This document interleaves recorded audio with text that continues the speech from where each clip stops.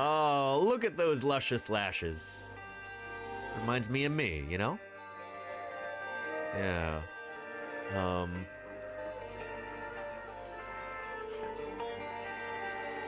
Going. But yeah.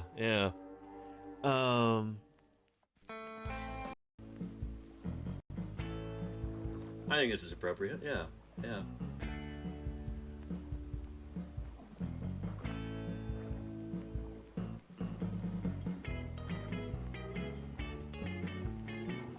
It's hanging 10 on Champsosaurus. Best feature of the game right here. They should make this a mini game. Oh, into the Cypress tree. Ah!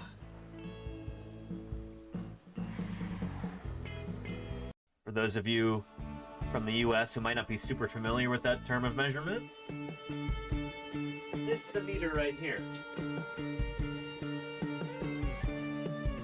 This is 1 meter. So it's just over a yard. So when you think meter, think yard. It's just over 3 feet. So it's about 39.5 inches is 1 meter. So 100 centimeters, or just shy of 40 inches. You know, just over a yard. So 100 of these high would have been that tsunami. Just nuts. Were 100 meters high. These giant waves would have crossed the sea with the speed of a jet, ripping up the seafloor, moving tons of... Oh. Yeah, look at all this loose fur. Whoa. Minnie, careful. She just straight up fell off the desk.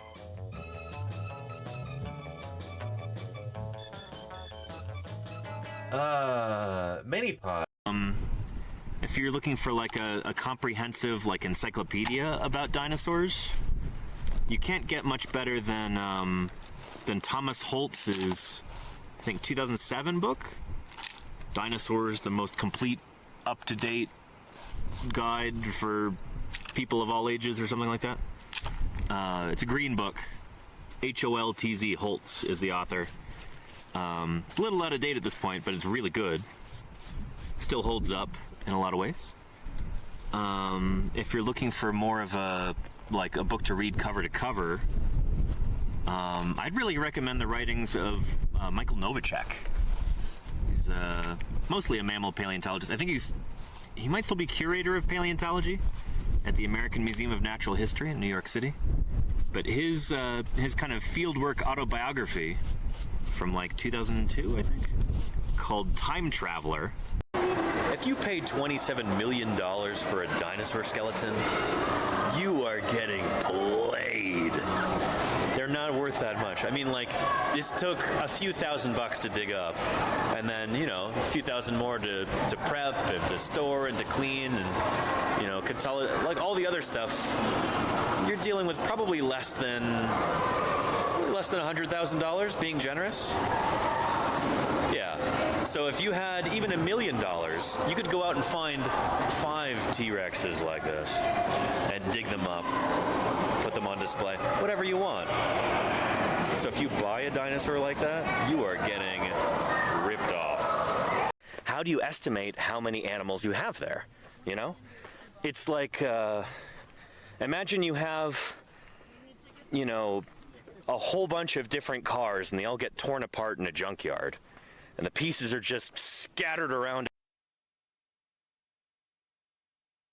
How many cars you've got? Well, what you try and do is find there's only one per car. Like, say, steering wheels. I don't know.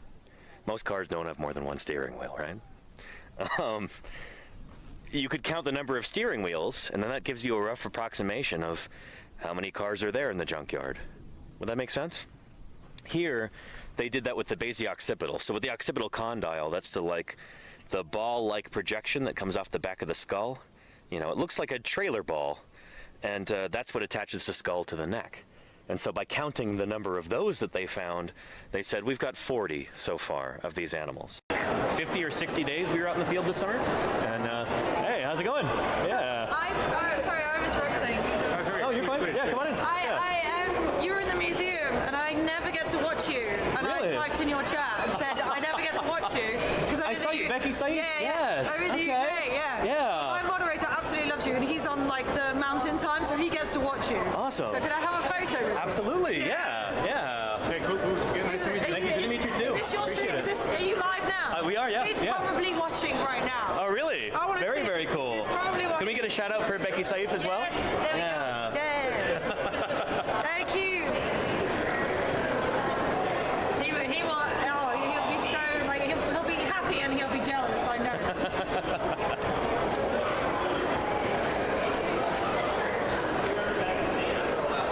But I never get to watch you because you come on at like 10 p.m. Yeah. in the UK. I'm thinking about maybe doing a schedule change starting an hour. There was a partial skull, I think, from the 1970s, 1940, but it wasn't very good. And then in the 2000s, they started to find one or two nice, complete skulls of Thescelosaurus. And they found that it looked really quite different from Hypsilophodon. It had like a long, pointy snout and various other features that mark it out as being quite distinct. So a number of years ago, let's say 3 years ago, actually, no, it was pre-COVID, so it would have been about 2019 probably. We climbed into the pit and we got out our saw and we sawed the head off the Thescelosaurus. And I tell the kids, as is traditional in Britain, I put it on public display. On a pike, Yeah, on a spike, to serve as a warning for other dinosaurs. And we got a cast from a Trebold of a nice reconstruction of the real skull and stuck it on there. And oh, the old baggy fern pen. The old baggy fern pen. My mother was born in 78 in the old pen. Like children we'd sing in the foggy fern pen. How I wish I was in foggy fern pen now. Oh, don't we? 178 degrees. How I wish it was a foggy fern pen. With the temperature crawl up on my leg. You drinking enough water? We've got Ethan on vocals here. Need more fog. Fog bell. Fog does sound really good right now. Celtic hour. Oh yeah.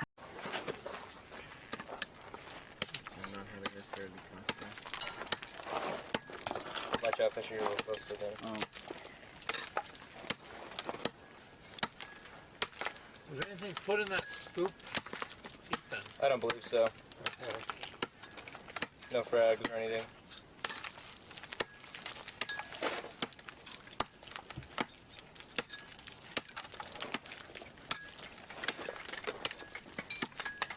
Nice. All right. Nice. Some progress there. Remember, when you go on a dig, don't mess with the nails. All right. So yeah, somebody was asking about what are the tools that we use out here. So I've got my tool bag. It's a little bit messy right now. And it's actually missing a few tools. Where did I put my scoop with the... Let's see. Have you seen a black oyster knife anywhere? Yeah, It was that inside of a red up scoop? on, oh, it's behind. Oh, okay. Thanks, Maris. Appreciate it. Yeah. Yeah, so this is one that I use a lot for the actual digging part. So this is an oyster knife, like you might use for opening oysters if you're the sort of person who eats oysters. I've never been a fan, but I'm a big fan of this for digging up dinosaurs. More and better dinosaurs have been dug up with this simple, humble tool than anything ever rolled off the line at Caterpillar or John Deere or anything like that. This is the sort of tool that we use to dig up dinosaurs. This and tools like this, an awl. This is a really nice one because it actually has the metal, what's it called, metal pawling on here? So you can actually hit that with a hammer and it won't completely destroy the awl. And then, yeah, other various tools, pencil, toothbrush for brushing, another soft brush for brushing. Pretty simple stuff, you know? This certainly isn't rocket surgery out here, nor is it as well funded. So, yeah. So A, is evolution A, the metamorphosing of animals as they grow and develop? B, creatures growing better adapted to their environment through their lifetimes? C. Change in a lineage of organisms over multiple generations? Or D. If humans evolved from monkeys, then why are there still monkeys? Michael Chiappone right there is a PhD student, and he's actually helping interpret this site. This is probably going to be part of his thesis. Yeah. But yeah, you know, most of us are just like this beetle, you know, we're just hanging out here, trying to help out, not getting paid. He says, not getting paid? Yeah, sorry, bud. Don't have the budget to pay you. And look at this. Face to face with Jane. Very cool. It's a fleshed out model of her head. And is she shedding some skin there? What is that? Look at those big old eyes. So this is a dinosaur that would have had very, very keen senses. Very sharp eyesight. In fact, had that same kind of binocular vision that adult Tyrannosaurus has. So she could actually see directly in front of her. Like that. Would have had very acute hearing and a tremendous sense of smell. We know this by studying the brain cavity of Tyrannosaurus. We can make what we call an endocast, which is basically like a replica of the structure of the brain. We can see how big certain parts of the brain are. And the parts that are associated with vision and hearing are pretty well developed, but the part of the brain that's associated with smell, the olfactory bulbs, are enormous on Tyrannosaurus, just huge. So we know that this creature had an incredible sense of smell also. Oh, there you go, sweetie.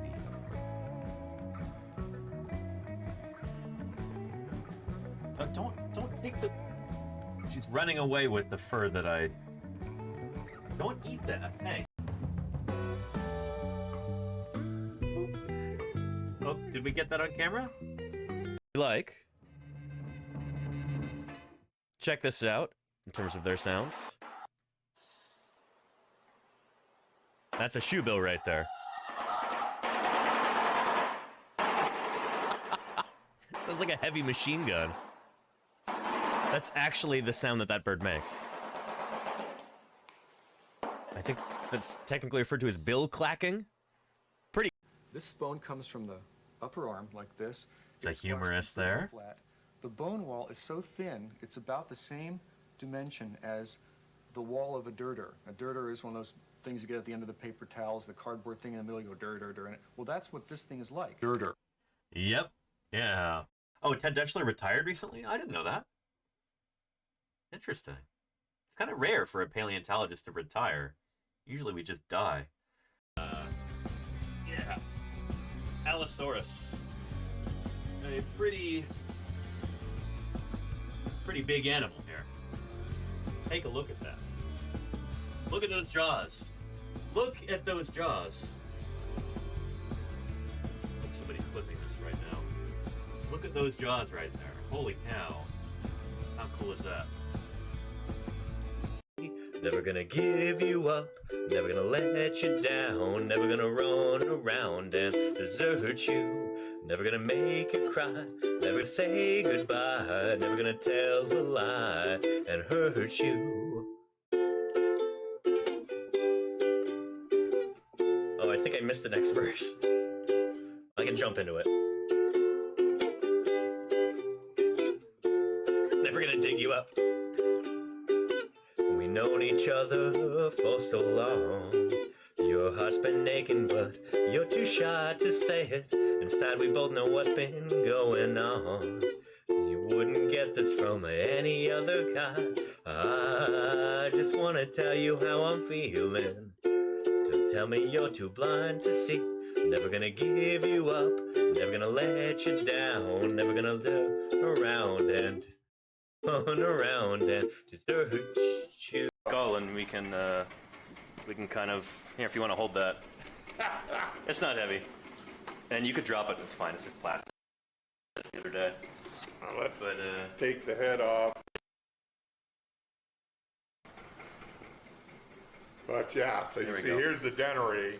And these are the post-entry bones. And in there, see that big? Yeah. That's what you're looking down on there. Yeah, that little bowl right there. Yeah. So this is, post-entry, cerangular, And you can see these fractures because of the way this thing had collapsed. This maxilla goes and you can see it drops down, there's more of it. But if you look over there, there is a beautiful maxilla. Look at that. Yeah. Right That's here. one of the things, you can just name that dinosaur after that maxilla. So you're looking at like the lingual side right there, so you're looking at like you're inside the mouth at the right You see a little maxilla. juvenile. Look at those teeth. Egrets. I've had a few. Catching fishes down by the bayou. And there you go, yeah. Little Alverasaur with little... It is like the Ios Bashful emote. Yep. Maybe a skull bone or something like that. We'd probably be working a little bit more slowly, but like, it's high priority to get this thing out of here so we can get to the more important bones underneath. And here comes the flip. Beautiful. Textbook. A little bit of bone there, but it came out just clean. It's probably from your bone. Yeah. Very nice. Let me get some glue and then we're good to go. A chunk of a rib, or maybe a transverse process from a vertebra, maybe a neural spine. So I got some nice symmetry right there. But yeah, very nice. Exactly where we'd expect to find it coming down from up there. Yeah, nice. Wow, finding dinosaur bones live on stream. Yeah. Beautiful. Just here with the gibbon for a second. You having a good day? Yeah, seemed pretty chill. Oh, and that is cool looking there. It's like a big monster. It's like a sauropod, just. Right? A little bit of Jurassic Park music. Here it comes, yeah.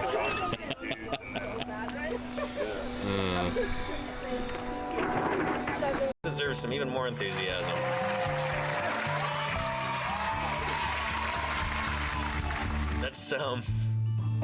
That's so neat. Wow, let me see if I can match the pose. Dino news. Somebody clip that. Oh. Dino news. Dino news. That is so cool. I don't even know what to say. David L. Jones wrote the book on cycads. The book is called Cycads. Evolution has to work in small steps, and every form all along the way has to work. It has to work. It has to be able to stay alive and survive in its Bingo. habitat.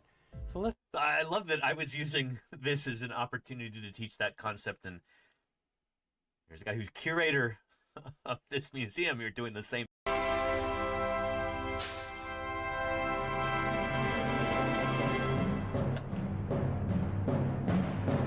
Take a look at that.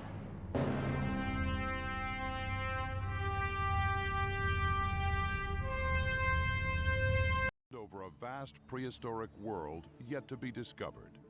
Oh, who are they going to talk about here, everybody? Patron saint of vertebrate paleontology? Hero to us all? Let's face it, gull ID is not easy, even for experienced birders. Tell me about it. But don't panic. Gulls are identifiable, and I'm here to help. I love the tone of this video. If you and your family are having gull identification trouble, it's okay. Not all is lost. Real professionals can arrive and help. It is like a PSA, Claire. I love this. 5 meters high at the shoulder, roaming Eurasia from Romania to China at the end of the Oligocene epoch, long after. How those giant mammals, look how cute they are. Oh my, just adorable. Just look, we want to pinch its little perissodactyl cheeks right there. Paraceratherium. I mean, that's cute, you know? Well, hello, everybody, and welcome back to Paleontologizing. Very happy Monday to one and all. Hope you all had a good weekend. It's good to have you here. We're going to have a fun stream today. It happens to be the 140th birthday of Willis O'Brien, a guy who's done more than most people to popularize dinosaurs. We'll be talking all about him, a pioneer of stop-motion animation on today's stream. And we'll be talking about how his portrayal of dinosaurs didn't just communicate paleontological ideas to the public, but he, in some ways, helped kind of change the course of dinosaur paleontology. We'll talk about exactly why in a bit. But for anybody who is new here, allow me to introduce myself real quick. My name is Danny Anduza. I'm a dinosaur paleontologist. I'm here on Twitch trying to do some good old-fashioned science outreach. And I'm glad you're here. As a paleontologist, I study fossils. As a dinosaur paleontologist, I focus on dinosaur fossils in particular.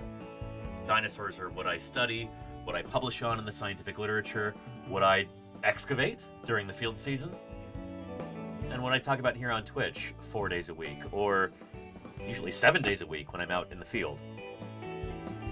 Like I said, paleontology is the study of fossils in general. That's everything from fossil bacteria to fossil baleen whales, from fossil frogs to fossil ferns, and everything in between. But I happen to work on dinosaurs primarily, so that's largely what we talk about here. But if you have any questions at all about the history of life on Earth, about the fossil record, about extinction, evolution, the origins of biodiversity, any of that good stuff, don't hesitate with those questions. That's the beauty of a live broadcast here on Twitch, is you can ask questions and get them answered live. It's a conversation rather than a lecture, you know? I love this means of doing science outreach, and I'm incredibly lucky that this is my full-time job, so thank you to everybody who helps make that possible. We're gonna have a fun stream today. I know there's a lot of nasty stuff going on in the world right now,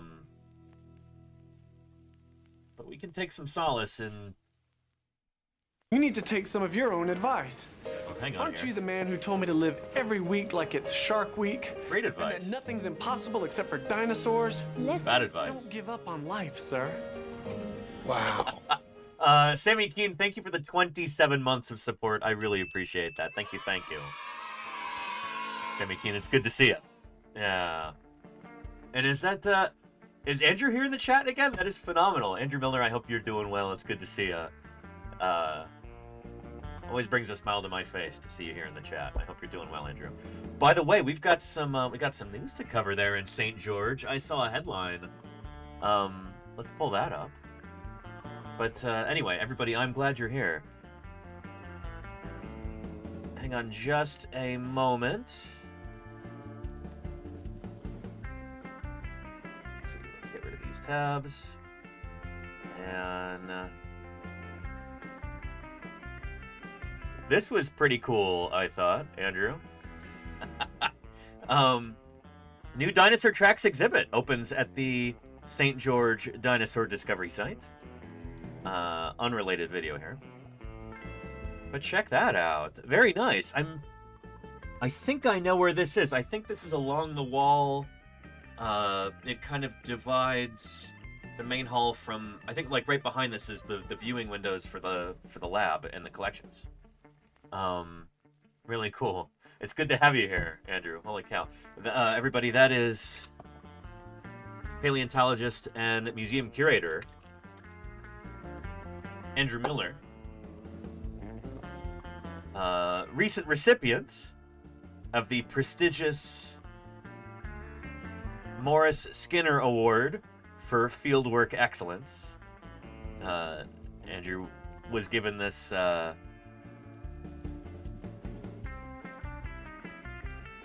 highly sought-after award at the Society of Vertebrate Paleontology meeting this last year in November. So, yeah, it's along the prep lab wall. Nice, nice.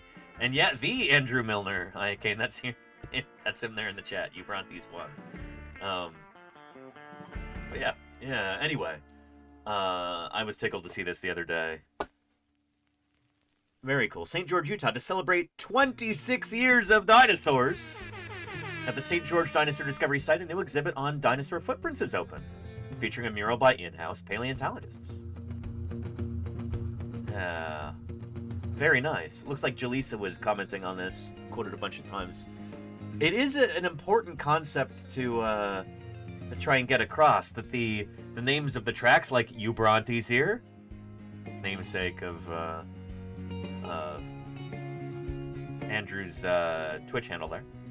These are footprints of a critter similar to Dilophosaurus. It's not actually going to be Dilophosaurus, because this critter is from earlier than Dilophosaurus in time. It's like just after the Triassic-Jurassic boundary. But anyway, similar dinosaur to Dilophosaurus, most likely. Yeah, this is cool. This is cool. And Mikey Likes, thank you for the 59 months of support. I really appreciate that. Hope you're taking care of yourself too, Mikey Likes. Thank you for... Take care of yourselves and each other. Likewise, Mikey Likes. Thank you for the 59 months of support there. I really appreciate that. Thanks for keeping me here online, Mikey Likes. This is really exciting. Like, I love that this was featured in local news. Walking fast, faces pass, and I'm homebound. And Tax Art, thank you for the 4 months there, Tax Art. I really appreciate your support too. It's been cool seeing your stuff on Blue Sky as well. I hope you're doing well. Hope you had a good weekend, Tax Art. The mural was done in-house with some outsourcing on the lettering. We mocked it up on the wall, and then we used a projector. That's how it's done. Projected all these silhouettes on the wall, taped them out, and just went and grabbed some paint and painted them. That's how you do it. This is awesome. Very cool stuff. To anybody who's not aware, we did a bunch of live streams, about 2 weeks of streams last year from the St. George Dinosaur Discovery Site, Museum, and Emergency Dig Site. This was, I'm really proud of this. Here, let's scroll down and find it. Utah fieldwork, Wyoming fieldwork.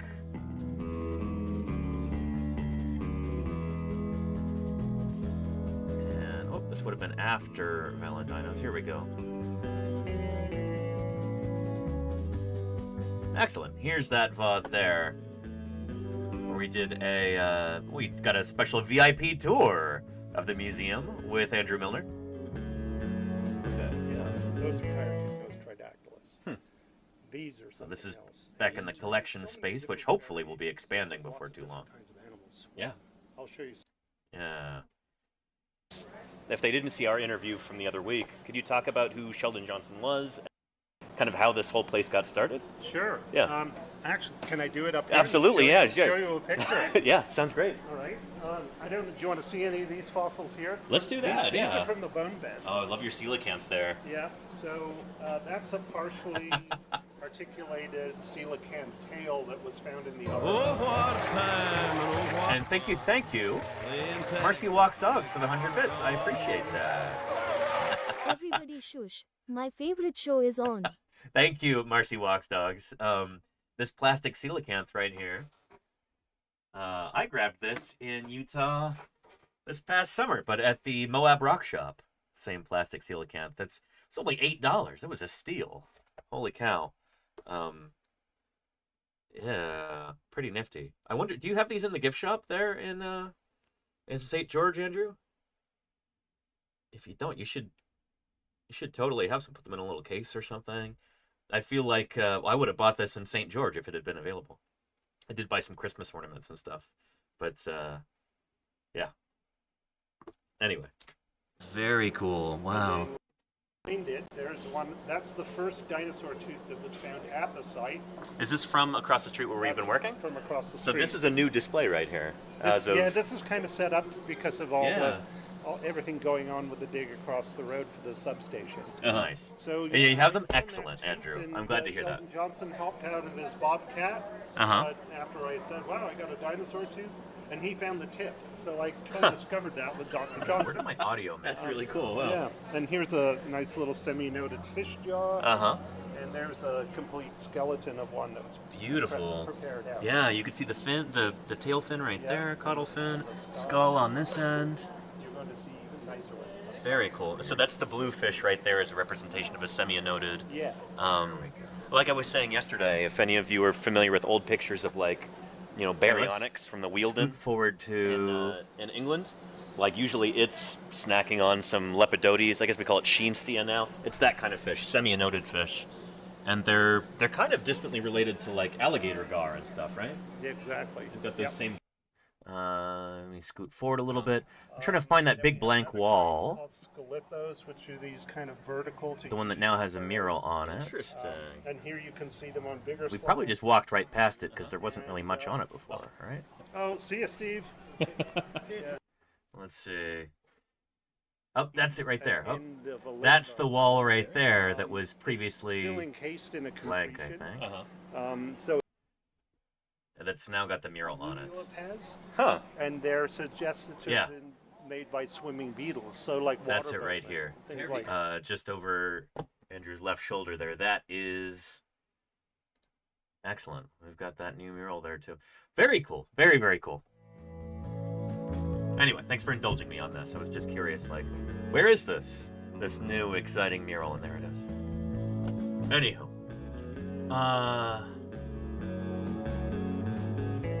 And Atlas Brood says, how does one develop a sort of eye for understanding or seeing fossils properly? A lot of it's experience, you know? The more fossils you see and touch, the better an understanding you kind of naturally develop for this sort of thing. But also, it can be important to consult the literature and... Here, I'll show you.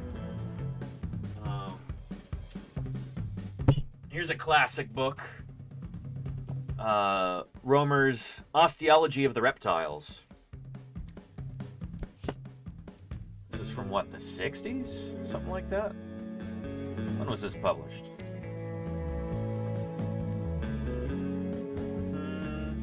Oh, 1956 originally. Holy cow. But yeah. This can help you kind of develop a background knowledge for osteology. Osteology is the study of bones. Like osteopathic medicine, you know? Osteo means, you know, bony. Osteichthyes means bony fish. Term that we use a lot here.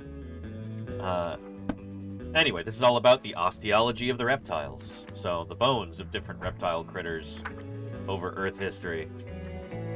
And again, it's an important work, very incomplete nowadays, just based on, shoot, this is published in 1956 originally. So much more that we know about reptilian osteology, so much more that's been discovered in the time since then. But, you know. So yeah, a combination of looking at fossils, maybe in a museum collections, and going out and excavating fossils in the field. Maybe looking at fossils in museums, and then looking at literature like this, or various scientific papers that you can find for free online. All of that can help you kind of gain a feel for what you're looking at and why it's important and all that stuff. After enough time studying these things, you know, you become familiar with them.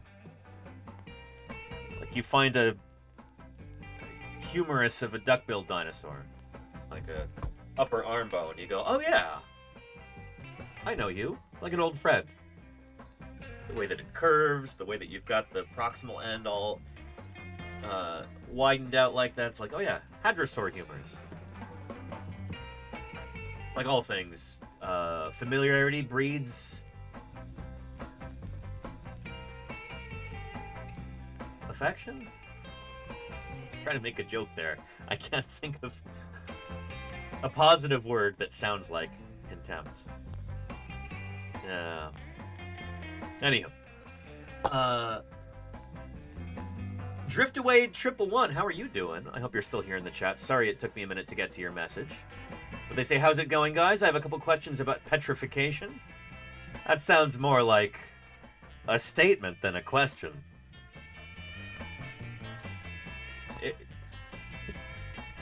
Bring us those questions. Love to hear them. I'd love to answer them for you to the best of my ability. Welcome, Driftaway. Oh, can an animal be petrified? There's a question. Okay. I mean, petrification is it's kind of an imprecise term. We like the words permineralization or fossilization. In science here, I guess I gotta play the video. Fossilization. If any of you have been looking for a step-by-step guide on how to become a fossil, well, you're in luck. Here we go. Here's a step-by-step guide to becoming a fossil. Step 1, die. Yeah.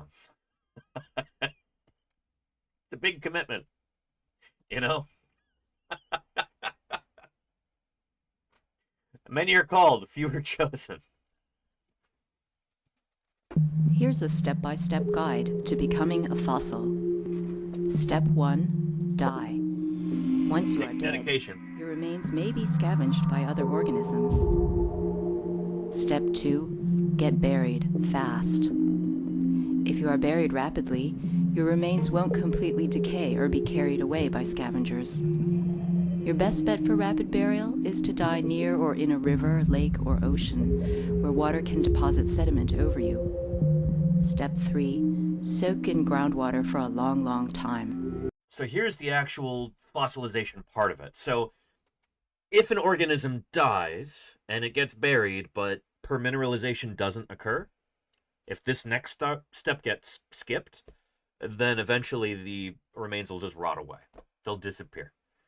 The reason why we have fossils that are millions, tens of millions, hundreds of millions of years old, sometimes billions of years old in some cases, it's because these things get permineralized. This next step is crucial. Groundwater contains minerals. Over time, dissolved minerals can harden after filling in cavities in your skeleton, or the water can dissolve your skeleton, leaving only minerals in its place. Either way, your skeleton will turn to stone, and you'll be a fossil. Step 4, wait to be exposed. As the years go by, if you're lucky, sea levels can fall or rock can erode and expose you. Then, if your luck holds out, you might get spotted by a fossil hunter and wind up in a museum collection where scientists can study you to learn about evolution. So that's a basic, brief introduction to fossilization, just the most surface level kind of treatment of this subject. There are people who spend their entire careers on diagenesis, on permineralization, trying to figure out how critters become fossils. And there's lots of different ways that it can happen. But burial is absolutely essential, and some degree of permineralization. So yeah. Petrified dinosaur head petrified, says Driftaway. Interesting. You mean a skull?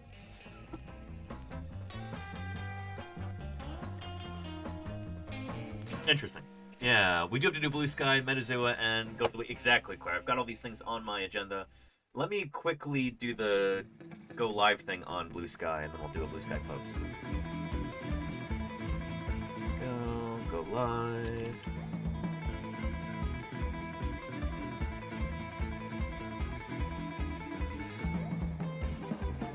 There we go. Excellent.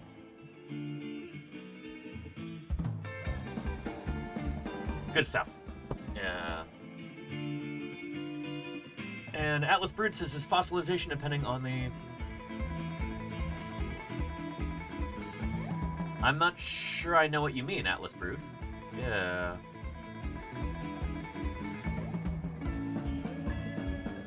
But yeah. Yeah. Anywho. And yeah, you said that like 5 times already, Drift Away. Randy Io, 66 months of support there. Really appreciate you keeping me here online for that long. I am grateful. Thank you.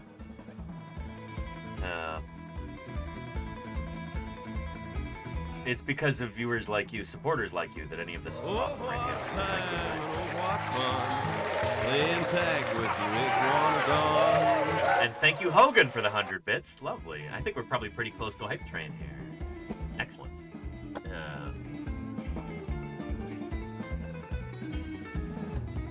Anyway, let's do a Blue Sky post, and then we'll do clipping goat of the week, and then we'll get into talking about Willis O'Brien, pioneer in the art of stop motion animation. Yeah.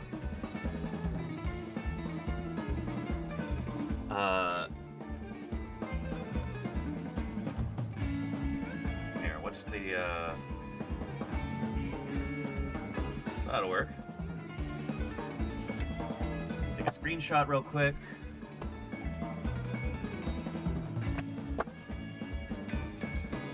See if that's any good.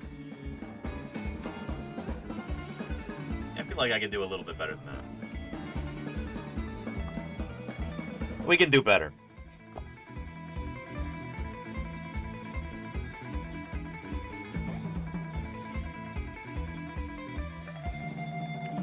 All right, let's try that.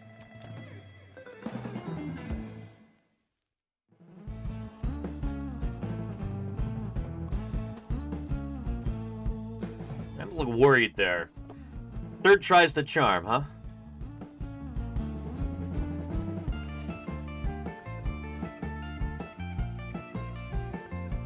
That'll work. All right.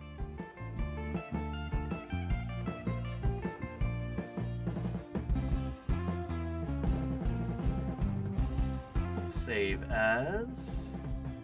There we go.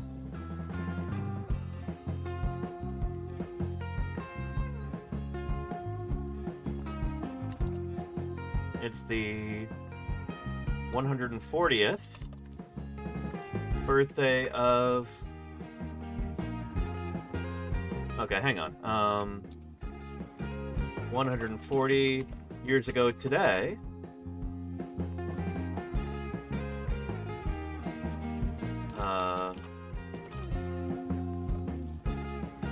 stop motion animation pioneer Willis O'Brien was born right here in Oakland, California.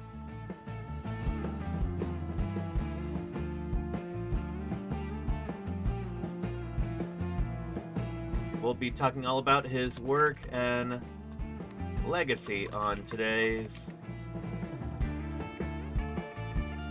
Paleontology Twitch stream. Paleontology stream on Twitch. Making my way downtown, walking fast, faces And past. Social Tri-Moon, hey. Thanks for the 4 months of support. Really Hi, appreciate that, everyone. Social Tri-Moon. Thank you, thank you. Thanks for keeping me here online. Appreciate you.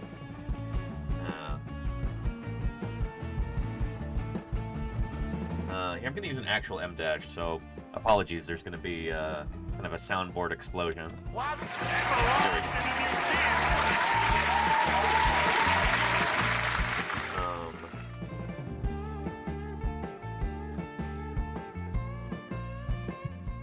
we go. He helped introduce dinosaurs to a wide audience through his films. Twitch.tv/Paleontologizing. Yeah, I don't know if I'd spell that right. There we go. We got too many characters.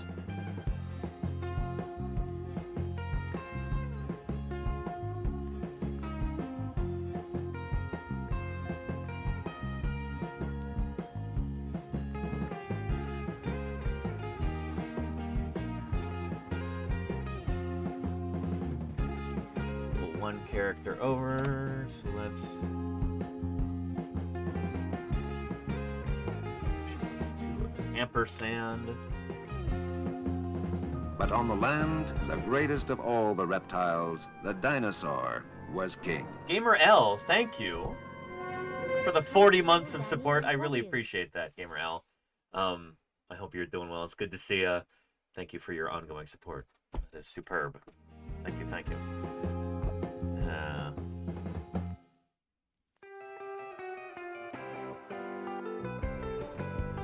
Alt text.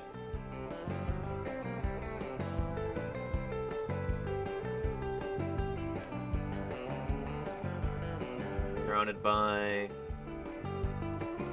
various stop motion dinosaur film posters.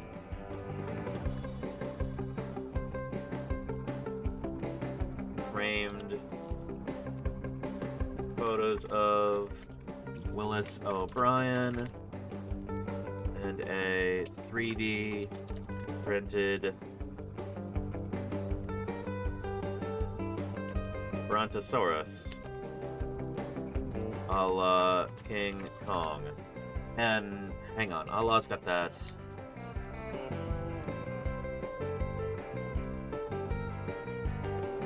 gonna copy and paste. There we go. It's got the little accent over the A in Allah. Make sure I get that right. It's riveting viewing right now, everybody. Paste as plain text. There we go.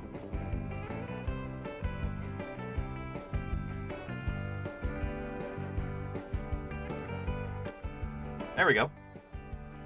And looks good. Paleontologizing. No typos detected. Let's post it. Hold on to your butts. There we go.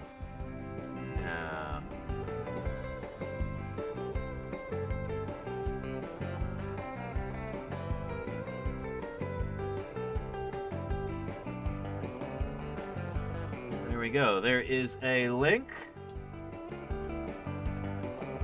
This guy post. Done.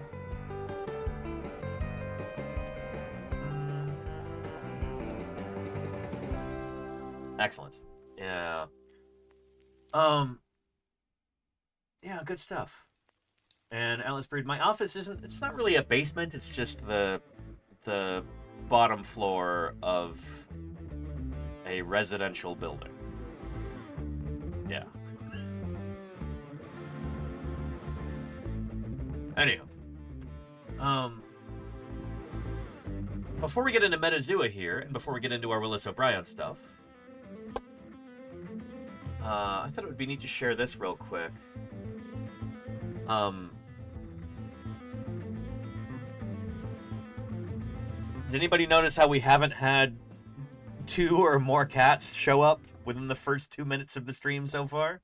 There's a reason for that. Feist, thank you for the 57 months there. I appreciate that. Here, why did the... Hang on, our alerts did not go off properly. Give me a second here. Refresh cache. Okay, yeah. Anyway, Ios and Lordy are home now. So, I'm not the only person for the the cats to seek out. I went to go pick them up from the airport on Saturday morning in San Francisco. Of course, I live in the beautiful, sunny San Francisco Bay Area. Incredibly lucky to live here. I decided to gut right here on my way to go pick them up from the airport. Figure if I got to go all the way into the city from the East Bay, might as well make a morning out of it. And I'm really glad I did. It was a beautiful day on Saturday. Warm and sunny and humid, and the flowers were blooming and the birds were singing and all that good stuff. So, on my way to the airport, I decided to stop for a couple hours at Crissy Field in San Francisco. That's where that video was taken there.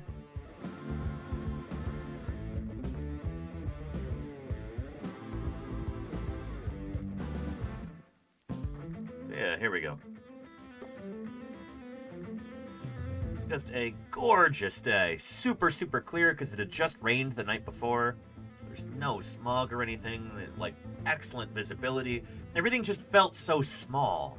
Like San Francisco Bay, it almost, in the it was at slack tide too, or maybe the tide was just starting to come in, so everything was calm and clear and beautiful, and you just felt like you could swim right across the bay at a leisurely pace, not even get swept away by the tide.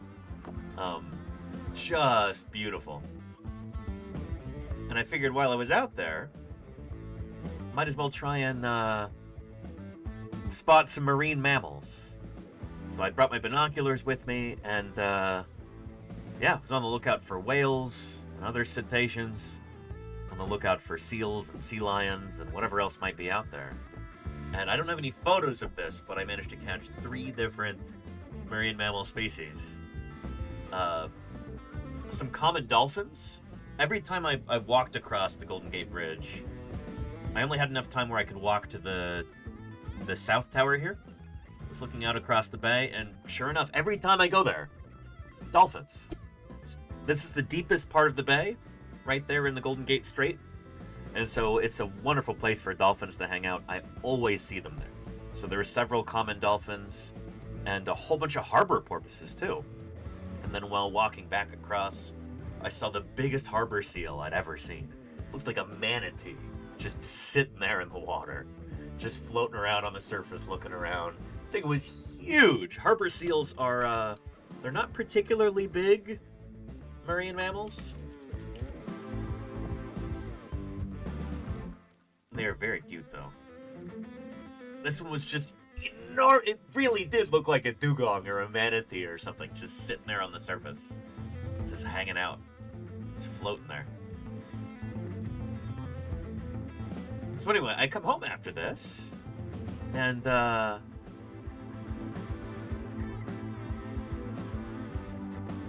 shoot, what you know.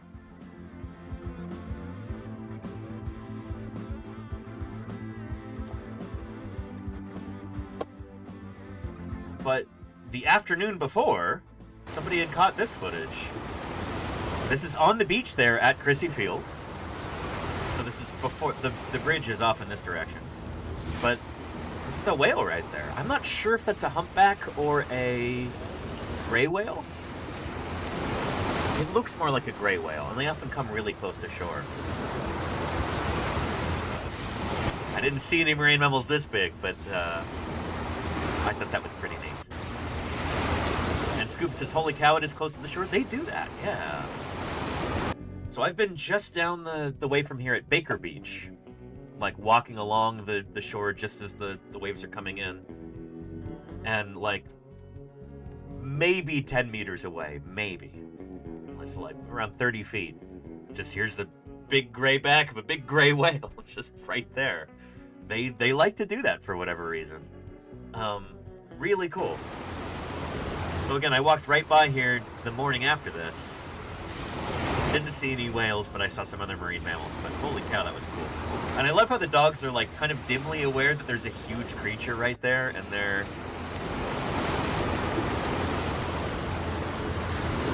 like, huh, that's cool.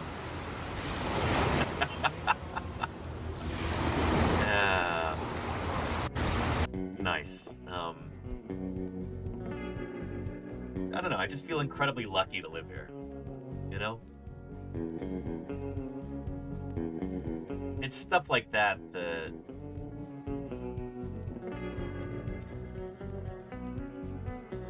I really enjoy, you know?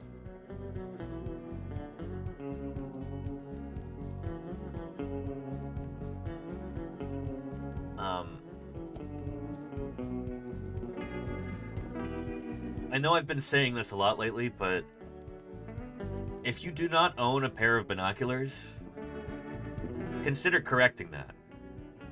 You know? It's just such a wonderful tool to have to go outside and be able to enjoy nature. Being able to bring something like that with you so that you can take a look at those birds or those marine mammals or whatever else. Wasn't it a meteor? They're all meat-eaters. Meteor. E2-2EP and their 6 raiders are all meat eaters too. E to the 2i Pi, thank you for the raid. Welcome to Paleontologizing. How are you? I was just extolling the virtues of binoculars and how they're... I don't know. device so simple can bring you so much joy. When you're out there on a hike, whether you're on the seashore, like I was this past Saturday, or whether you're just walking through the woods or whatever. It sounds almost trite, but it's a great way to better appreciate your surroundings. All the different critters that are around you at all times that you might otherwise miss, you know? Allosaurus, ancient predecessor of the Case Kuchin, thank you for the 5 months. hunter of the Jurassic Age. Appreciate it. Giant meat eater. Long, dagger-like teeth. Thank you, Case Kuchin, for keeping me here online. I appreciate you. Yeah. Anyhow, yeah. But on that same token of appreciating the natural world, let's jump into Metazoa here, shall we? Or no, first let's do clipping goat of the week, and then we'll do Metazoa.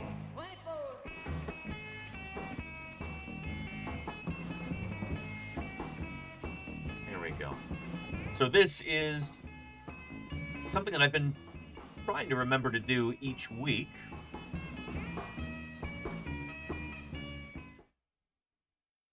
My mission here on Twitch is to get people excited about the natural world through the lens of paleontology in particular, dinosaurs specifically. But it's good for everybody to be able to get out into nature whenever you can, to appreciate the world around you and your place in it. That's the sort of thing that rejuvenates me, you know? And I feel like it's kind of an antidote for so much of the malaise in the world, you know? Anyway, with that being said, I'm trying to reach a wide audience here on Twitch, trying to get people to appreciate natural history, to see the wonder of it all. Good for us, you know? In order to reach a wide audience, one of the best ways to do that is to distribute clips throughout the internet. That's one of the best ways to reach a wider audience, to get discovered. Discovery is one of these perennial issues on a live streaming platform like Twitch. How do new people find out about the broadcast? Up until this point, most of the way that people have found paleontologizing has been through raids. Like from you, E to the 2i Pie. Thank you again for that. I hope you had an excellent stream. Can we get another shout out for E to the 2i Pie? But at a certain point, you know, raids can kind of only take you so far. Clips are kind of a primary means of growth, especially for smaller Twitch channels. So I've been trying to encourage people to make more clips throughout the week. And so we're instituting a newish thing called the Clipping Goat of the Week. GOAT standing for greatest of all time.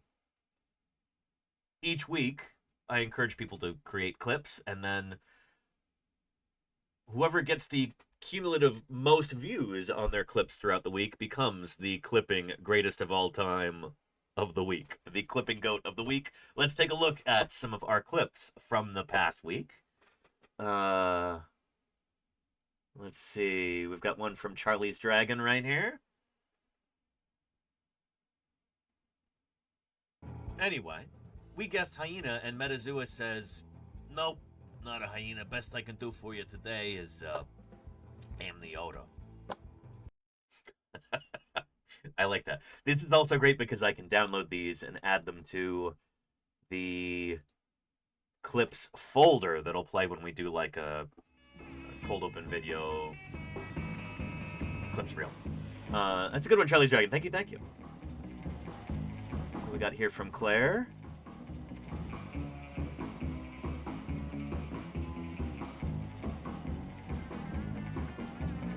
I very quickly spray painted this morning. Just like this. A lot of the reconstructions you'll see of this animal actually had it upside down. This is Picaya. Do you think dinosaurs are put together correctly? The bones.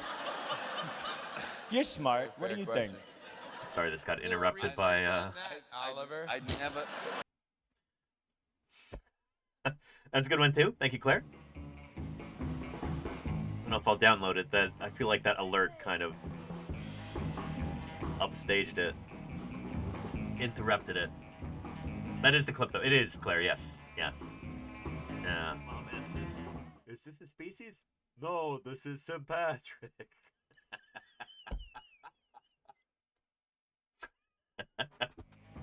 That's not a bad one. I'll go ahead and download that too.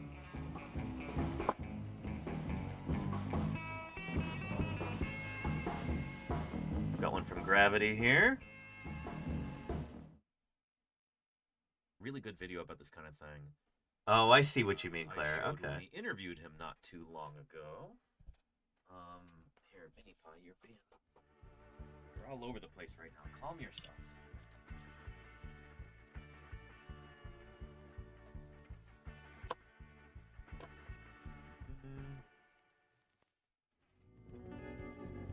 Oh, Mini Pie. Where is that?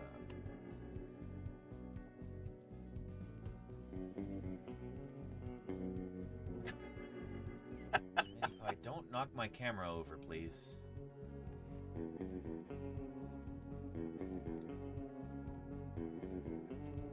I know you want a lot of attention right now. I've got a job to do here, Minnie.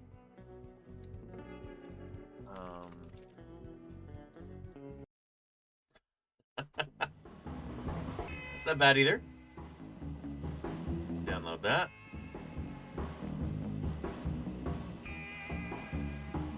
Thank you, Gravity.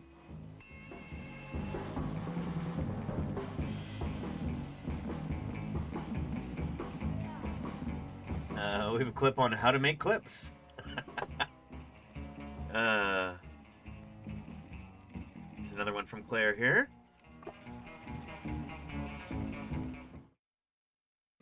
Ow! Mini Pie, she's biting me now. Hey, go take a break for a while.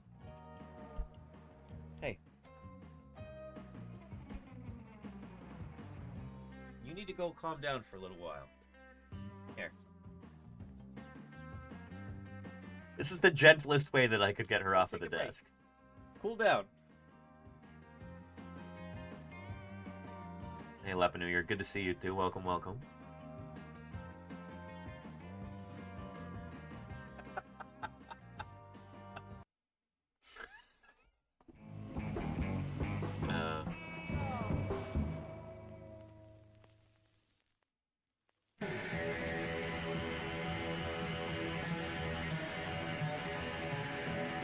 Claire did a lot of clips this week.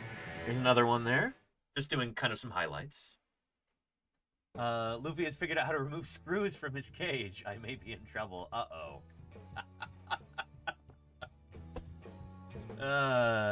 He's testing the fences for weaknesses, so to speak. They remember. Jurassic Park reference there. Oh boy.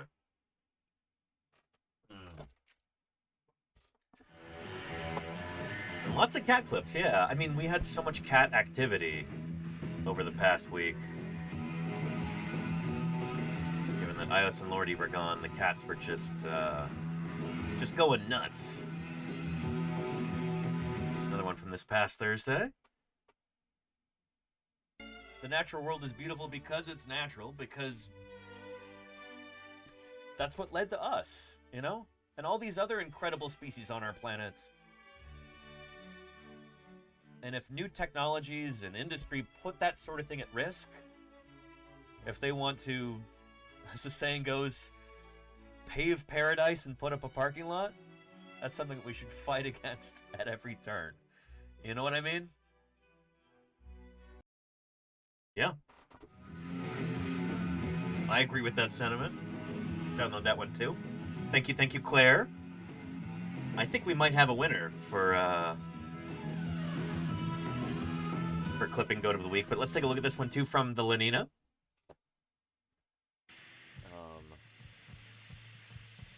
There we go.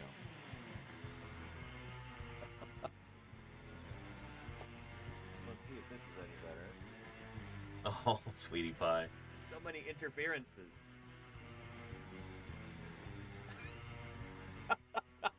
I think we can use that.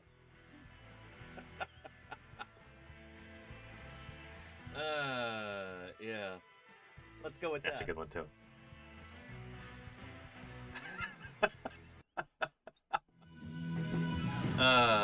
Lovely. Thank you, Ladina.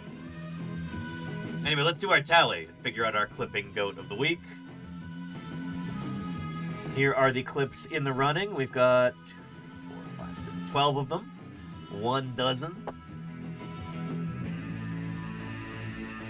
26 views on this one from the Lenina. But Claire, we've got 14 plus 11. That puts you at 25. Plus 7 brings us to, what, 32? We've got 36, 40, 42. It appears the winner of the Clipping Goat of the Week prize goes to, once again, Claire Burr. Let's get some applause here.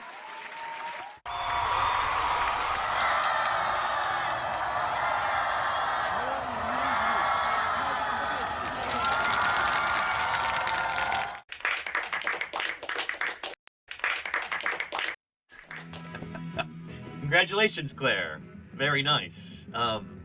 If you weren't already a stalwart and beloved moderator and a VIP on this channel, I would give you the VIP badge, but you've already got it. Thank you, Claire. Thank you to everybody who made clips this week. Again, if anybody wants to take a look at these, here is a link. Take a look at our clips, and one of these days I'll finally finish the Clipping Goat of the Week video stinger. But it hasn't happened yet. It'll be fun when it's done. I promise you'll like it. I have a lot of things going on right now, and it's difficult to find the time to do video editing work, especially for something kind of goofy like that. So anyhow, and Lenina, thank you for gifting Alexander Morrison there. I really appreciate that, Lenina. Thank you, thank you. The Lenina gifted a tier Alexander, 1 sub to Alexander. enjoy. No ads for you. Lenina, that's some good aim there. Well done, Lenina. In the channel. Appreciate you. Now, in the interest of appreciating the natural world and our place in it, it's time to do some Metazua. Let's do this. And I, for once, did not forget to do Metazua over the weekend. So we'll be starting off with a... I think I did forget on Friday, but Saturday and Sunday I remembered, and now Monday we'll have 3 in a row. This is our daily animal guessing challenge, Metazua. It's a lot like that game Wordle, if you're familiar with that. Except instead of trying to guess a mystery word, we've got a mystery animal of the day. And we can figure that mystery animal out. We can narrow it down using an evolutionary family tree. This is the one game that I play regularly on the stream. We're doing some gaming here, chat. Because it's a wonderful opportunity to talk about phylogeny. To talk about how living things are related to one another. Because, as far as we know, all living things on planet Earth are related. They're all part of the same big family tree. Everything from quinoa to ladybugs to octopus to kelp to us humans. We all descended from a single common ancestor. There was a single-celled organism that lived about 3.5 billion years ago, and so everything on our planet, all those living things, are all descendants of that one ancestor, as far as we know. We've got multiple lines of evidence that all lead to the same conclusion, whether we're looking at the fossil record, or whether we're looking at genetics, looking at the DNA of these critters. It all points to the same conclusion, that all life on Earth is part of one great big family like this. So when we as scientists say that two living things are related, well, all living things are related, but when we say that things are closely related, we mean that they shared a recent common ancestor. Think of it just like your own family tree, where you, if you have siblings, you are closely related to your siblings. You share a recent common ancestor. You've got the same parents. If you have cousins, then you're related to your cousins too, but a little bit more distantly. You have a slightly less recent common ancestor. You share the same grandparent as your cousins. And so on and so forth. You can go back to all of life on Earth using that same kind of path of reasoning there. That makes sense.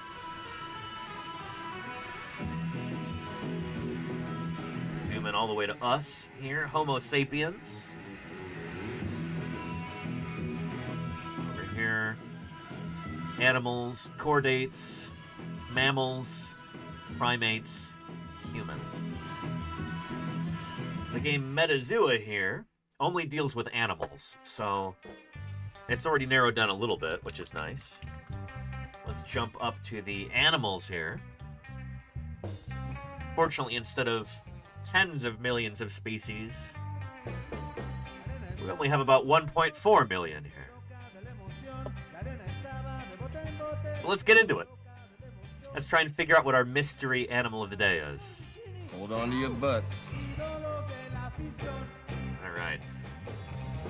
Given that Metazoa happened to be programmed by mammals, most coders are mammals.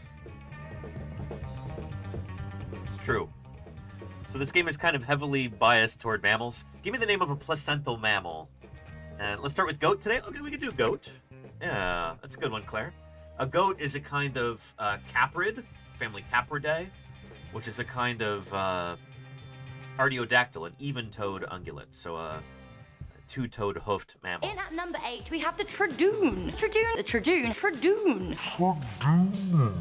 Thank you, Dewangles, for the 10 months of support. I appreciate that, Prime Dewangles. Thank you. Good stuff. All right, let's start off with goat. Like you, Claire, clipping goat of the week. And let's see. Okay, see, this is why we start with a mammal.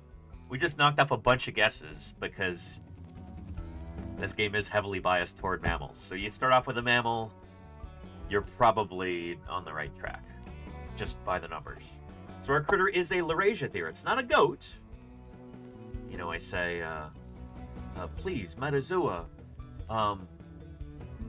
will you accept this goat? And Metazoa says, no, not today. Best I can do for you is Laurasiathere. So, let's go to mammals first, and then I'll show you the Laurasiatheres. There's the mammals right there. About 5,000 living species, give or take.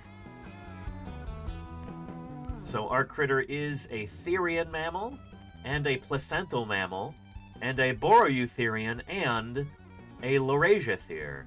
It's not a goat, but it is another member of this group. So all of these different creatures, from moles to bats, to minks, to rhinoceros, to hedgehogs, they all shared a common ancestor about 75 million years ago. So that means 75 million years ago, there was a critter, a little mammal during the Cretaceous period that was the ancestor of all these different groups. Somebody who would have looked roughly like this.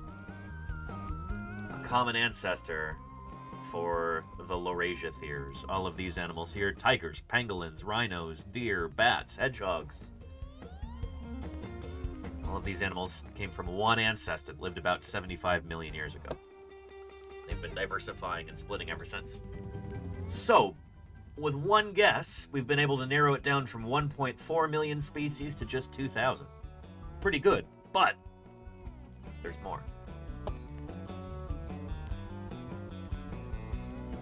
We guessed goat, and Metazoa said nope, but it is a Laurasiathere, so that tells us we can knock out an entire clade here. Then cloven-hoofed ungulates, artiodactyls, or cetariodactyls is sometimes called, because now it includes whales too, now that we realize that whales are part of this group. We know it can't be part of this, or else it would have said Artiodactyla or Cetariodactyla, and it doesn't. It says Laurasiathere. So our critter could be a Eulipid typhlin, or It could be a... Who are these guys? The Scrotiferans, I think?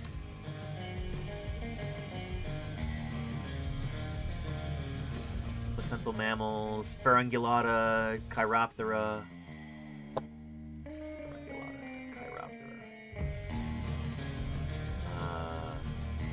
Yeah, bats. Yeah, this is Scrotifera. I gotta remember that. It doesn't say the clade name here, but this is what it is.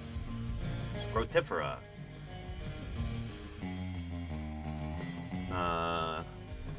Clungulates. Wait, what? Diagonal? Oh, yeah, yeah. And Claire says, since 1 in 5 mammals is a bat, should we try to knock them out next? I would say yes, Claire. However, Metazoa as a game does not reflect the incredible diversity of bats. Here. So we've got 2 bats here, 2 species. I don't even think they have flying fox. They don't. 2 bat species. Whereas in real life, there's over 1,000 bat species. So yeah, they don't have enough bats. Bats are underrepresented in Metazoa. Compare that with odd-toed ungulates. Like, I think there might be 2 species of rhino in Metazoa. Oh no, there's 1. Okay.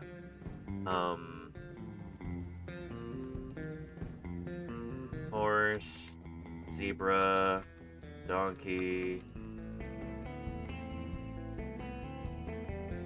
Yeah. Anyway, within Equidae, there's 7 species of equid, and they have zebra, horse, and donkey.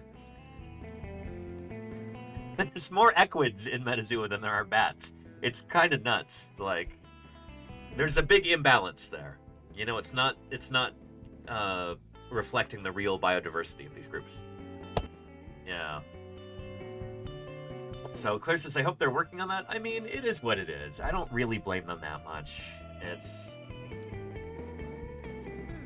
yeah. Anyway, so we know our critter is not going to be an artiodactyl, a cloven-hoofed ungulate, because we guessed goat and it didn't say that. It could still be an insectivore. There's 392 species of them. And even this insectivores, that's kind of an antiquated name. Like, it used to include things like shrews, I think, or elephant shrews, and now it doesn't anymore. No, maybe, who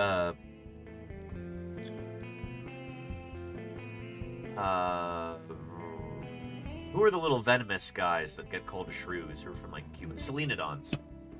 It used to include Selenodons, now it doesn't. Eulipotyphala is really the more proper name for this group. You say insectivore to a mammologist, and they'll be like, what is this, 1980? Be like, what are you talking about? Get with the times. Anywho. And Diagonal says they are not, yeah, reflections of real biodiversity. Bryophytes, grasses, and orchids will never be suitably represented in the plant version of the game. Yeah. Yeah. Metaflora is also flawed in that way. Which, yeah. Anyway, Diagonal knows what I'm talking about.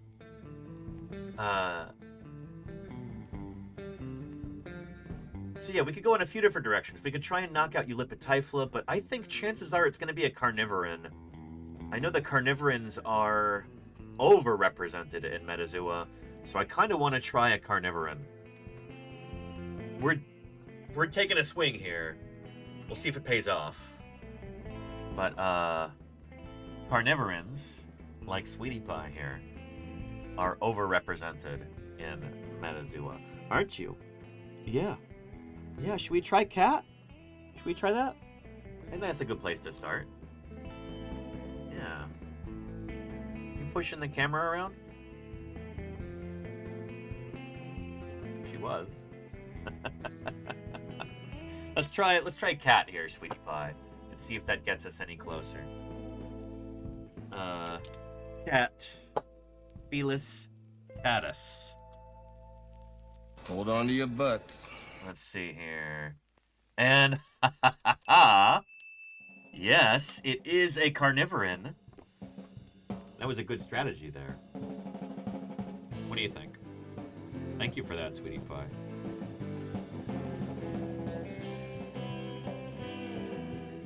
She says, who you calling overrepresented? She says as she steals the stage. Yeah. You're stealing the show. You're center stage right now. Everything's on hold so that we can pay attention to you. Huh. Yeah.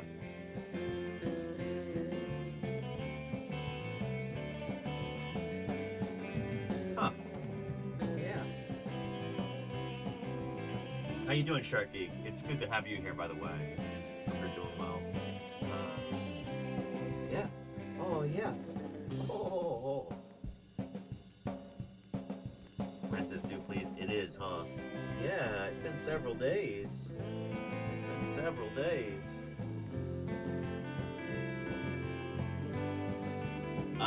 All right. Let's pay up. Time to pay the landlord, huh?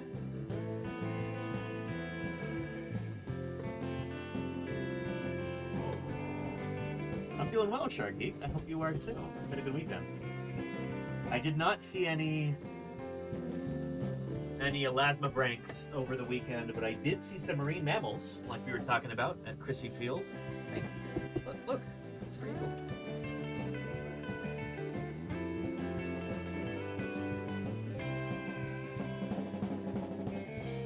Oh, thank you. You finally deigned to consume these. Yeah, no turtles either, unfortunately, as our rules. Yeah. But yeah, I saw some cetaceans and some pinnipeds on Saturday morning. It was really nice.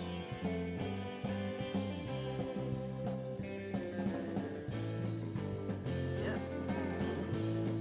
She has to be fed. She won't go hunt these down herself.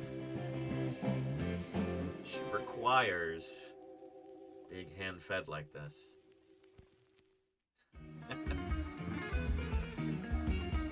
Don't eat them over my keyboard. I don't want you dropping crumbs on. Oh. Instead of settling for knowing what dinosaurs looked like, we now need to know how they lived. Thank you, M. Oculus, for the 31 months of support. I really appreciate that. It's good to have you here. Thank you for joining us. Or thank you for your continued support. 31 months is a long time. Let me fix something real quick here.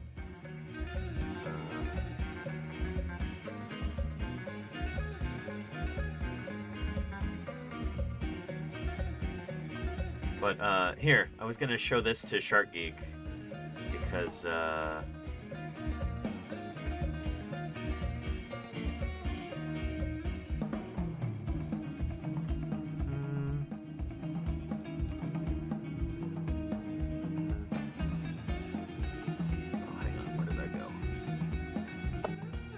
second here. There we go.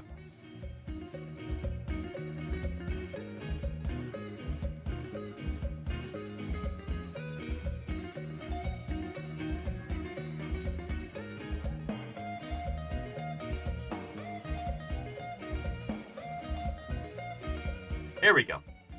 Check this out, Sharky. This is from where I was on Saturday morning. I didn't get to see this. This was the afternoon before I was there. But I'm always on the lookout for big marine critters when I'm there at Chrissy Field. That's, I think, a gray whale. I don't think it's a humpback. I think that's a gray whale right up by the beach. Just nuts, right? Super, super cool. But hang on, keep watching that for a second while I work on this.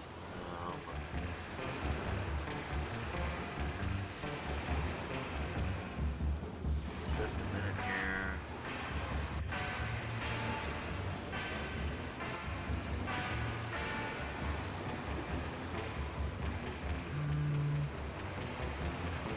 There we go.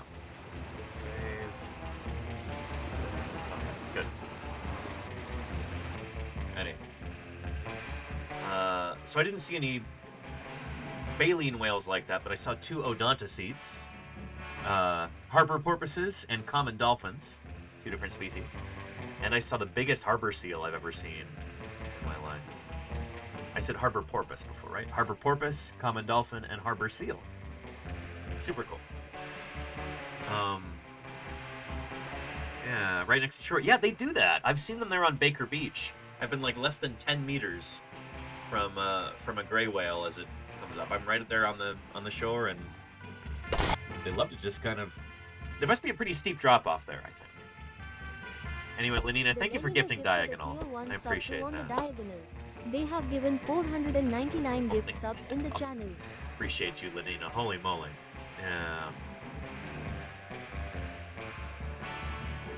Anywho, don't tell Blue. Okay. No worries, Claire. Ms. Rule says, what kinds of turtles are there in Palm Beach, Florida? I'm hoping to go. Well, not hoping to go. Planning on going to Palm Beach in, the end of May. They have, I think, 3 or 4 species there. They have green sea turtles, loggerheads. I think they have Kemp's Ridleys. And, of course, they have leatherbacks, which is what I'm hoping to see while I'm there. But, yeah. And Shark Geek says they must rub their skin on the shallow sand or something. That would make sense, Shark Geek, yeah. Anyhow, we got to finish up Metazoa before I forget, and before we run out of time. We know our critter is a carnivoran, but it's not a cat. We guessed cat. Metazoa says nope, but it is a carnivoran. So this also tells us more information than would immediately be obvious. There are 283 species of carnivoran, according to this tree. But we guessed cat, and it says nope, but it is a carnivoran, which tells us that we can cut off this branch here, the cat-like carnivorans. That's 120 more species that we can excise there. So we know our critter has got to be a dog-like carnivoran, a caniform. So this includes things like dogs, wolves, foxes, and more. And also the pinnipeds and the bears and critters like that. Here's bears. Here's this group, which includes the mustelids and the procyonids and the pinnipeds.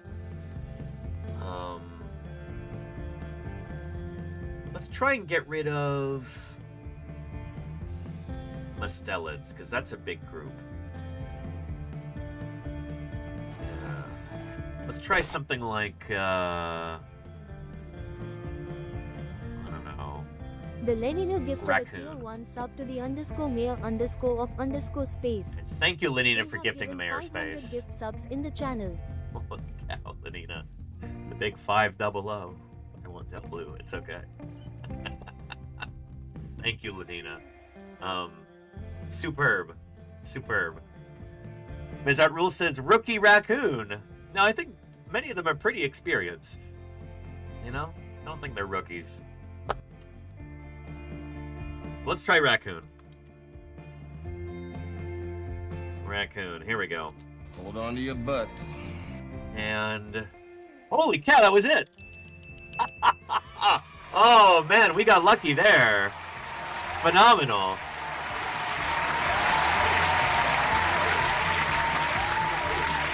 We got lucky there. We did. Yeah.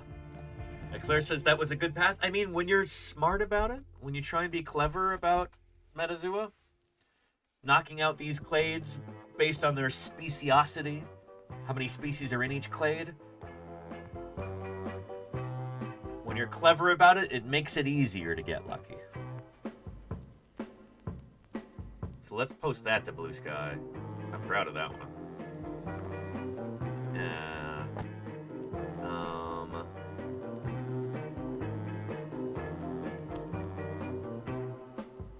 Very nice.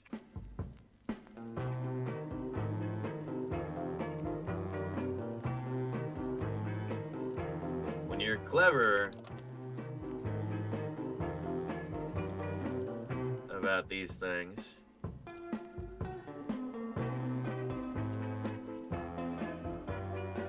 Makes it easier to get lucky.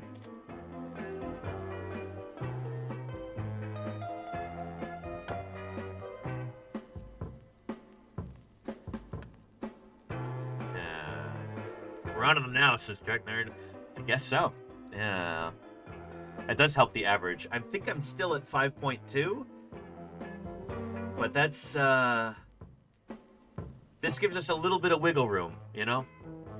I can keep that average even if we miff some of these in the future.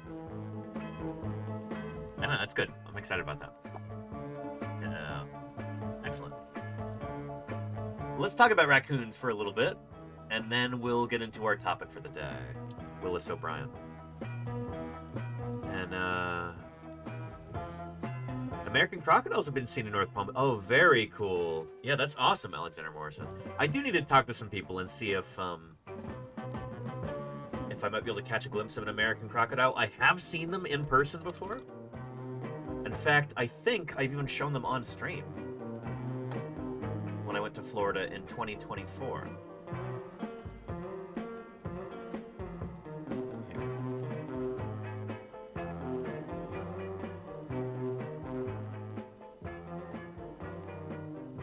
This is the only out. I know they had them at Dino Land. Hopefully they still will, even after this place is closed now. But it's nice to be able to come back here after 20 years. And check this out. We'll look at it from the front. Yeah. Let's go ahead and... Oh, is there no transcript? Shoot. I can't search the transcript, but we can cruise through real quick. I know they have... Is it Crocodilus acutus? The American crocodile? I know they have an American crocodile enclosure.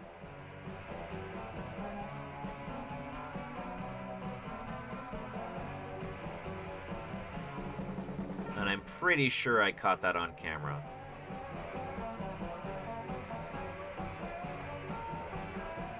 It's such a shame that this place is closed now. It was one of the coolest things in the world. But... Oh, here we go. All right. The Trek Nerd, thank you for the 62 months of support. I really appreciate that, Trek Nerd. Thanks for turning my perception of the ancient world upside down. Or right side up. Thank you, Trek Nerd, for your continued support and enthusiasm and your kind words. 62 months is superb, and I appreciate that very, very much.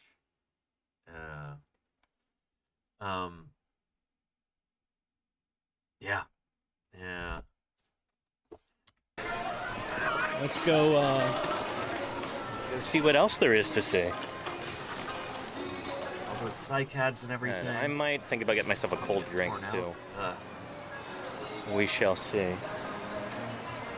Oh, but this is neat, since Disney's Animal Kingdom does have a lot of live animals to see. We've got an American crocodile in here somewhere. He's hiding right now. Right there, I think.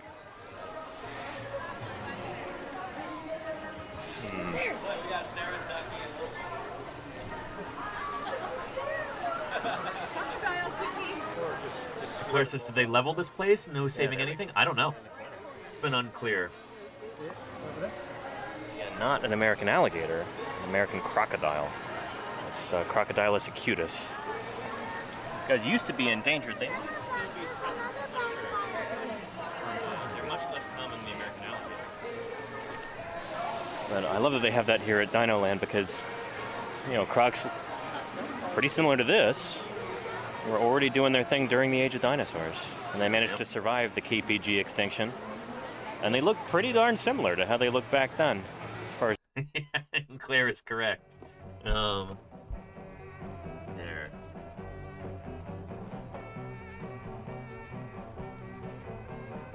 Yeah, the difference between an alligator and a crocodile. It'd be really nice if I could find a version of this without... Gotta do minus Reddit.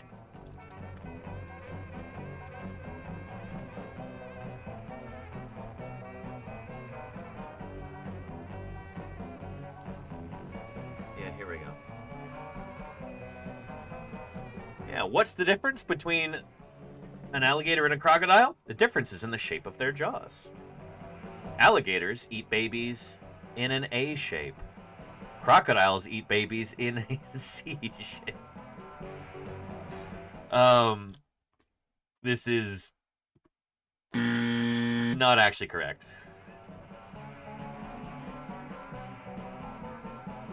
But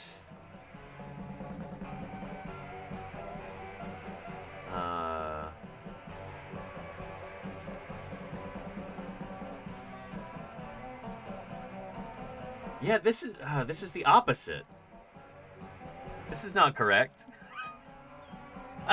There's a crocodile and there's an alligator. This is also wrong. I mean, the other diagram at least didn't have it the wrong way around. This is incorrect. Yeah.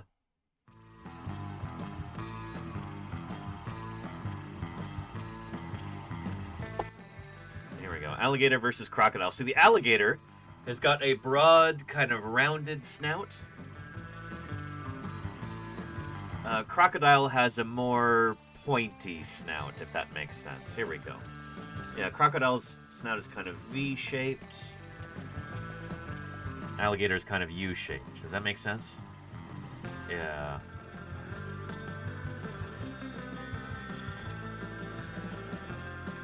The Raven says, don't make it worse. So this is actually correct. I can share this one with you. Yeah. And Murph says they have pretty different body shapes, especially when they get big. That's true, too. Yeah. Yeah, alligators are far, far, far more common in Florida. The American crocodile is not very common. They were endangered up until recently, I think. They've been recovering. But crocodiles also have got some tolerance for salt water. So their population extends from Florida down into Cuba and surrounding areas as well. They used to live in Puerto Rico, too. I don't think they do anymore. So they can actually traverse ocean water to a certain extent. Alligators don't like to do that. I don't know if they're not adapted for it or they're just not inclined to do so. But alligators are more restricted to fresh water. Yeah. And Costa Rica is holding a big American crocodile. Nice, Murph. Yeah. Yeah. Alexander says, alligator salt glands are deactivated. Interesting. Yeah, they gotta pay for that DLC, I guess, in order to be able to go on an ocean voyage. Crocodile alligator. Confusion fixed. Thank you, Trek Nerd. There you go. Yeah. Yeah.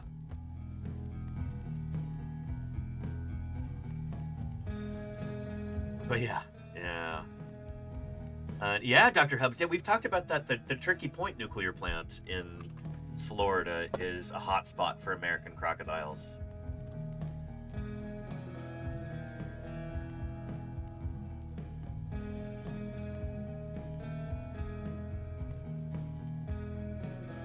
Here we go. We've watched this video several times before. I'll play the beginning. The water is warm there, Mr. Rules. One place Yeah. in the United States where you can find wild native crocodiles. Florida. Yep. It's also the only place in the world where crocodiles and alligators live side by side. But some of the strangest surprises true, though? lie in one. Hang on. Like, within alligator a day, you have caimans, and then they coexist with other species of crocodile, like the Orinoco crocodile. So I don't think that's correct. Here.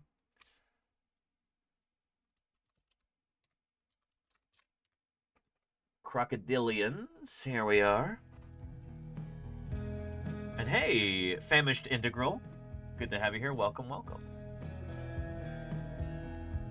Here's crocs. And then alligators, caimans. American alligator is here. So I think this is Alligatoridae, the family, which I think includes caimans. And caimans definitely overlap with, I think, Orinoco crocodiles in certain parts of their range. Let's check. Alligatoridae. Yeah, this includes alligators and caimans and their extinct relatives. And I'm pretty sure the black caiman, their range overlaps with that of the Orinoco crocodile. So I think that factoid was incorrect earlier.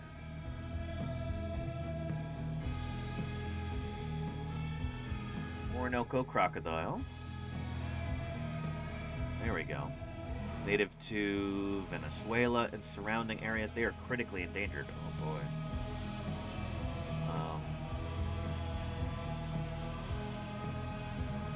Yeah.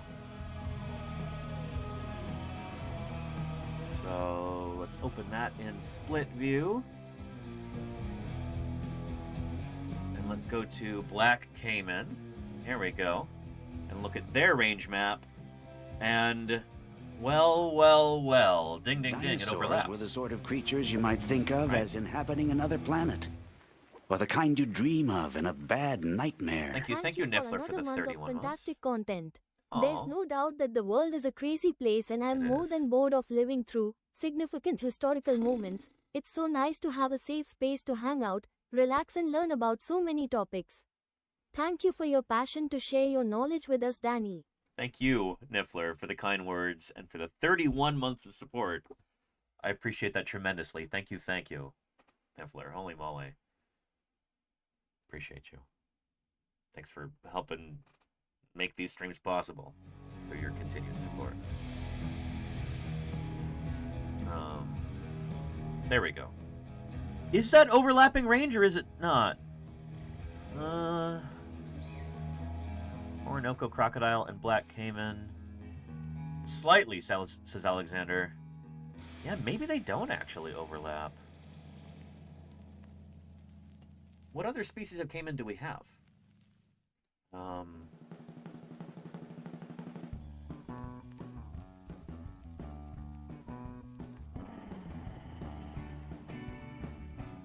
Broad-snouted caiman.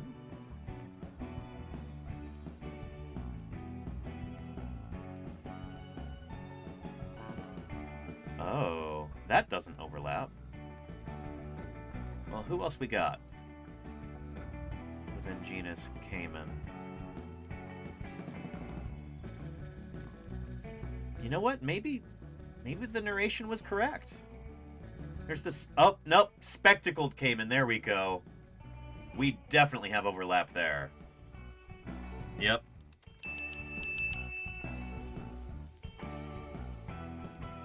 There we go.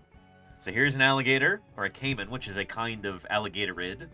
It's not genus alligator, but it is part of Alligatoridae, so I would call that an alligator, I guess. I don't know.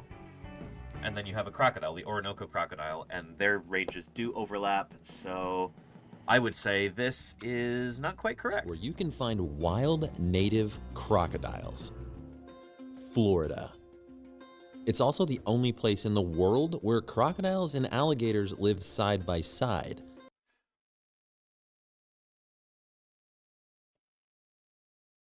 Not quite correct, I think. But some of the strangest surprises lie in one of Florida's most unexpected locations. This isn't a wild swamp or a hidden river. It's a vast man-made maze of water stretching for miles in the shadow of a nuclear power plant. Why do crocodiles gather in this unexpected place? And how has a landscape shaped by splitting the atom become home to one of America's rarest predators? Pretty cool. If you'd like to find out, well, I'll give you the link. We'll probably take a look at this again before I go to Florida. Hey, Speed Pie, look. There's more treats for you. Do you want them? Hey, look. Hey. Look at that. that is. Do you want it? You're just gonna keep pushing the camera around. Okay. Alright. She loves doing that. He loves it. Oh, sweetie pie. And Diagonal says, fun fact, the Cayman Islands get their name from the crocodilians. Is that so, Diagonal? That's pretty cool. Do they still have caimans? Or is it like it's another shameful California situation?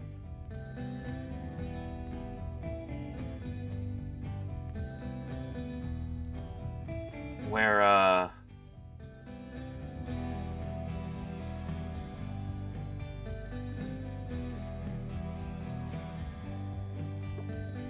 where the critter on the flag is now extinct.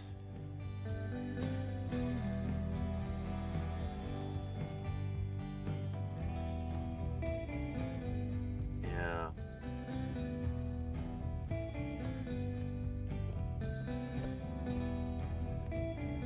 Some of the Caribbean islands have them, but do the Cayman Islands have caimans? I would hope they would, but maybe not. Yeah. Anywho, Sweetie Pie, you are right in the way. Hey. Oh. Oh, there she goes. Okay.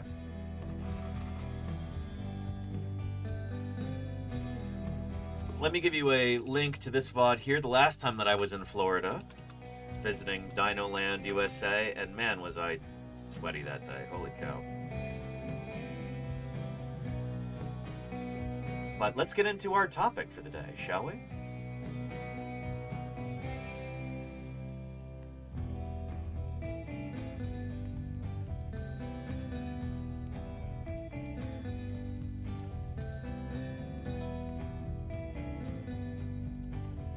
Today, March 2nd, happens to be the birthday of Willis O'Brien.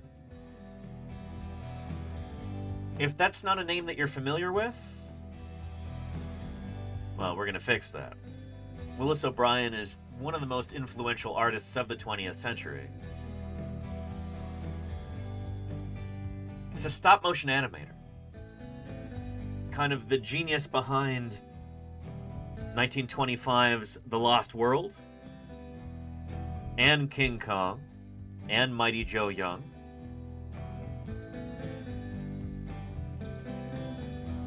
And the Valley of Guanji, to a certain extent.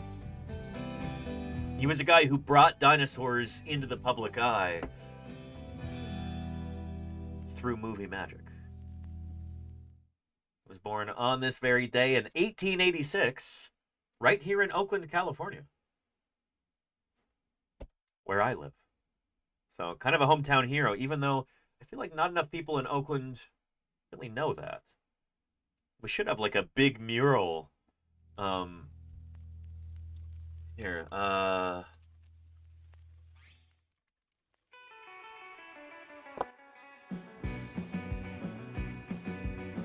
we have murals of other Oakland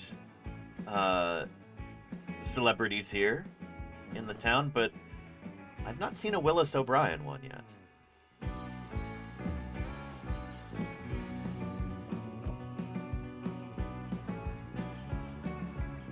Oh, and by the way,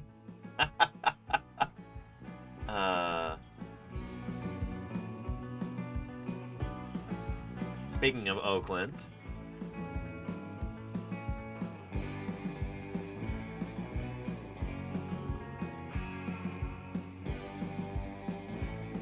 I gotta go see this.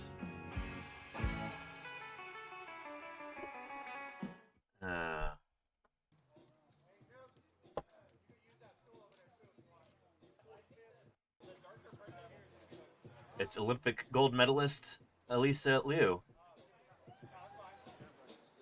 I need to go see this.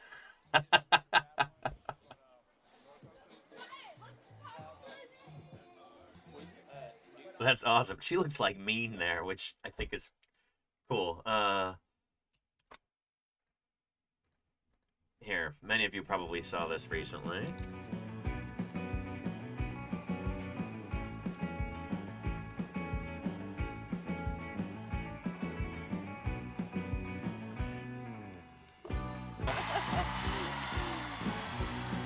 There we go. blew people away with her performance. Won the gold. Just extraordinary. And she's from right here in Oakland, you know?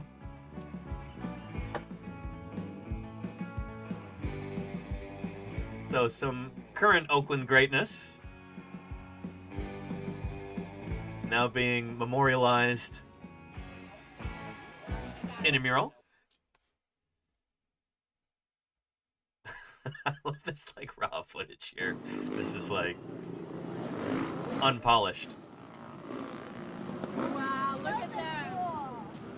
Alrighty, I'm just gonna start off. Have you look at me, not the camera. What's your first and last name? Hi, I'm Sarah El Amin. What do you think about the mural? I'm obsessed. We are so inspired. I'm gonna cry, but she's our hometown hero. It's so cool.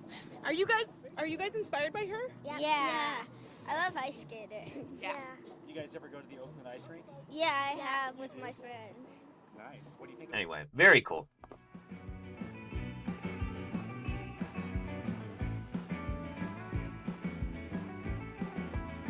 So another hometown hero is this guy, Willis O'Brien. Born on this very day in 1886. He was many people's first introduction to dinosaurs. As a dinosaur paleontologist, I'm very interested in this kind of thing. I'm fascinated by the idea of how do we take what can be a very arcane subject oftentimes and make it understandable, digestible for the public at large? How do we communicate our science to the general public? In the 20th century, one of the best ways to do that was film. And Willis O'Brien was able to take these extinct animals and bring them to life through the magic of stop motion.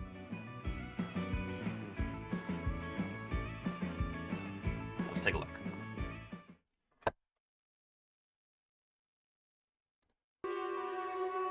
So here's a trailer for a documentary that we can watch the entirety of later in the stream. And this is so cool. I'm so glad somebody put this together.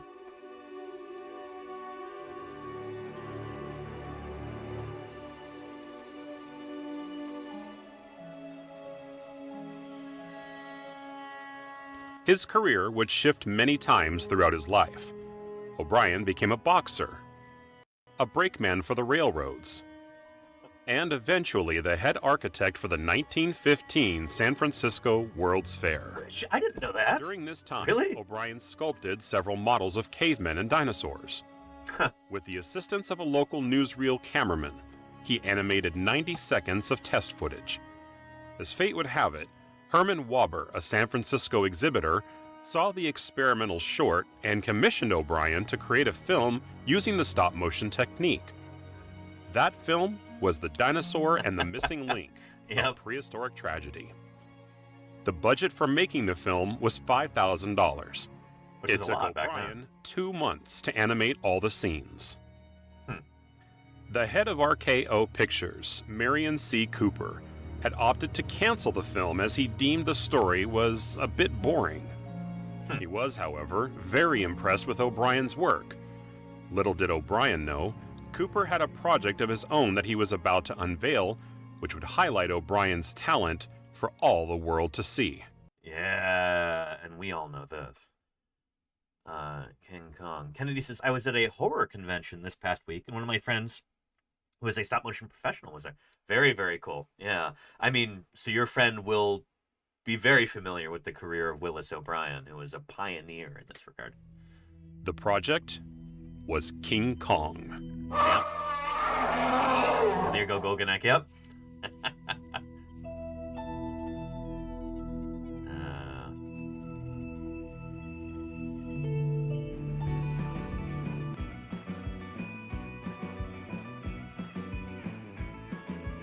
So before we dive into Willis O'Brien in particular, I want to dwell a little bit more on this idea of bringing dinosaurs to life.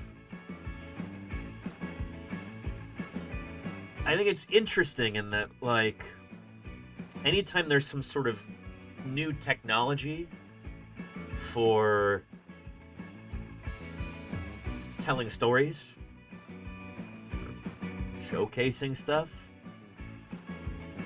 It seems like the people who are harnessing that new technology, one of the first things that they're excited to show is dinosaurs. Whether it's in animation, like one of the very first successful animated films was Gertie the Dinosaur in 1914.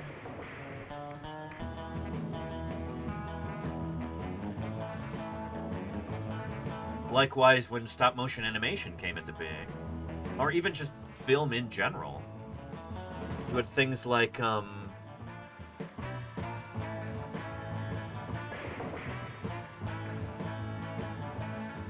Brute Force was a film from 1914, and they had a full-scale Ceratosaurus there. Like, this is when movies were still in their infancy. The word movie wasn't even in common parlance at this point, as far as I know. Motion picture was still the term that most people used, as I understand it. This is before films had sound.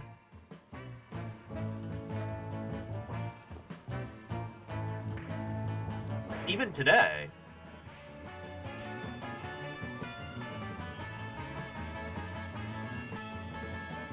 or just a few years ago,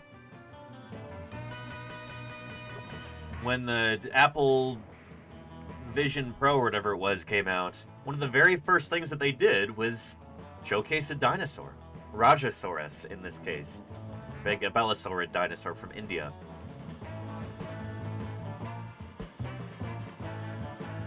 It's interesting in that, like, new entertainment technologies and dinosaurs are closely linked here. Somebody comes up with a new way of telling a story or showing folks things, everyone's eager to use this for dinosaurs, you know? I think that's really cool. I think it speaks to how fascinated we are with these animals. How badly we want to see them alive, walking around, doing stuff, you know? So yeah. And thinking specs is, I mean, sure, like dragons, but real. Sure, yeah. Yeah. And Charlie's Dragon says film is one of the few ways that we can see dinosaurs alive. True. And there's a clip that kind of gets into that here.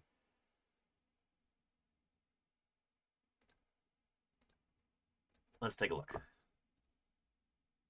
I think what happens is artists who do dinosaurs, whether they're Waterhouse Hawkins making a life-size sculpture, or Spielberg's artist reconstructing a whole flock of gallimimuses, and a quote artist often is better at seeing structure, seeing legs, seeing movement, seeing behavior than someone with a PhD. That's often true. The quest to bring totally believable dinosaurs to the screen began simply enough as a line drawing. In 1912, popular cartoonist Winsor McCay animated cinema's first dinosaur, a personable Diplodocus named Gertie.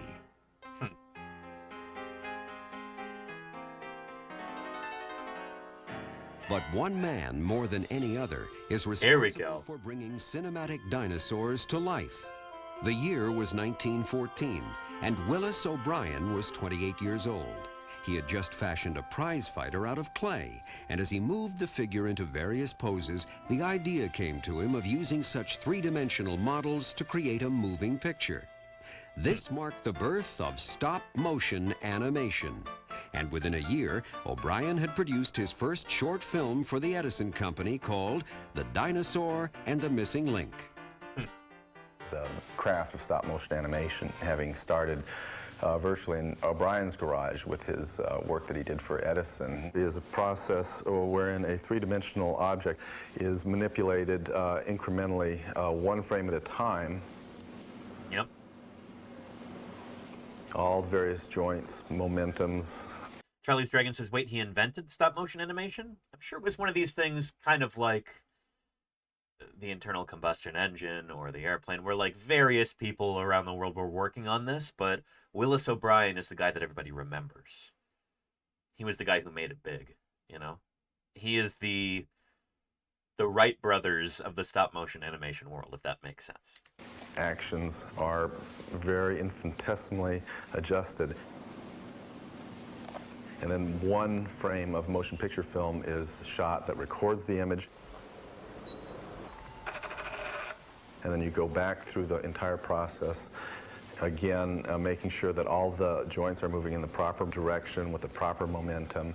And this will generate a complete performance once the film is later projected at 24 frames a second. Makes sense? Yeah. Alexander Morrison says, I did amateur stop motion back in my early teens. I did too. Yeah, or even a little bit earlier than that.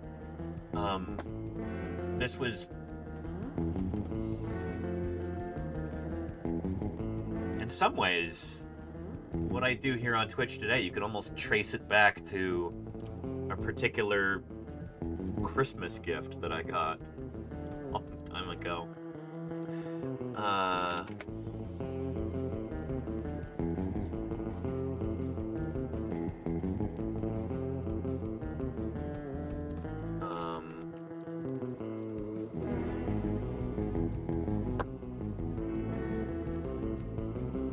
Yeah, it was this.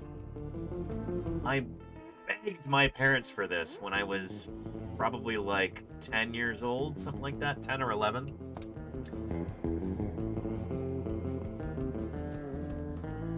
I was really into Legos at the time.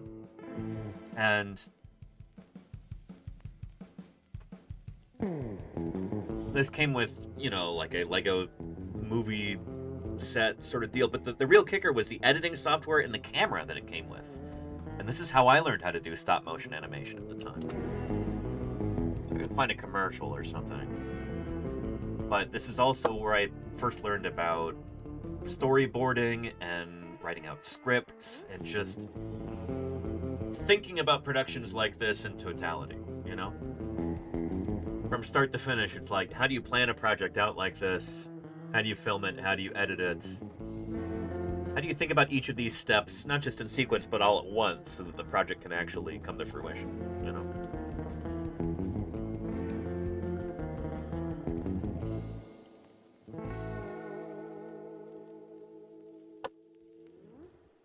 Uh, 2000, yeah, here we go. Shoot.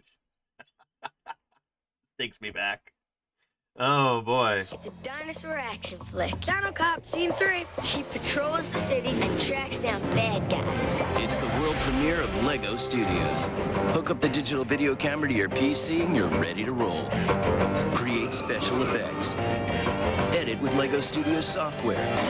Even add sound and titles. You could be the next Spielberg. Ready for my close-up.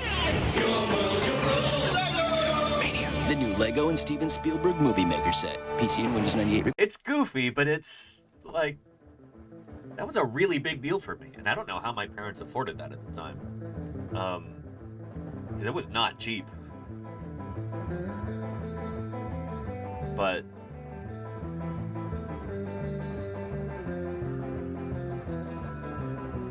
anyway, that's how I learned how to do stop motion animation too. And I think it gave me a better appreciation for the wizardry of Willis O'Brien, you know? That commercial is from the year 2000, like it says here. Yeah.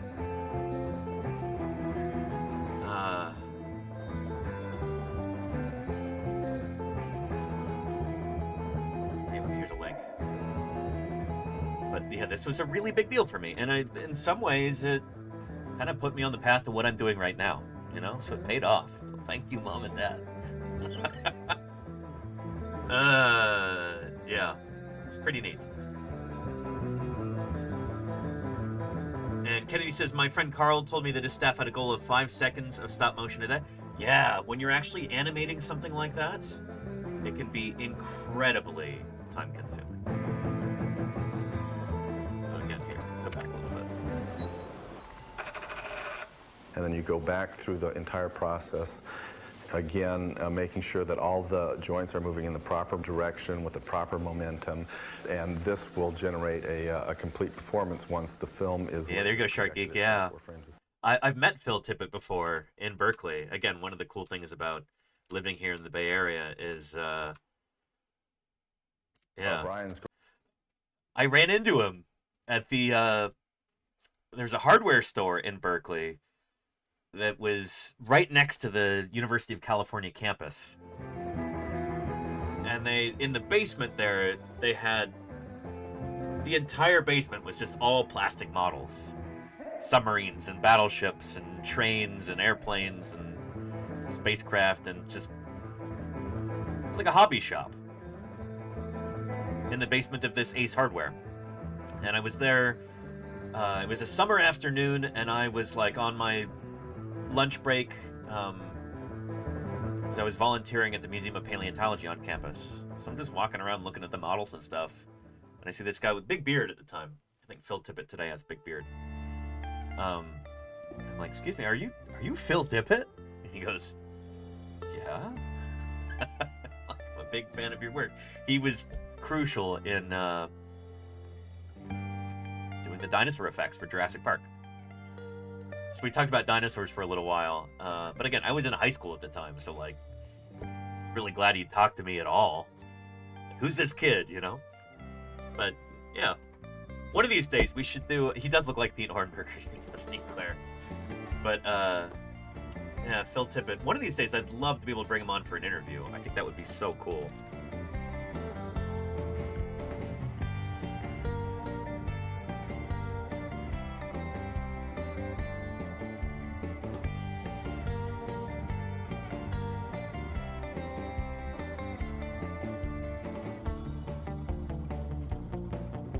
But yeah, he even did the like stop motion maquettes, like a video storyboard for some of the key sequences in Jurassic Park like this.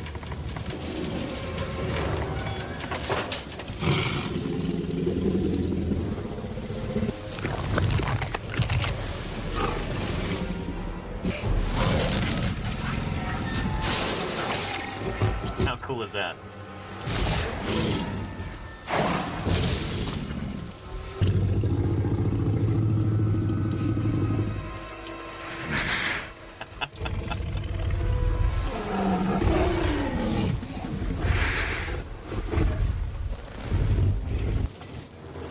Help everybody visualize what the finished product should be. When you have the actors and everybody on set, you show this to them first so they know what they're getting into.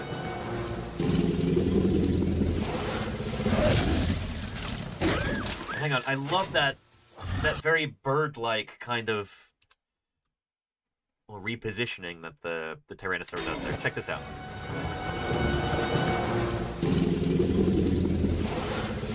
That's so cool. Yeah.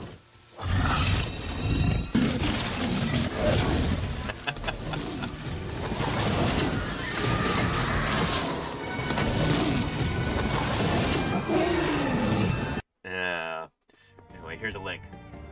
Anyway, Phil Tippett, living legend. And he was directly inspired by Willis O'Brien. Garage with his work that he did for Edison. O'Brien had produced his first short film for the Edison Company. I'll be right back. The Dinosaur and the Missing Link. The craft of stop-motion animation, having started virtually in O'Brien's garage with his work that he did for Edison, is a process wherein a three-dimensional object is manipulated incrementally, one frame at a time. All the various joints, momentums, actions are very infinitesimally adjusted. And then one frame of motion picture film is shot that records the image. And then you go back through the entire process, again, making sure that all the joints are moving in the proper direction with the proper momentum. And this will generate a complete performance once the film is later projected at 24 frames a second.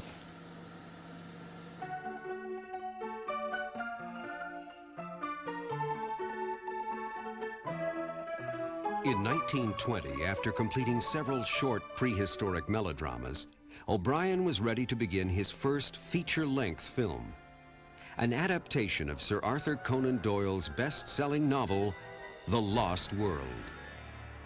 The story tells of an expedition to a remote South American plateau where dinosaurs still exist.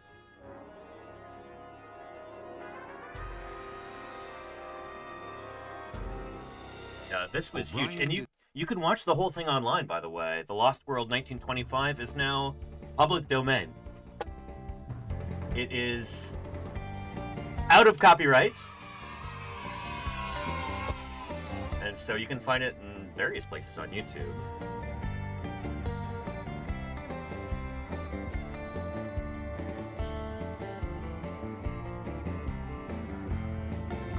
There we go.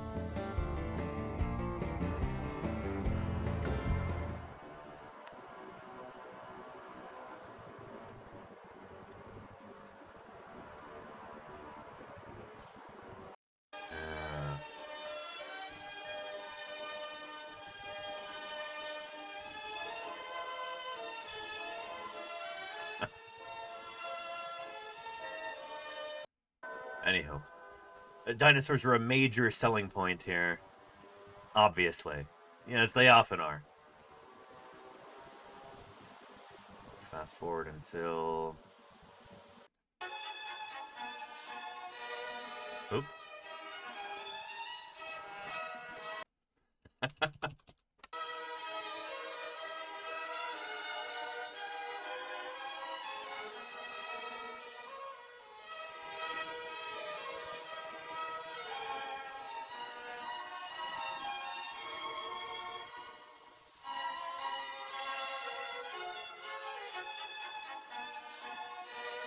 Can you please send a link? You bet, Willis, yeah. Oh no! Watch out, little capuchin monkey.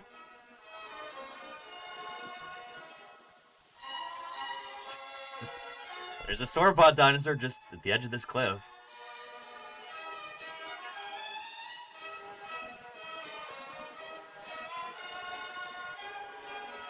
Oh. Always wrecking things, those sauropods. Now they're trapped there on the plateau. Their bridge is gone.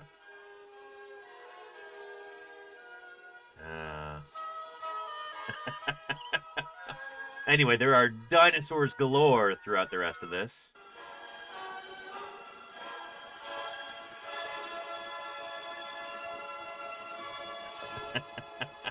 All animated by Willis O'Brien. Famous fight scene here between an Allosaurus and a sauropod. I'm going to say a Patasaurus.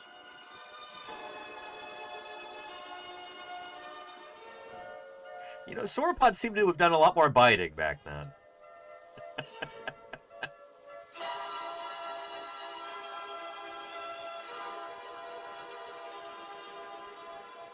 Whoa! Blink.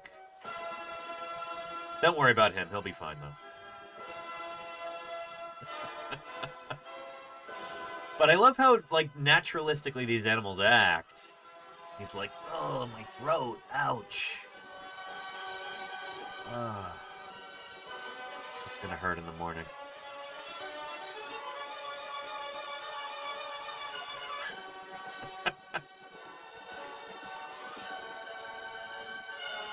And there he is, down at the bottom of the cliff. He just fell into some mud. He's okay. So this becomes a plot point because they end up retrieving this sauropod.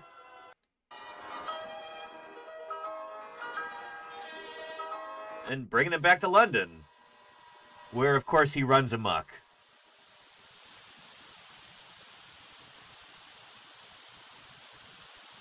So this is a big deal at the time. There were a lot of people who thought that this was new technology. The general public didn't really understand stop-motion animation. A lot of people assumed that this was real. They said, how in the world did you find real live dinosaurs to film? And there were, like, conspiracy theories about this at the time.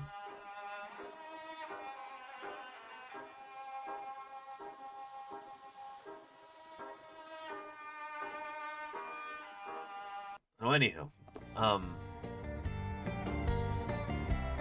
cool stuff. Here is a link, by the way, if you'd like to watch the whole film. It is a, like I said, full-length film. 1 hour, 8 minutes long. Well, full-length film by stop motion, or by silent film standards, I guess. Dinosaurs still exist.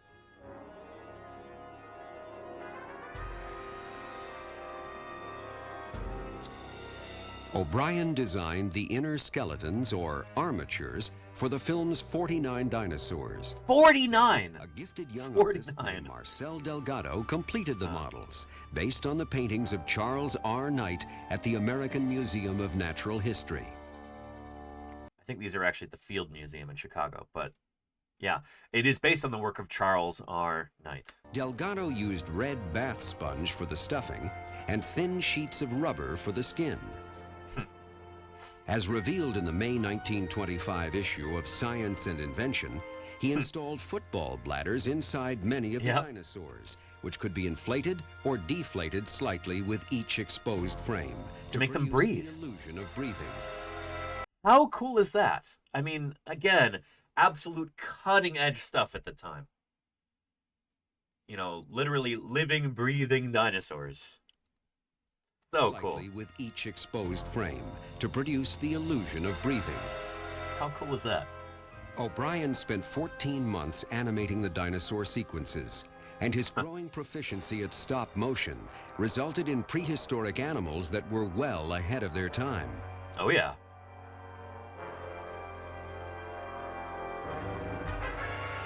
At that time, if you went to a museum, you would see Brontosaurus restored as a very slow animal, stupid animal, living alone, stuck in the swamps.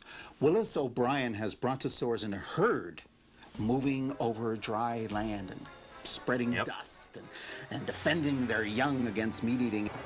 And Alexander Morrison says, kind of similar to AI and many people's inability to tell what's what. Yeah. Although there's a real distinction here. And I'm glad you brought that up, Alexander Morrison, because unlike just brainless AI slop garbage, this is real human artistry here. And you'll notice that when a real human artist like Willis O'Brien put together his dinosaurs, there's a loving attention to detail, a real desire to get things right, to make them realistic. Not just realism for the sake of realism, but realism for the sake of authenticity, you know? Like consulting the work of Charles R. Knight. Trying to be true to life. AI can't do that. It's a plagiarism machine. It just creates cheap facsimiles by kind of smoothing out all the intricacies and details to just create something that, like, I guess that's convincing, maybe? This is something altogether different. And that's one of the reasons why you don't see a lot of, like, AI-generated dinosaurs, because when you do get, you know, dinosaurs generated by generative AI, they're garbage. Just complete dog water. Just, I mean, here, I'll show you an example.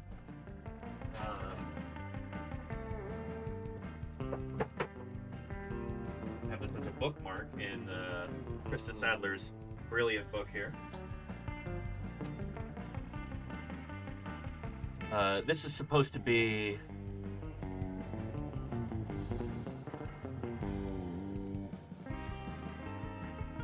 the dinosaur Gastonia here.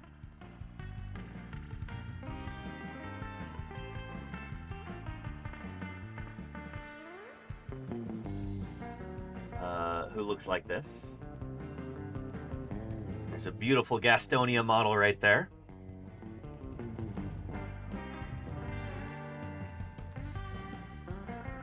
Again, gorgeous animal. And here's some real human artistry here. Lovely. You ready to see an AI-generated Gastonia?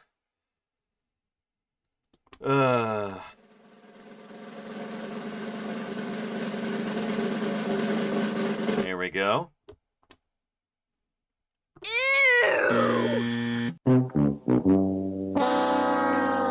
Oh, brother, this guy stinks! Just complete dog water garbage, you know?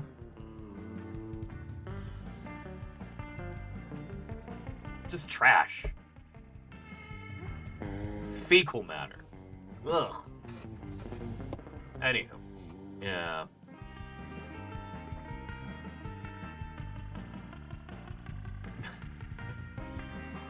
That's why we're celebrating real human artistry here today. Ingenuity and thoughtfulness and attention to detail and hard work. Things that take time. Things that you can't just have a computer fart out.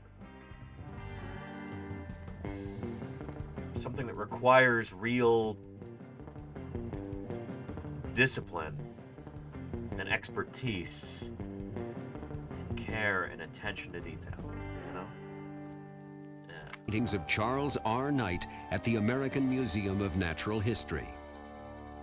Delgado used red bath sponge for the stuffing and thin sheets of rubber for the skin. As revealed in the May 1925 issue of Science and Invention, he installed football bladders inside many of the dinosaurs, which could be inflated or deflated slightly with each exposed frame. Hey, Conrad with a K. Welcome, welcome.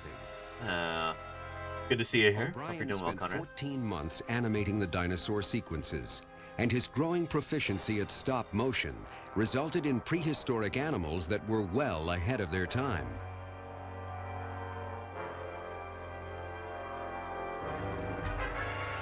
At that time, if you went to a museum, you would see Brontosaurus restored as a very slow animal, stupid animal, living alone, stuck in the swamps. Willis O'Brien has Brontosaurus in a herd, moving over dry land and spreading dust. Oh, and thank you, anonymous gifter, for gifting Conrad with a K. Enjoy an ad-free viewing Paleontologizing experience gifted a here, tier Conrad. 1 sub to Conrad underscore with underscore K underscore. A lot of underscores. Conrad, enjoy. You get all those emotes now, too. Thanks for being here. I appreciate you. No, but this is a really important point that Bacher is making, that, like, Willis O'Brien, by thinking about these as real living animals and, you know, animating them with the utmost care and thoughtfulness, he was more correct than a lot of the paleontologists of his day. Like, his dinosaurs were ahead of their time, which is not something you could say for all this AI slop, you know? You bet, Conrad. Thanks for being here. Again, appreciate you. Oh, and hello, Sweetie Pie. You've returned to us. Yeah.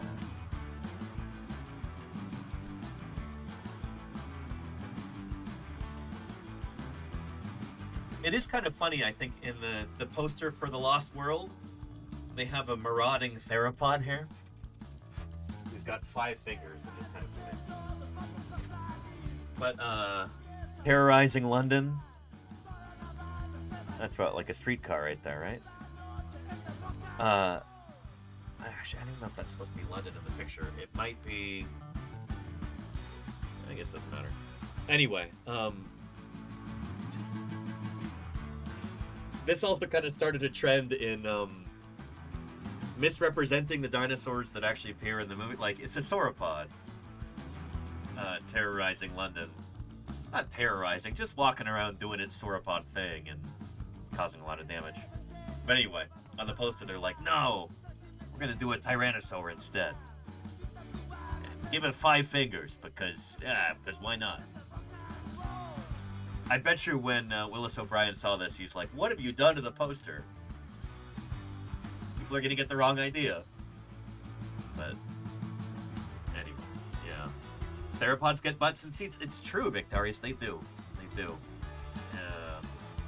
Classic misrepresentation on the movie poster. Exactly, Claire. Yeah. And chat, Sweetie Pie is just staring at you right now.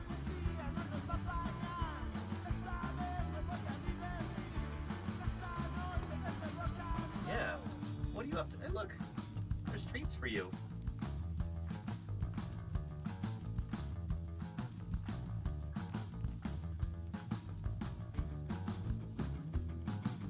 Why do you want all this attention from me right now? There's 2 other people in the house you could go be saying hello to. Yeah. What are you doing here? What are you doing here? Entreno says, my favorite animal, the car. I presume that's a typo, but it's funny either way. For sunblock nose mark. Oh yeah, you got that zinc oxide there, huh? Yeah, you ready for the beach?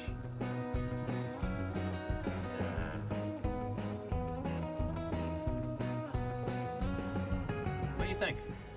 What are you doing here? Would you like a treat? Do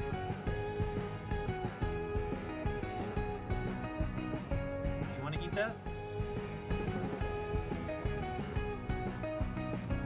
Is that good enough for you?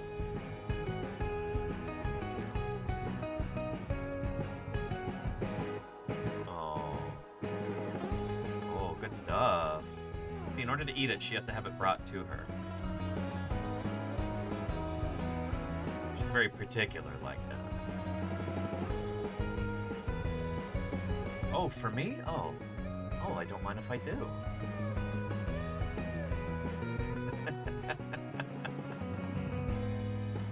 There you go. She goes, oh, is that all? You want more, sweetie pie? Is that what you're after? All right, we can make that happen.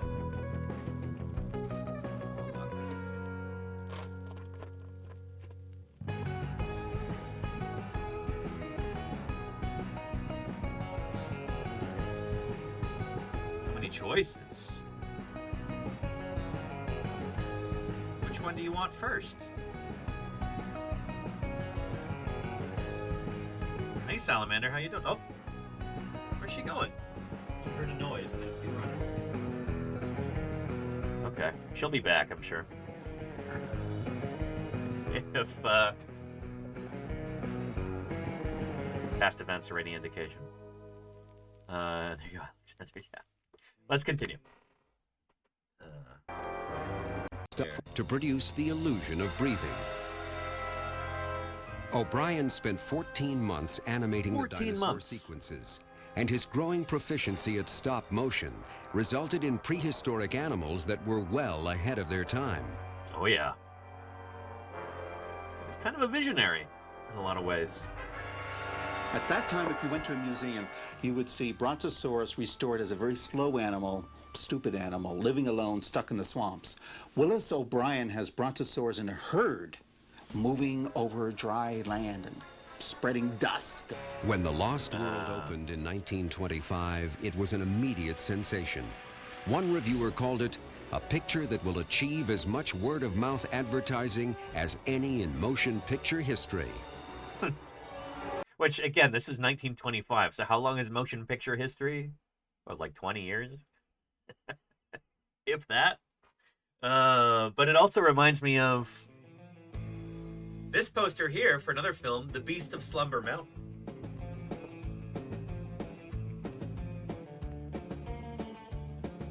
There we go. Again, it speaks to this idea that, like, when people have a new technology for telling stories, dinosaurs are what they reach for.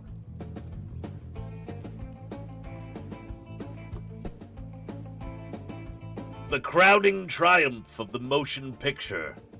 The Ghost of Slumber Mountain. These giant monsters of the past are seen to breathe, to live again, to move and battle as they did at the dawn of life.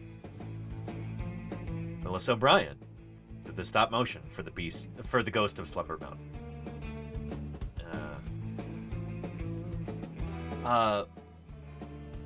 Yeah. There you go, Cacklin's Werf. Uh-oh. Yeah, Charlie's Dragon. Dinosaurs are not... Charlie's Dragon makes a really good point here that I want to capitalize on this.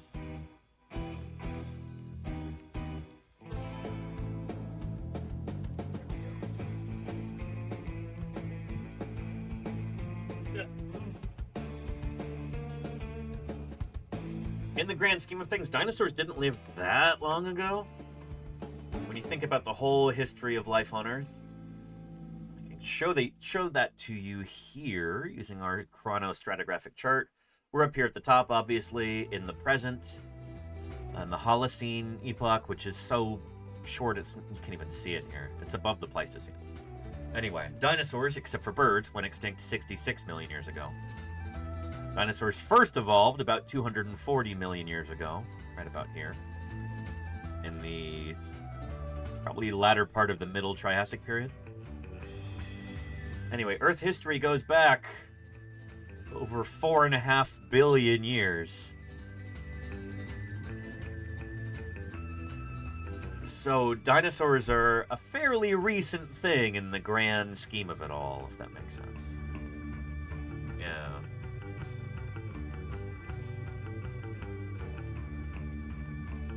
Thinking Spec makes a good point here. The gap between dinosaurs and us is smaller than the gap between dinosaurs and dinosaurs. Yes. Yeah. Just Siderian, Neo-Archean, Proto-Archean, Meso-Archean, Paleo-Archean. Let's speed it up. There we go. Here, to further emphasize the point, because Chaotic Kitten says, wow, here, let me show you.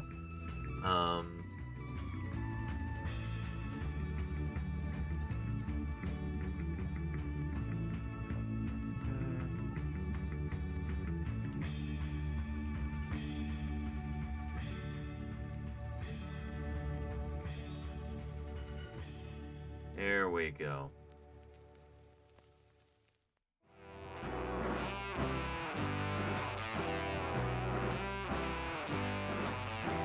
Oh, and more Willis O'Brien influence here. There. Dino ecosystems? We dug it up. What? The Valley of Guanji. With this picture. Remember, dinosaurs and humans never lived at the same time. Got it? Except for birds. Yeah, all right. Good evening, sports fans. Timmy Tucker here with Lance Yardstick for what has to be the biggest game of all time, the terrestrial surface dwellers versus the March of Time. And this is the one we've all been waiting for. That's right, Timmy. What we're about to witness This is goofy, but it helps illustrate the point that I'm talking about with, you know, the grand scale of the history of Earth. Dinosaurs are not that old in the grand scheme of things. Culmination of 4.6 billion years of preparation. And there's the start of the game, and the March of Time is kicking off, and Og Simpson catches the ball on the Is a friend of yours? Trek Nerd, really?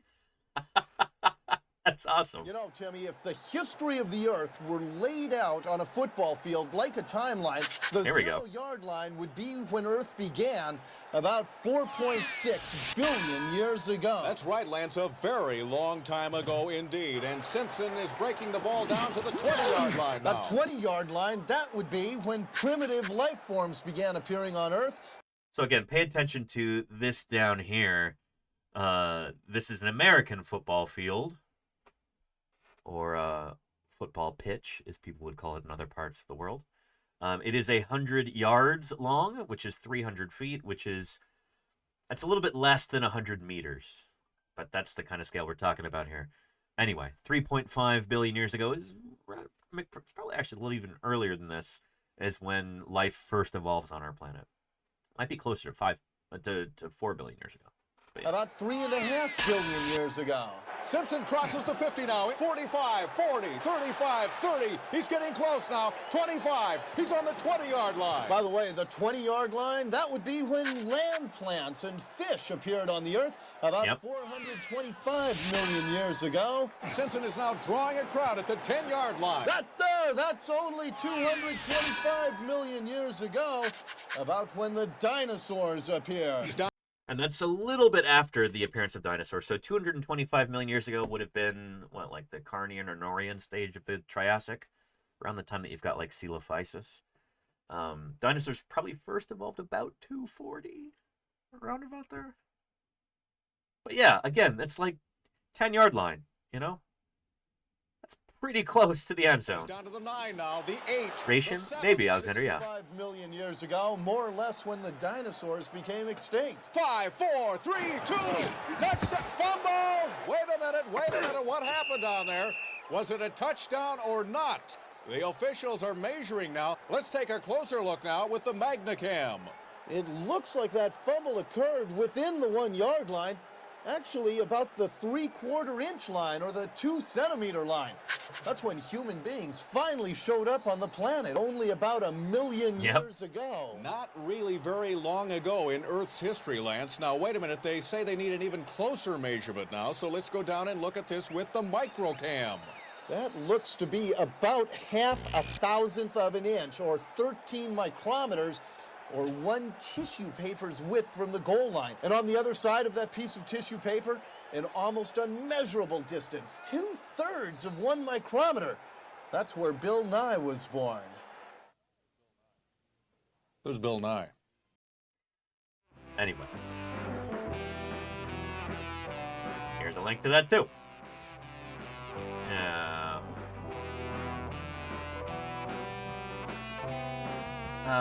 Kalixis says, as a European who doesn't like soccer, please feel free to call our football soccer. I'll call it whatever. I don't know. It's the thing about me. I really like sports. I really like playing sports. I hate watching sports. I get bored to tears watching sports. Can't stand it.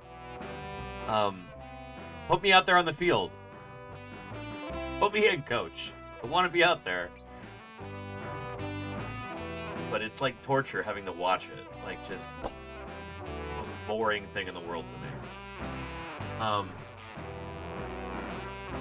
Anyway. Yeah. And there you go, Cacklin's Dwarf. Yeah. Yeah.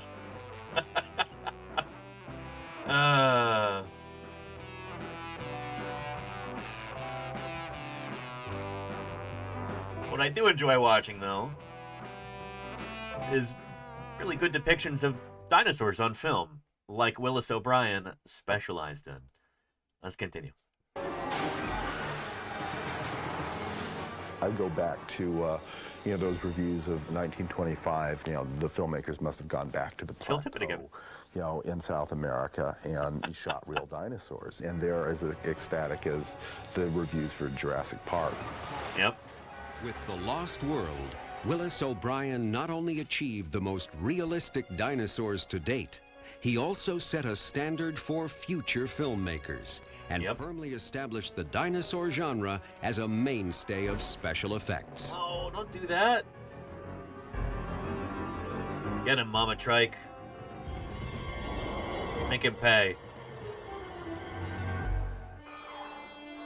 In 1948, the first dinosaur film made in color, Unknown Island, utilized a budget-conscious effects technique common for its era.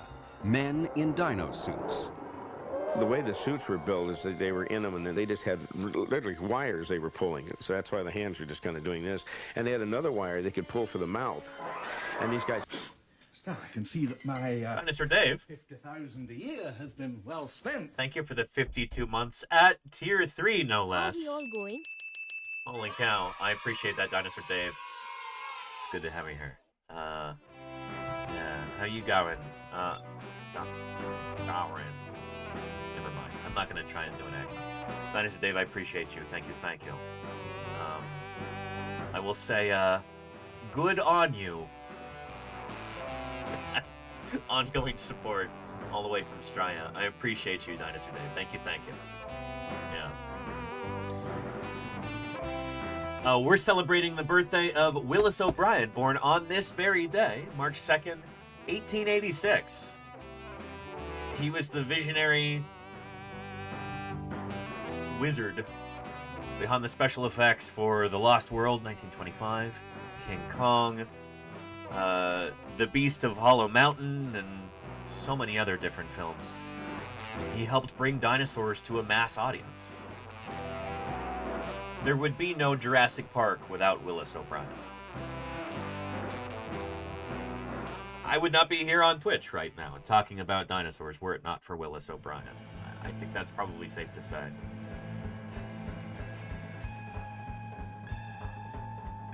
He's an important figure. He was born right here in Oakland, California, in the beautiful, sunny San Francisco Bay Area. And my lights are not working again. What's... Goodness.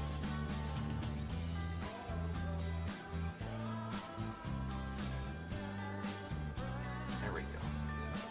It's annoying. Anyway, yeah.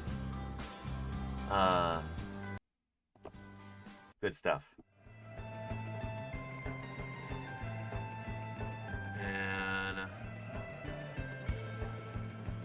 Work was fun. I'm sorry to hear that, Dinosaur Dave. Oh boy. Yeah, we haven't really talked about that because I feel like people want an escape from the horrors of American imperialism. But, yeah. Anyway. Glad you're here, Dinosaur Dave, and I'm sorry you had to deal with that today.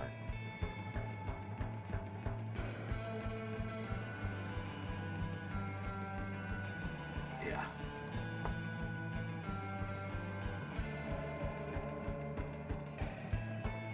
Anyway. It's interesting that stop motion animation for dinosaurs in film, this was the gold standard. This was that high bar. And other films are like, well, we don't really have the budget or the patience for that, so let's just, you know, put some guys into rubber suits. The hands were just kind of doing this. And they had another wire they could pull for the mouth. And these guys couldn't see a thing in them at all. They were totally blind. And when the only way the guys could rest, though, is they had to get a prop guy, and he had to bend over, and the guys would lean on him. It was very hot the day they shot this stuff. It was close to 100 degrees. And in these suits, it was a lot hotter than that. And this one guy was just like wandering around, you know, getting into position, and all of a sudden they just started to go. I think they actually used the scene where a guy really fainted and fell over. When it came to creating believable dinosaurs, men in suits couldn't hold a candle to stop-motion animation. Yep, Willis O'Brien's wizardry was the gold standard, you know? Everybody wanted that, and it remained that way basically until Jurassic Park.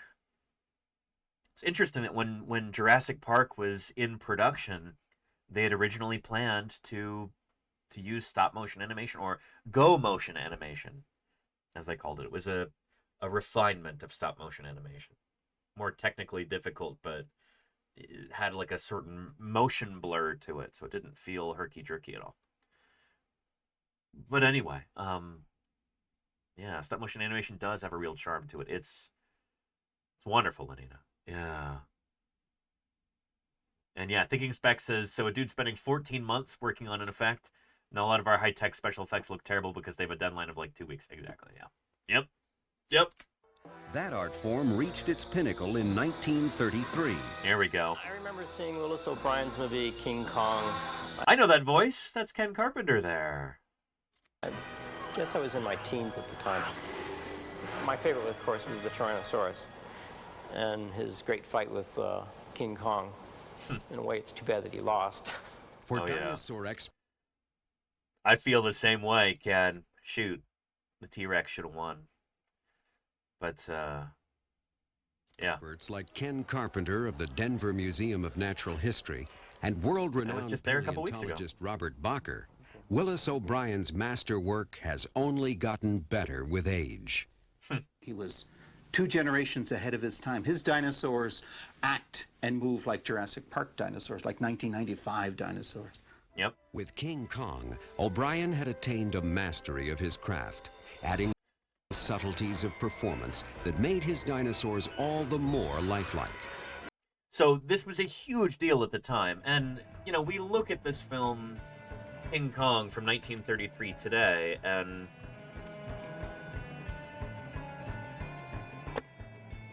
a lot of it feels dated, as any film from the 30s might. There's certain aspects of it that are a little embarrassing, especially like some of the like weird racialized stuff. But there's an incredible charm to this film that still holds up to this day. In many ways, at least. And, Mark F. Berry, in his book, The Dinosaur Filmography, he talks about this, and I think I might want to read that passage real quick, just, because I think you might enjoy it. Here we go. Thinking Specs is 2 generations ahead of your time is crazy impressive. It really is. It really is. There we go. So if anybody's interested in dinosaurs in pop culture, this book is kind of a must-have. The Dinosaur Filmography by Mark F. Berry. It was published in 2004. It's not easy to get hold of, as I understand it. I got this when it first came out, and it cost a pretty penny. It's probably more expensive now. But, yeah. Here's the section on King Kong.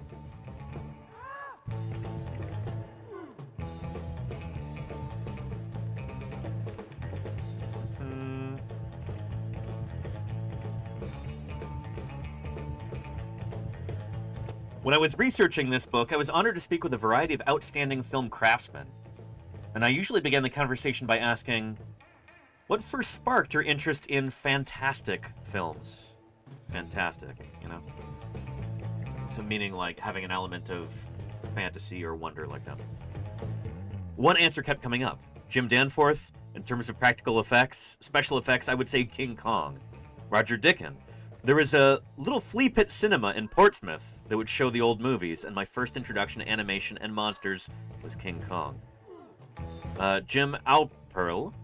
One of the earliest things must have been King Kong, and I just became really fascinated with wondering how these things were done.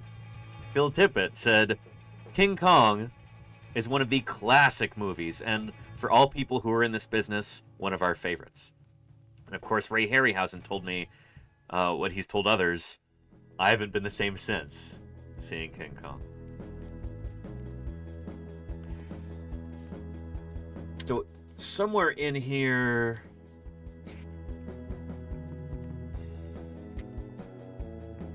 he recalls an anecdote of the author. Talks about going to see this film in the theater.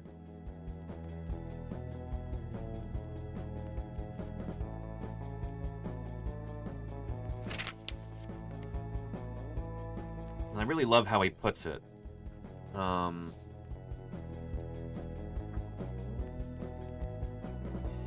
think I skipped over it already. But like there are a bunch of teenagers in the theater, and they thought this would be just like a fun, goofy thing, and they were going to be making fun of the movie the whole time, and they were just kind of captured by the magic of it. Let's see if I can find that passage here.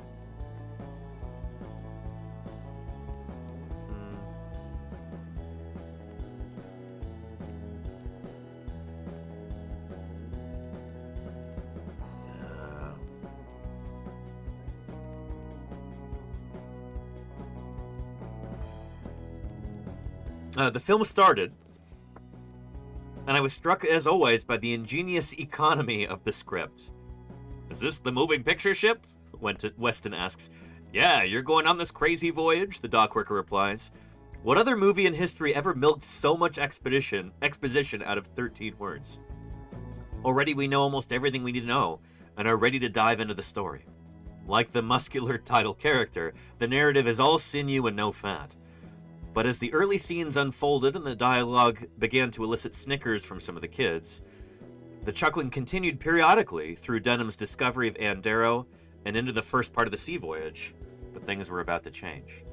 Even after a dozen viewings of my 60th anniversary home video version of King Kong, I saw things in the theater that night that I'd never seen before. I never realized that Kong delicately uses a finger to unwind the rope winch on the sacrificial altar in order to release Anne. I'd never seen the river in the lower corner of the wide establishing shot of Kong's mountain overlook, an important bit of foreshadowing in light of how Jack and Anne finally escape.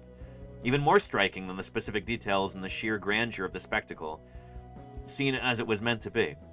The opening of the towering gate doors, the famous fight with the Tyrannosaurus, Kong's final act of defiance atop the Empire State Building. Just 3 of the countless scenes that are so magically magnified on the theater screen. So going on a little bit, as the SS Venture, that's the like tramp steamer, the boat that they take to the island, as it emerged from the fog and Skull Mountain loomed, slouching bodies in the audience straightened up and leaned forward. Whispered commentary gave way to breath-holding, and giggles turned into oohs and ahs. Even the streetwise 1990s kids, accustomed to knockout computer-generated visuals and everything from movies to fungicide commercials, fell under Kong's spell. By the time Marion C. Cooper's tragic hero ended his unwilling visit to civilization, everyone in the theater was mesmerized. After all these years, Coop, you still got him. It was a big deal. You know, this was a tremendously influential film. And I know it sounds corny to say that. I know that people watching right now are probably going, well, yeah, you know, sure, whatever. You know, black and white film sounds boring to me. But there's a real charm there. And if you haven't seen it, it's worth a watch, you know? If only for the reason that you'll probably pick out little things that you've seen in subsequent films. Because there are references all over pop culture to the 1933 King Kong. It's a tremendously influential piece of media. Let me catch up to the chat here.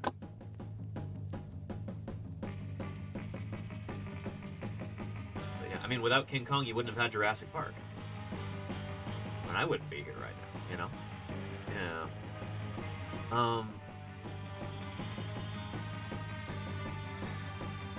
But yeah.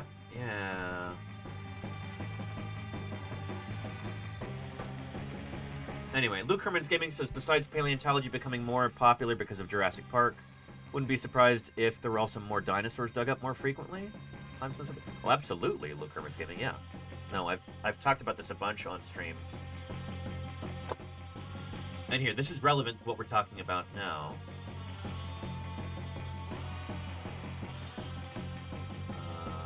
Here we go.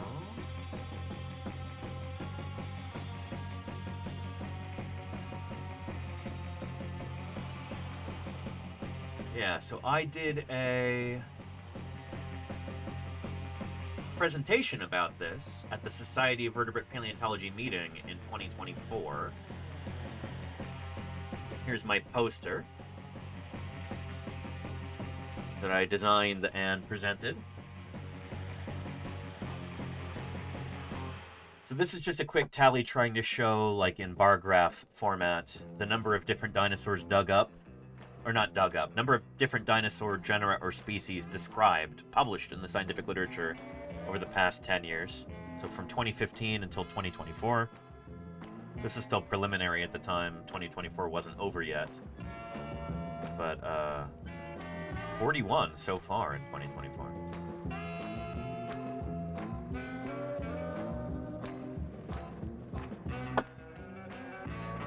And then let's zoom in on this right here. This cycle. New dinosaur discoveries, like say John Ostrom with Deinonychus in the latest 1960s, that leads to new publications, which leads to increased scientific interest in dinosaurs. Like if you have cool new dinosaurs being discovered that change the way that we think about these animals, that gets published, more scientists are interested because, hey, this is new and cool. That leads to media attention, which leads to public interest. Public interest, which includes films like Jurassic Park, which leads to more institutional support for research, like from the Dinosaur Society and the Jurassic Foundation. These are more or less a direct result of the Jurassic Park craze in the 90s. So you have more funding that's going into dinosaur paleontology at the time. So That leads to increased science funding, which leads to more jobs in paleontology, which in turn leads to more discoveries, and the cycle continues like this. And this has kind of been ramping up and up and up since the 1990s. Well, since the 1960s, really. I kind of suspect that we would have seen the same thing from King Kong.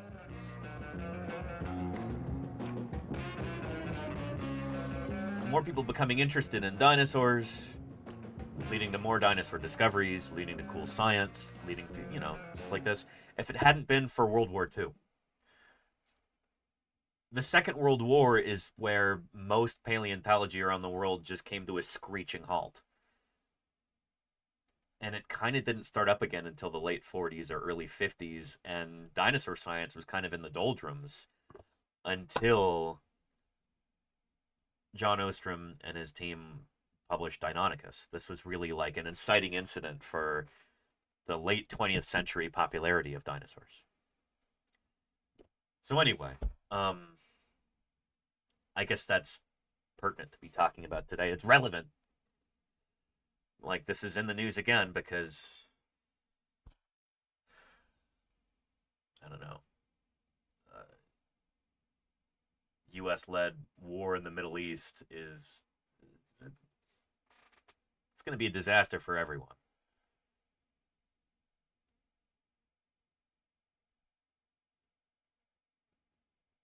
It's not going to be good.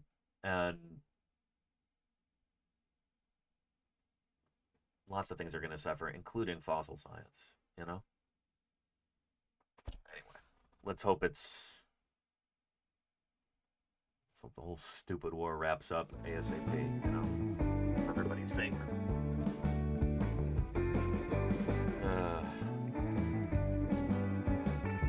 Padawan, I hope you mean that sarcastically.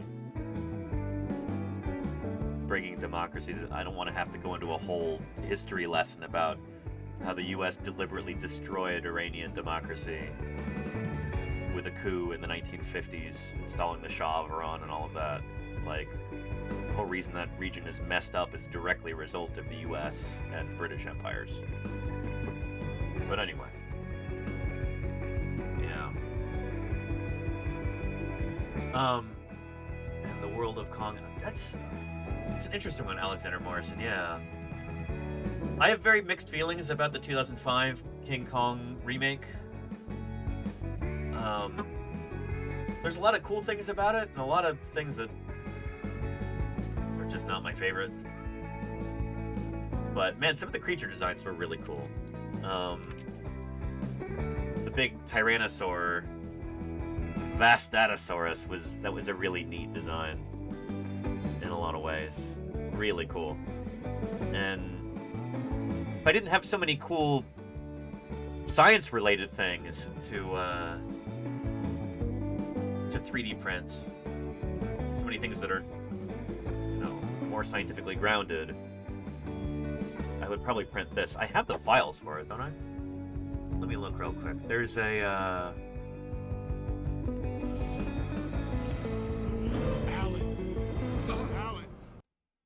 thank you to Riker Red. Hi. Hi to you too. Thank you for the 8 months of support. I appreciate that, Riker. Thank you. Yeah. Yeah. Anywho.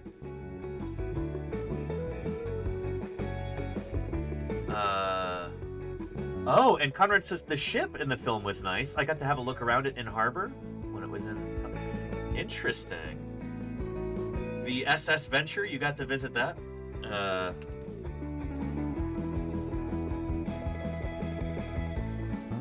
Oh, holy cow. Did they build...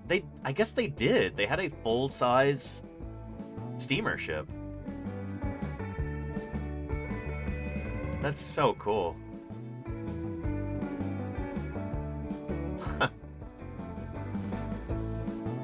By the way, that is one of the many subsequent references to King Kong in various films.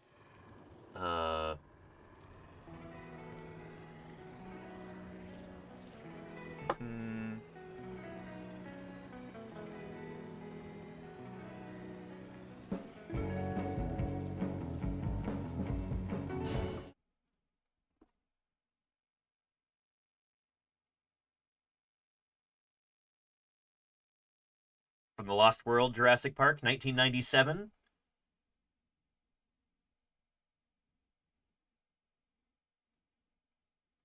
This is a reference to King Kong. That's, the SS Venture is the name of the tramp steamer in that film.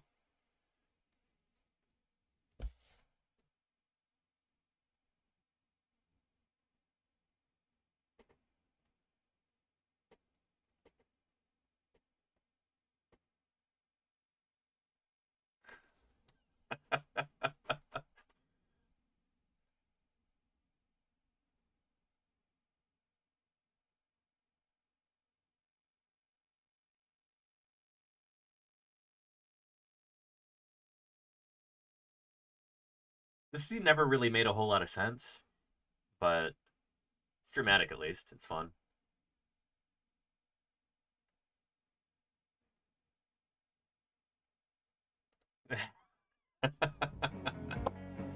Anyway, there are a bunch of different references to King Kong in that film and in the first Jurassic Park as well.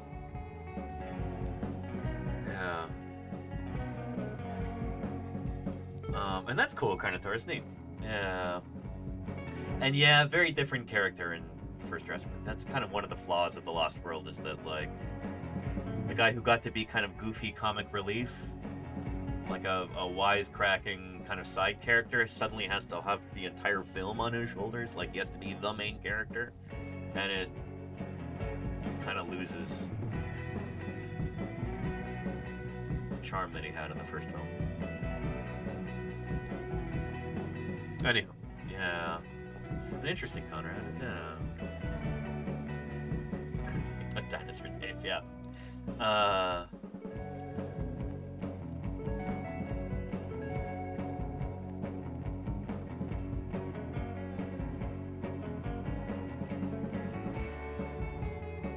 Here we go. Yeah, I have this file, so if I... Oh, where did it go? Darn. Hang on.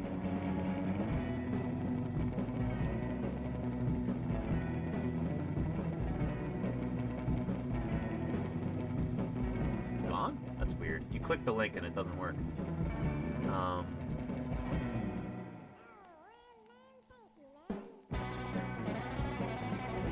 That one's gone too. Shoot. I did download this at one point, and it might be cool to print it once I get a larger nozzle on the 3D printer.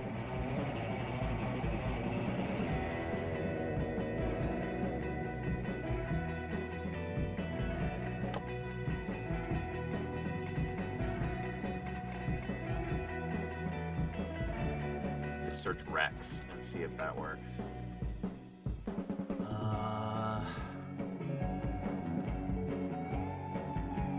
I don't know where it is. Shoot. Huh. Oh well. Anywho, the Tyrannosaur design from the 2005 King Kong is really cool. Like, I actually really like it a lot, even if it is pretty fanciful.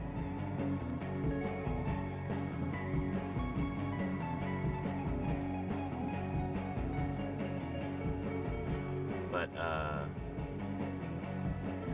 it went, it's weird. Anyway, let's get back to King Kong. Act and move like Jurassic Park. His masterwork has only gotten better with age. He was 2 generations ahead of his time. His dinosaurs act and move like Jurassic Park dinosaurs, like 1995 dinosaurs. With King Kong, O'Brien had attained a mastery of his craft, adding subtleties of performance that made his dinosaurs all the more lifelike. In one of the most spectacular animated sequences ever filmed, O'Brien's Tyrannosaurus Rex stops briefly to scratch its jaw before plunging headlong into mortal combat with the mighty Kong. Yeah, should have won too. That's a shame. 13 when I first saw King Kong, and it changed my whole life. I went back again and again to see the film on its reissues, and finally discovered the glories of stop-motion photography. A fire was lit inside of young Ray Harryhausen, and he set his sights on following in O'Brien's footsteps. It wasn't long before the teenager was filming his own animation models. One of the first puppets was a cave bear I made. I cut up my mother's fur coat. So I made many experiments on 16 millimeter. At the age of 19, Harryhausen had the opportunity to meet the man whose work he had come to idolize. I first met Willis O'Brien at MGM. These... Oh, hang on.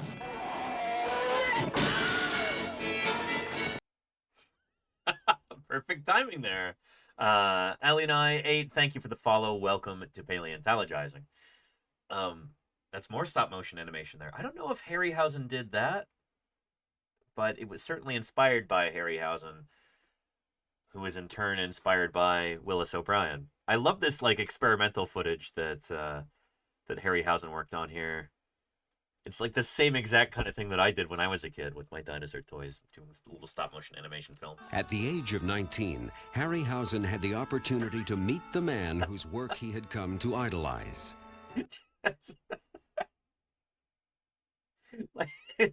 It's kind of what's the word that I'm looking for? Not egregious, but it's like overly indulgent and just like, yeah, here's these long drawn out shots of this guy getting eaten by this theropod. Excessive, that's not quite the word I'm looking for, but yeah,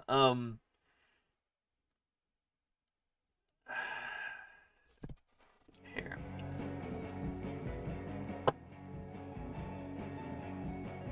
He's a thesaurus here.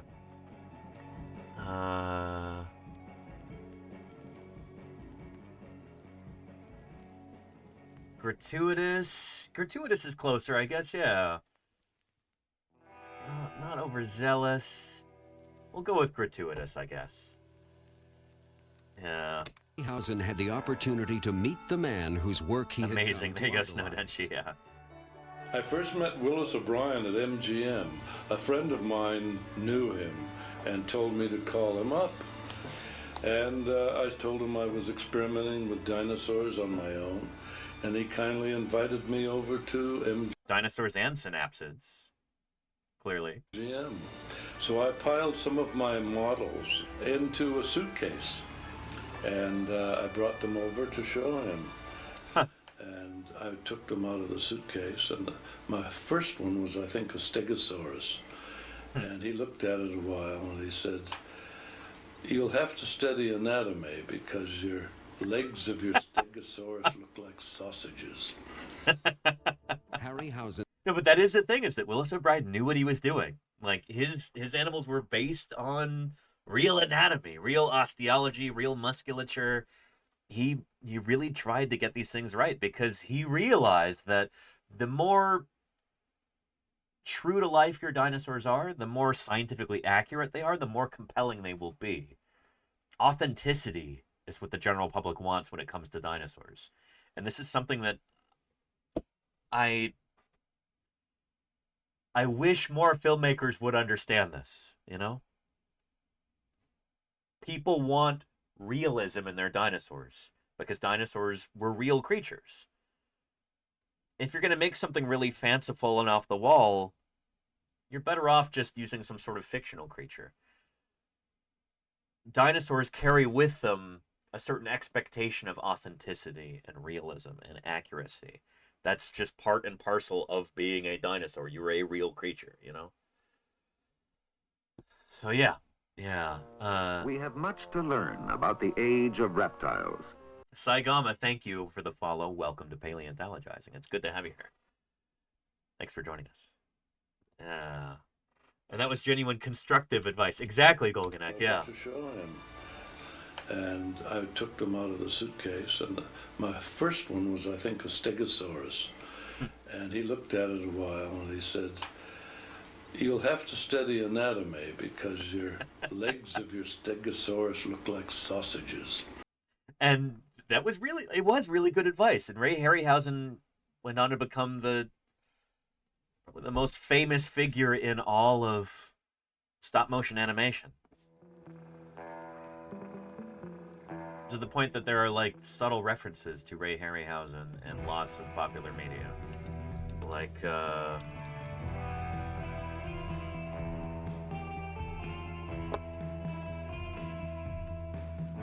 anybody seen the film Monsters, Inc.? The fancy restaurant that they go to in that is called Harryhausen's.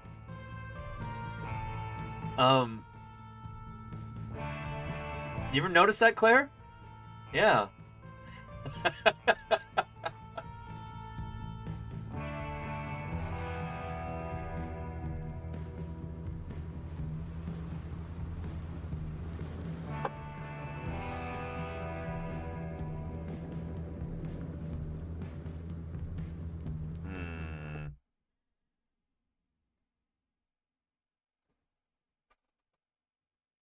There you go, Pate B, yeah.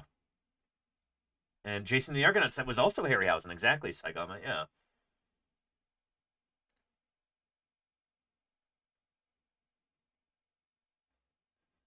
Anyway, they don't...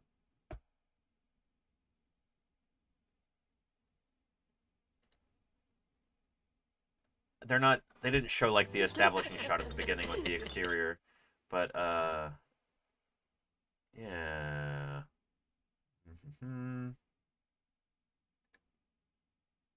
Yeah, I don't know. Anyway.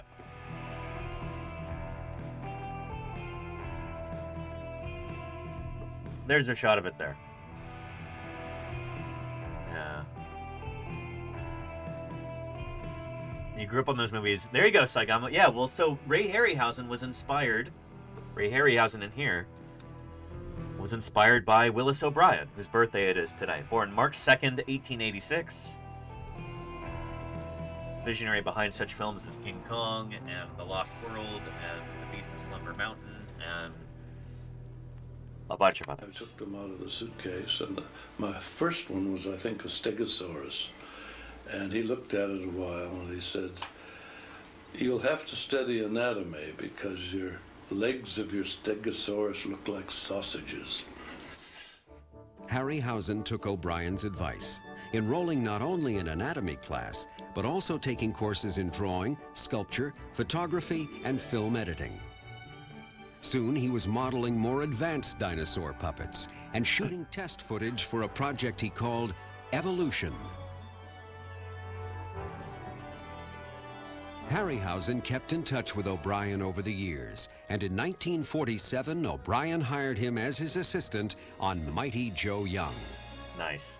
Of course, that was the great thrill of my life, because to work with Willis O'Brien on another gorilla picture was just unbelievable. Another gorilla picture.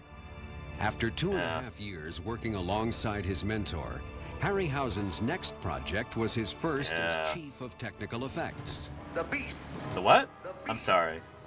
Again? The Beast from 20,000 Fathoms is the story of a prehistoric monster freed from the ice that wreaks havoc on civilization. The Beast from 20,000 Fathoms was actually a conglomerate. I started out with an Allosaurus or a Tyrannosaurus concept. And then gradually I realized you had to have it so that it wouldn't be more like an amphibian.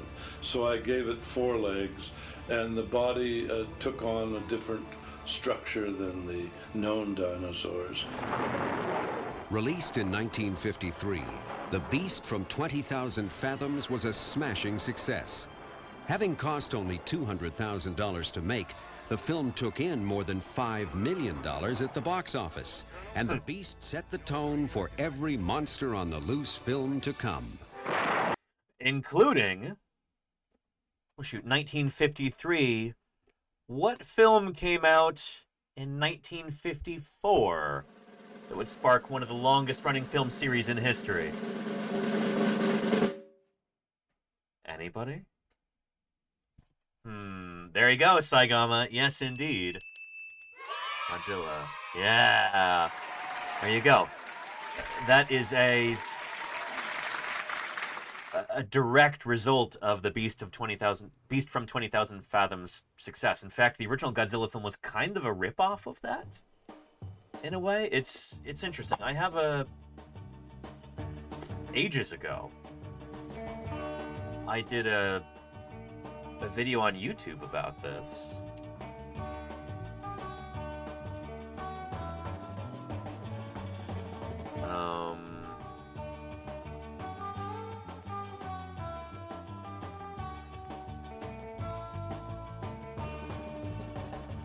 Yeah, the foghorn.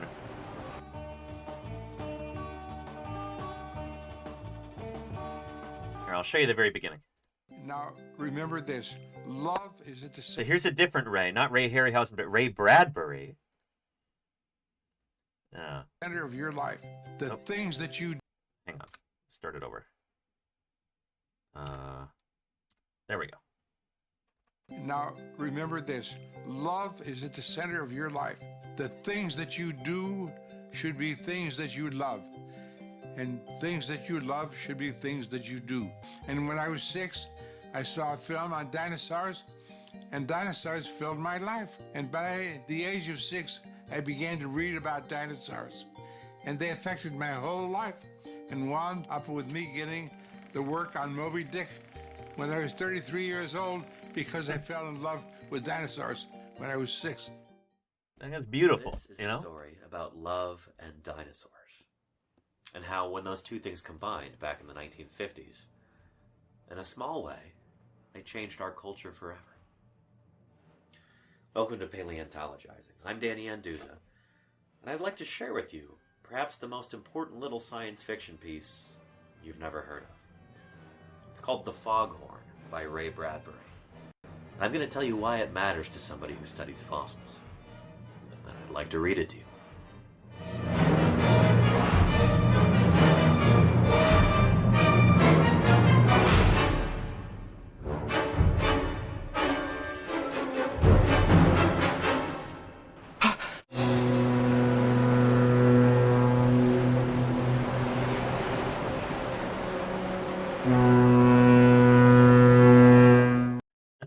So I think I'm really fascinated by these connections. Ray Bradbury saw a dinosaur film when he was 6 years old. I think it was King Kong. And he became interested in dinosaurs. Read about dinosaurs. Wrote a science fiction short story about dinosaurs, which was published in the Saturday Evening Post. That became the film The Beast from 20,000 Fathoms, which led to the Godzilla series, like, directly. It was like almost a direct ripoff of The Beast from 20,000 Fathoms. So Willis O'Brien and his dinosaurs were essential in setting a chain of events in motion that would lead to the Godzilla series. All of these things are connected in an interesting way. I think about that a lot, you know?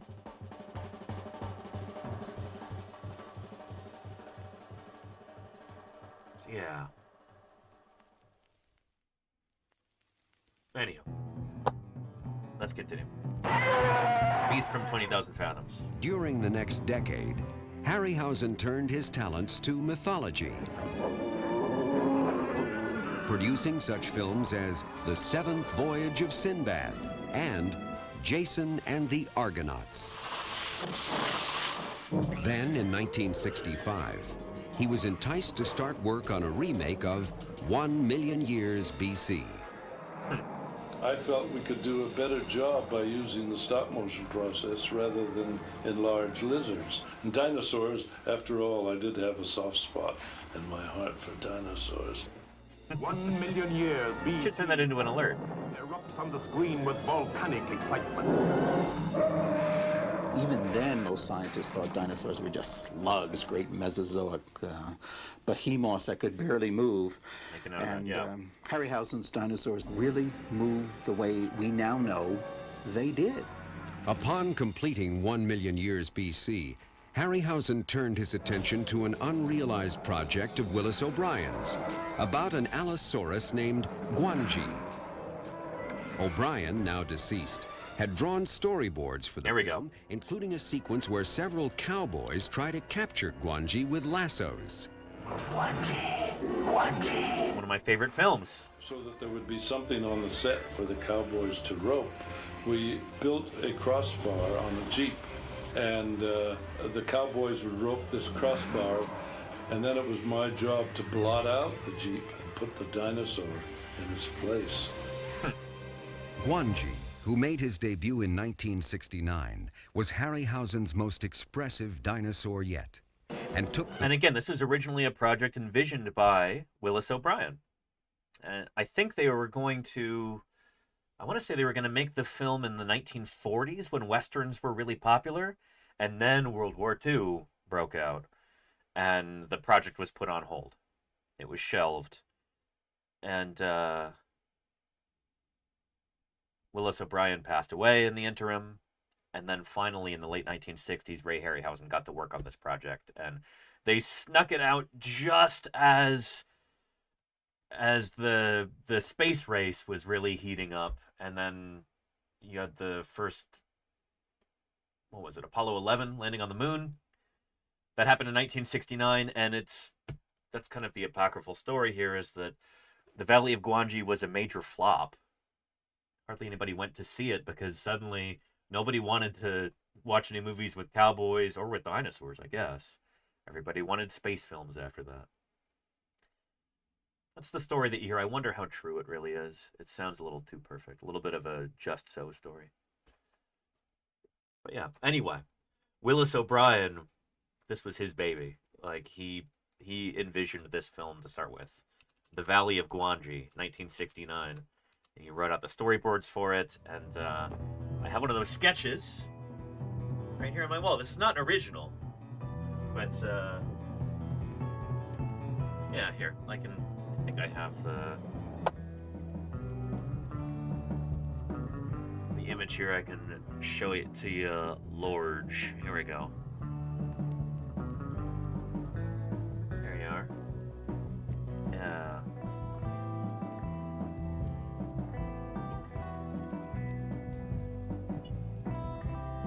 So yeah. If this was a modern version of Allosaurus, how eaten would those cowboys be? Is this charming, Luke Hermans? It's lovely. Yeah. I don't know. Guanji's a very sympathetic character in a lot of ways, I think. It's an interesting film. I'd recommend it. If you haven't seen it, track it down. See if you can watch it. Yeah.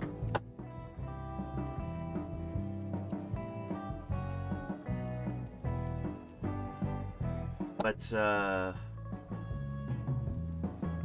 yeah, this has clearly captured the imagination of a lot of people. Here's William Stout's sketch of Guanji versus the Styracosaurus, like in the film. And then there was one with a modern Allosaurus that I thought was really compelling. Where is that? Let's see.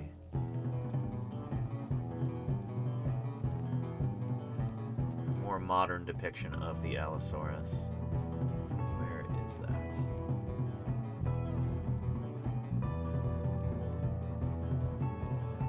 Here's one. Allosaurus is just kind of standing there in this one, but this is neat. I like that a lot. Shout out to well, here. Here's a link there in the chat.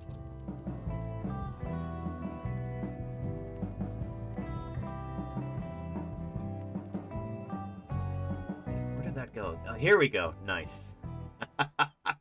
Lovely. Yeah. More modern depiction of Allosaurus here. Yeah, so how eaten would those cowboys have been? Maybe like this. One of them does get eaten by Guanji. I won't say who, but how cool is that? I still have a few gripes with this. The tail is too wiggly-waggly. It should probably be more rigid. Even in an Allosauroid like this, the tail probably shouldn't be quite that flexible. But that's, oh, I love that.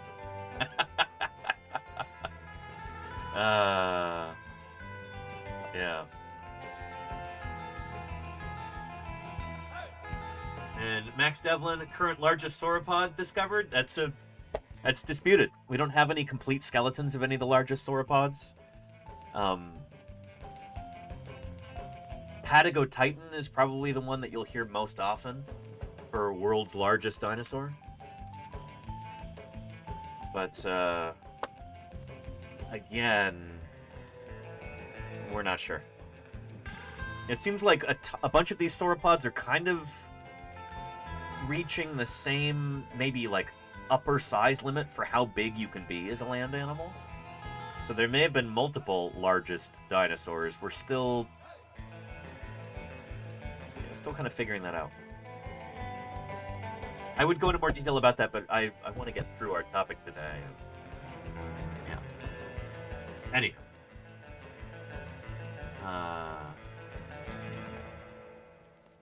And Australotitan. I think that's much more fragmentary than Patagotitan, isn't it, Dinosaur Dave? Anyway, it's probably the case that some kind of titanosaur is the biggest of all the sauropods. But which one and why, it's disputed. Dinosaur Dave wants it to be Australotitan because he's also from Australia. Understandable. But yeah. You get different answers from different people. We don't really know for certain which dinosaur was the largest. So yeah. And Saigama says, could today's human beings even survive in dinosaur Earth? I'm thinking atmosphere, etc. are varied. Not that much. I mean, here's the thing, is that during the Mesozoic era, like we were talking about earlier, the age of dinosaurs, as we often call it, the Mesozoic here, it's so much longer than the Cenozoic era, the age of mammals. We're up here within those black pixels at the very top of the Quaternary period. The Holocene epoch is so short so far, it doesn't even, like, show up on here. That's where we are today. The Cenozoic era, the age of mammals, is only 66 million years long so far. The Mesozoic era, much, much longer. It's like 180 million years. Whatever, 252 minus 66, 186 million years, the Mesozoic era. Pretty long. You had a lot of changes going on in the climate. Atmospheric composition changed a lot. Like, things would fluctuate a lot during the Mesozoic. Yes, things were largely warmer than they are today during the Mesozoic, on average. But it's not like the atmosphere had a wildly different composition. It's not like there was 10 times as much oxygen or anything. No, that's not the case. The air would still be breathable to us. Yeah. So and again, it's not that long ago in the grand scheme of things. Here, to go back to like what we were talking about earlier, you know, the dinosaurs, except for birds, only died out 66 million years ago. And the Mesozoic era is long, the Cretaceous and the preceding Jurassic and Triassic periods, the heyday of the dinosaurs. It's not that long ago in the grand scheme of things. Like, this is to scale. We go back in time further and further and further until...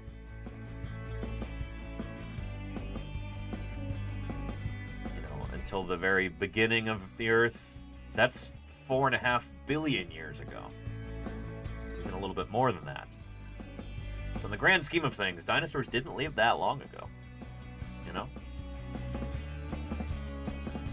Yeah. Anyhow. And Luke Herman's Gaming... That's not even one orbit of our solar system around the Milky Way. I thought it takes about 200 million years to go around. Which, yeah, I guess you'd be right. Yeah, 186 million years. Not even one orbit of our solar system around our Milky Way. Yeah. I think it is about 200 million years, right? Yeah. Sorry, I'm not a mathematician. But yeah, it is huge. Yeah. Yeah. So yeah, it would be like, I want to say it's about 200 million years. But someone else can look that up. Anyway, let's get back to what we were talking about here. Awards for the film, including a sequence where several cowboys try to capture Guanji with lassos. Guanji. So that there would be something on the set for the cowboys to rope, we built a crossbar on a Jeep, and the cowboys would rope this crossbar, and then it was my... Anyway, so Willis O'Brien did not animate this, but he came up with the original concept. He was instrumental in teaching Ray Harryhausen how to do these things. I think that's about it for Willis O'Brien in this documentary here, but this also goes on to... Well, here. We'll continue a little bit, because I think it's fun to explore how the influence of Willis O'Brien extends into other beloved media properties. Job to blot out the Jeep and put the dinosaur in its place. Guanji, who made his debut in 1969, was Harryhausen's most expressive dinosaur yet, and took the recreation of prehistoric beasts to a new level. Oh, by the way, when Guanji, the Allosaur, nabs that ornithomimid here, recreation of prehistoric beasts to a... This is referenced in Jurassic Park in 1993. New level. Over the course of 55 years, Willis O'Brien and Ray Harryhausen, mentor and protege, used the art of cinema to the fullest, turning back the pages of history and introducing 3 generations of moviegoers to Dino-mania. Yep. I remember having this little book of how the Earth began, and I remember just being completely mesmerized by the one, cool picture of the big, they called it the Brontosaurus, in those days, the thunder lizard. The earliest memory I have of seeing any sort of dinosaur was the Beast in 20,000 Fathoms, and I think I was about 7. And I remember hiding Dennis behind Muren. the seat in the movie theater in downtown Los Angeles and sort of sticking my head up and then having to cower down again. Even before reaching their teens, Phil Tippett was drawing and sculpting dinosaurs, and Dennis Muren was shooting his own 8mm dino movies. Growing up in different cities, neither could have imagined they would one day work together on such films as Star Wars, The Empire Strikes Back, and Dragon Slayer. In 1983, Muren and Tippett's collaboration on Return of the Jedi earned them Academy Awards. Then, for a few years, their paths would part. Muren stayed on at George Lucas's Industrial Light and Magic, or ILM, to supervise visual effects on Indiana Jones and the Temple of Doom. Tippett, now recognized as a master of stop-motion animation, took a year off to film dinosaurs in his garage. I was more interested in taking this fondness and this love for prehistoric animals, so I kind of created this little morality tale about a creature that goes into the forest to find more succulent vegetation and becomes greedy and is stalked by a killer. And the title itself, Prehistoric Beast, is a phrase or a line that's pulled out of King Kong when they shoot the first Stegosaurus. Jack Driscoll asks, "What do you call this thing?" Why, something from the dinosaur family. A prehistoric beast. The T-Rex in Prehistoric Beast was my attempt to begin to play on the hot-blooded dinosaur theory. Its tail didn't drag along the ground as had been portrayed cinematically and paleontologically. To me, it makes complete sense. Why would anything drag its tail along the ground? Yeah, I first met Phil Tippett through a mutual friend. He introduced us at his house, and the night I met Doug Henderson, yeah. We brought him on as a special guest at a Dead Lizard Society meeting back in Bozeman, Montana, probably around 2015, something like that. Matt M33, thank you for the 63 months of support. I really appreciate that. Thank you, Matt This is M33. almost a whole year, old chap. I know, right? 63 months. You're getting close, almost a whole year.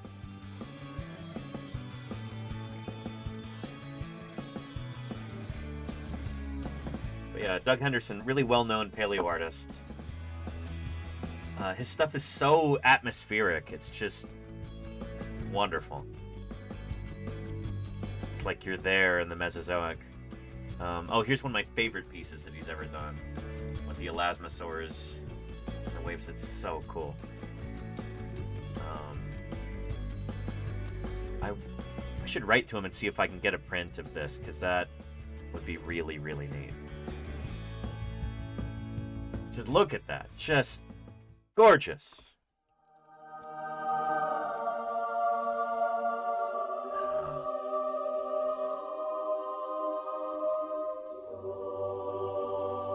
Incredible.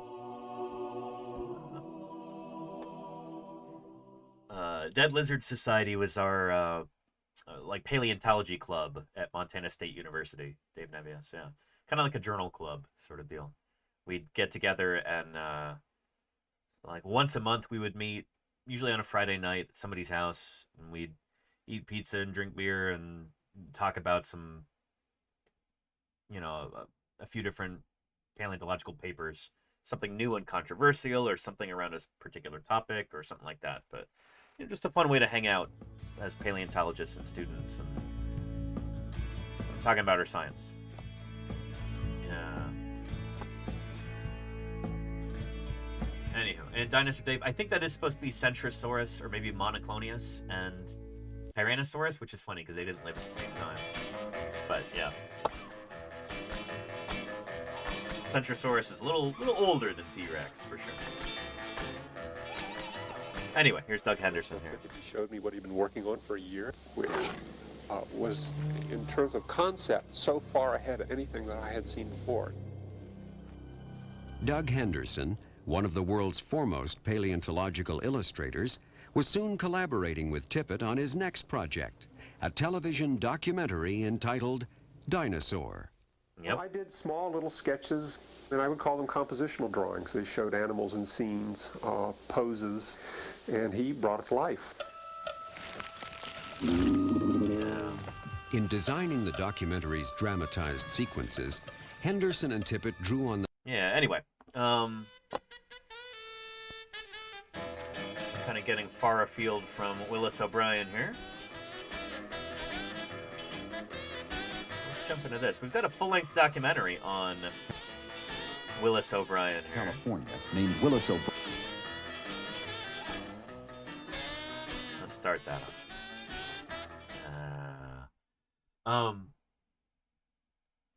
But yeah, Luke Herman's Gaming says, I feel sorry for the guy in Jurassic Park. It was really hard to direct the stop motion for the movie, but called off. They didn't call him off. No, that's Phil Tippett you're talking about. And that's a really cool story. Here, let's see if I can find that.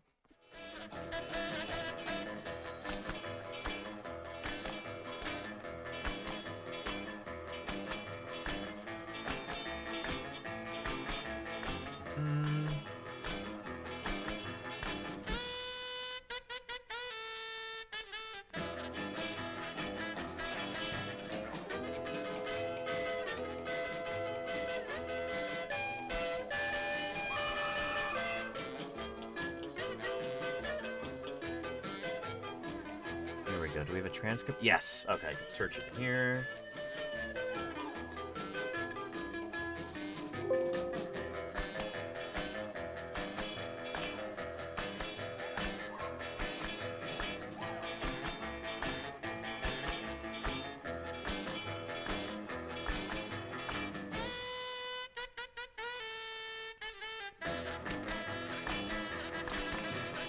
Here we go.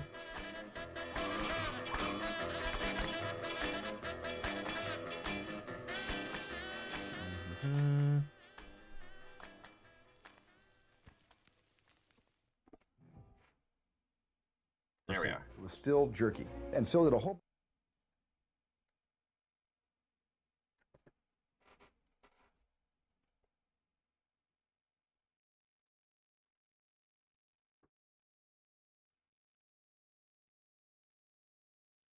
Senior Spielberg on Mega Scoops, yeah.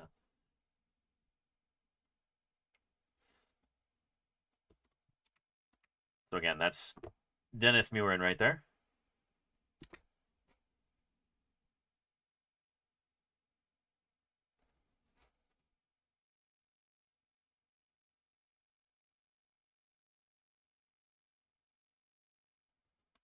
So stop motion animation is the correct term, but go motion is like a further advancement of that, where they add motion blur in between the frames of stop motion animation. Because stop motion is you're taking a bunch of still frames and like moving the model in between each of these. Go motion, I think, is where you have motion blur in between that to make it look smoother. Yeah. Yep. So this is really cool. He was able to craft a niche for himself here, using stop motion animation to actually animate the digital models. And I see your comment there, Half Awake. Welcome to Paleontologizing, by the way. Angela Louis. So we've watched several of those actually. Yeah, really cool, like Victorian style marine reptiles and pterosaurs, ichthyosaurs and plesiosaurs and stuff. We looked at that when we did our Mary Anning stream last year. But welcome, Half Awake. It's good to have you here. Yeah. Here, let me find that clip real quick, and then we'll jump back into this.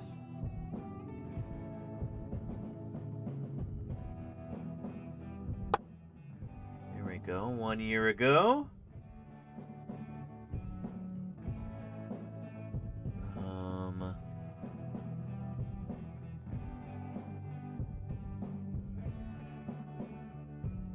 Where was that?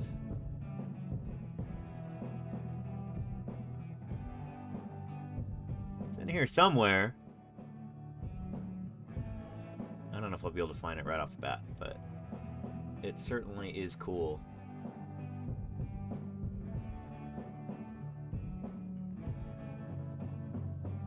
Oh, I don't know. Anyway, here's a link to the bottom.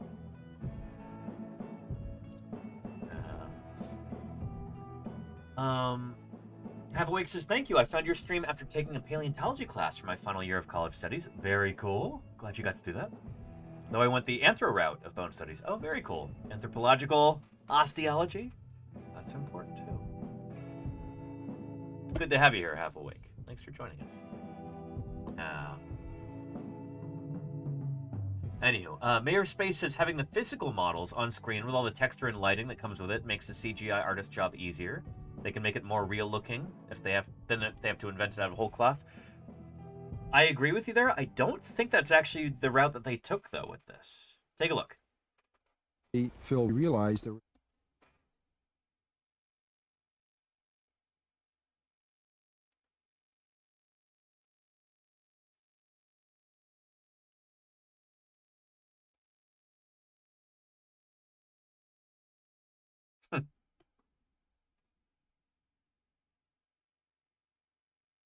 That's James Earl Jones, Mayor Space. That's one of your constituents there. That's Darth Vader.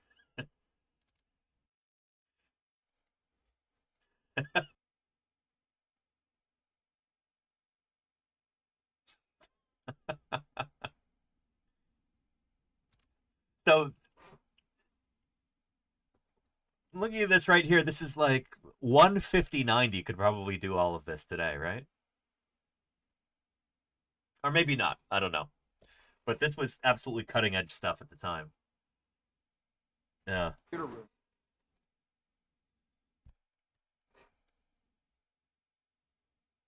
We came in search of dinosaurs, but we bit off more than we could chew.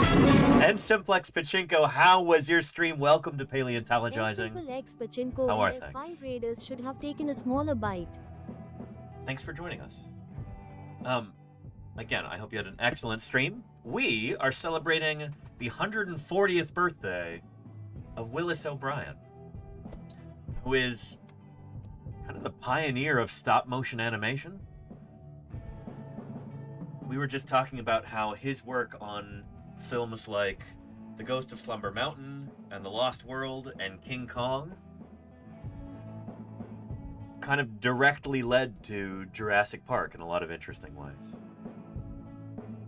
This is one of the first guys to really show the general public what dinosaurs looked like, at least according to what was understood at the time about dinosaur appearance and behavior. In fact, he was kind of ahead of his time in a lot of ways. was born on this very day, March 2nd, 1886, right here in Oakland, California, where I live. So kind of a hometown hero, although I don't feel like enough people in Oakland are really as aware of him as they should be. But anyway, yeah. Yeah, and Math Communication Monday, very nice. Pacheco, very nice. I hope it was a good stream. Yeah. For anybody who is new here, allow me to introduce myself real quick. Here's a quick little channel trailer to show you what we're all about here on Paleontologizing. My name is Danny Anduza. I'm a dinosaur paleontologist, and this is Paleontologizing.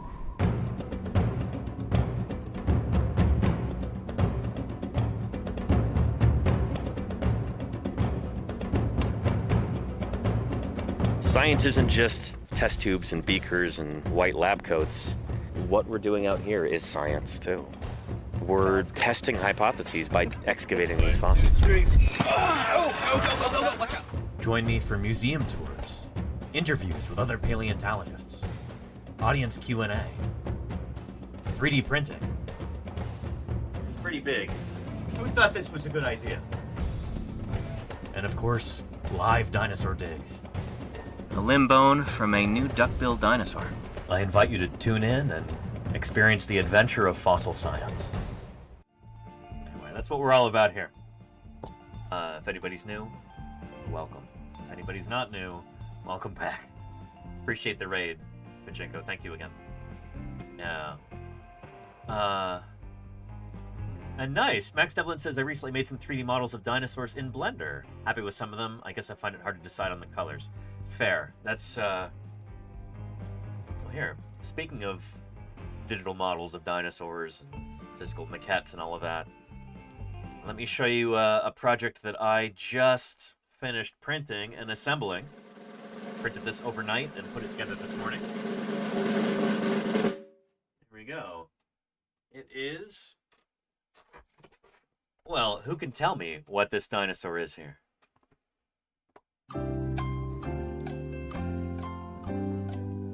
Any guesses?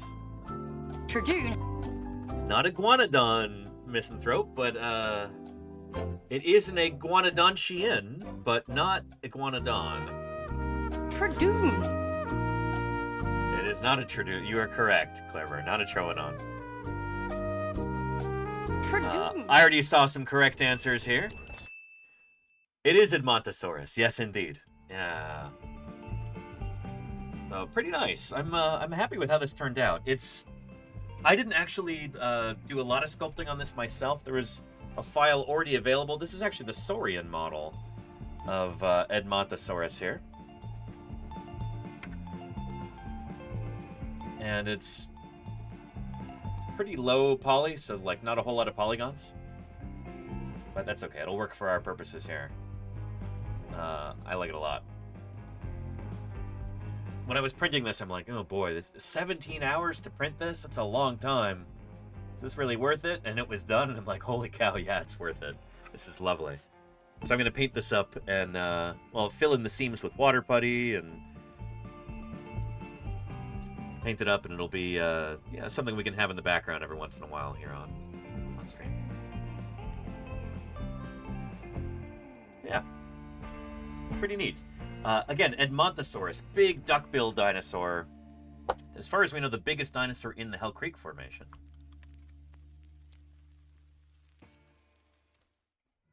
Here we are.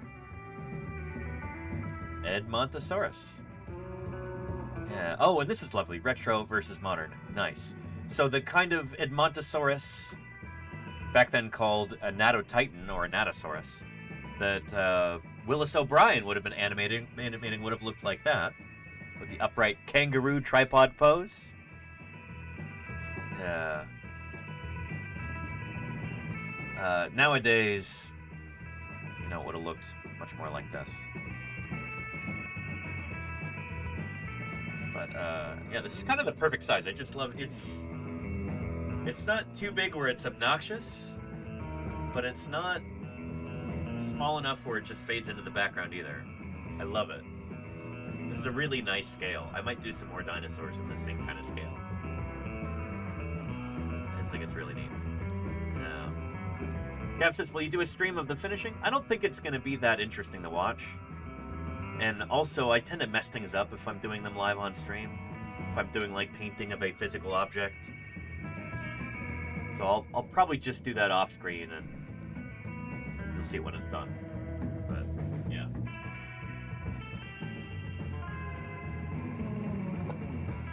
Anyway, let's pull up that clip.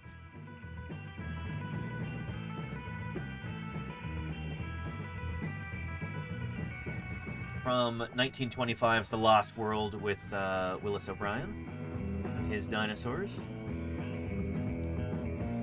Because there is a fight between an Edmontosaurus and... is it Allosaurus? Let's see here. Scrubbing through, trying to find that. There's the Agathamus.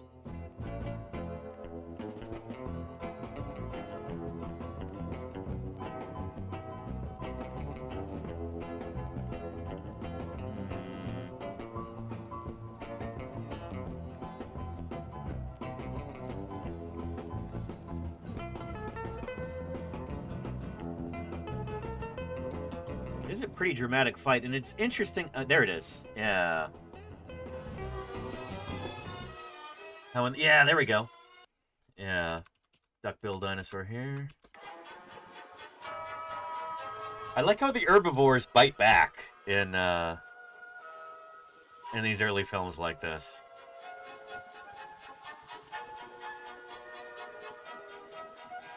Pfizer says, so he was the Steven Spielberg of the 1920s?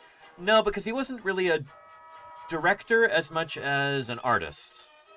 So he's doing the stop-motion animation of these dinosaurs. And there's our duckbill there.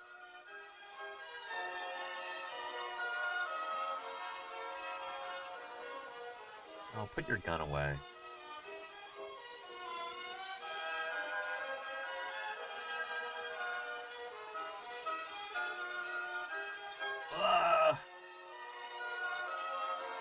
Yowza.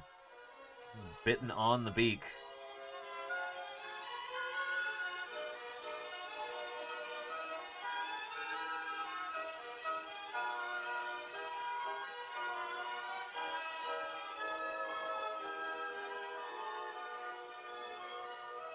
Anyway, this music doesn't really fit this. Yowza.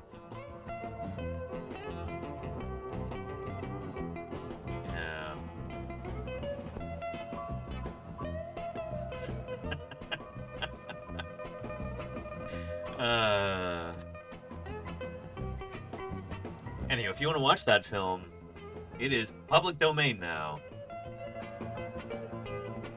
Here is a link.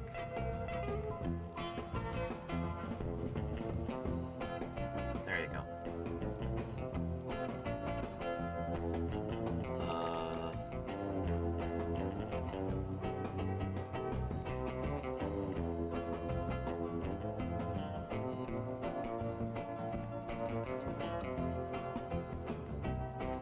Is it not called a Natosaurus? Maybe it's a Natotitan? I'm looking for an image here. Maybe it was called Edmontosaurus. What we call it now.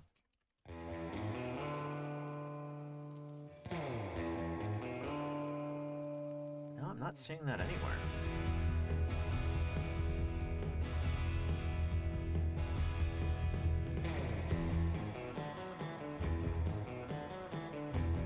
Oh, they probably call it Trachodon, huh? Yeah, how could I forget?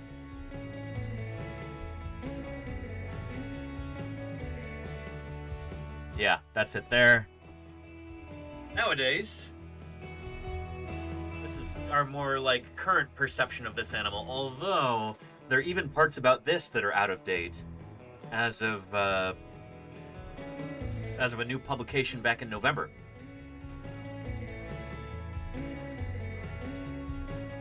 We now have a much better understanding of the soft tissue of these animals.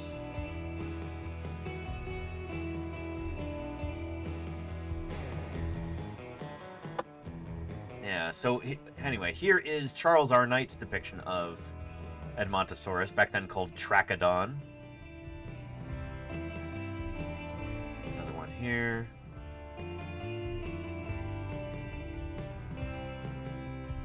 Another one here. Nowadays, our picture of this critter benefits from recent fossil discoveries with preserved soft tissue, like skin and hooves.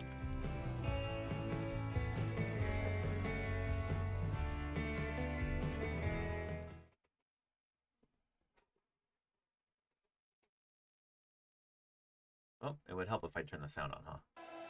There we go.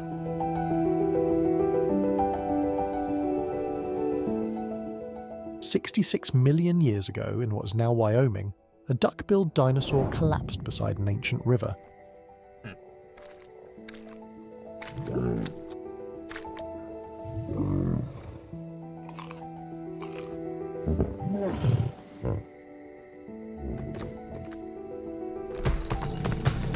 Sun-baked and still, its fate hung in the balance. Then, a flash flood. The carcass was buried in wet sediment, and something extraordinary occurred. A biofilm on the skin drew clay particles from the mud, forming a wafer-thin mask, capturing every scale, every contour in 3 dimensions. Gorgeous. The flesh decayed, but the clay template remained. Now paleontologists have revealed what Edmontosaurus truly looked like. A fleshy crest crowned its neck, spikes marched down its tail, tiny scales covered surprisingly thin skin, and the feet held the greatest revelation, wedge-shaped hooves like those of a horse. The earliest hooves discovered in any land vertebrate, the first confirmed hooved reptile. After 66 million years, we can finally see this magnificent creature as it truly was. Pretty darn cool. Thanks to the dedicated work of paleontologists at the University of Chicago and the collaborating research team, a fluke of preservation has given us an extraordinary gift, a complete portrait of a giant from the age of dinosaurs. Incredible. How cool is that, you know?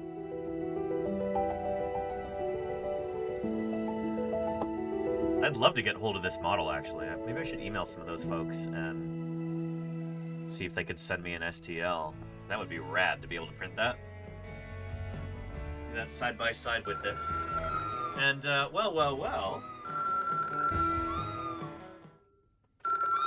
Draw curiosity. Who could be calling right now? 25 raiders to talk about hello? dinosaurs. Draw curiosity. Nice. I hope you had a wonderful stream. It's great to have you here.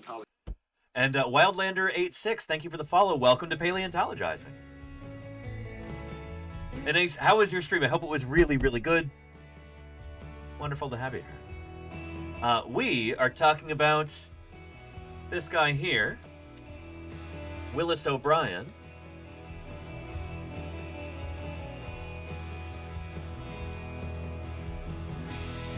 One of the most famous film artists of all time. He helped pioneer the practice of stop-motion animation. Without Willis O'Brien, there would have been no The Lost World, no King Kong, no Beast from 20,000 Fathoms, no Godzilla, no Jurassic Park. He was born on this very day, March 2nd, 1886, right here in Oakland, California, where I live. Kind of a hometown hero in a way. We're talking about his work and his influence on dinosaur paleontology and on the public's understanding of dinosaurs, so I'm glad you're here. Welcome, welcome, everybody. Shackle and Caprin Oren, Go Thrush, and Blink Dog Swarm. How is everybody? And it says stream was great. Last day before the big haircut. Talked about whether mosquitoes can be good pollinators or not. Interesting. Because I know it's only female mosquitoes who feed on the blood of mammals and other animals. Do male mosquitoes pollinate flowers and stuff like that?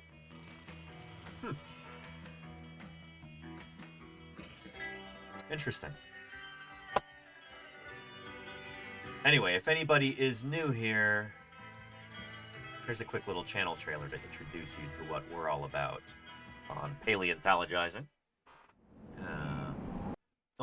Draw Curiosity says apparently it's also the females who primarily pollinate too. In the case of ones where mosquitoes being eradicated would impact the environment. That makes a lot of sense. Yeah.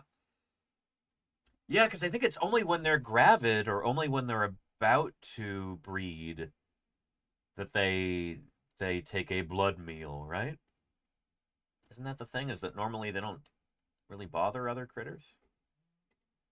Mainly in subarctic regions, though. Interesting. Okay. Protein for the eggs. There we go. Okay. Nice. Cool.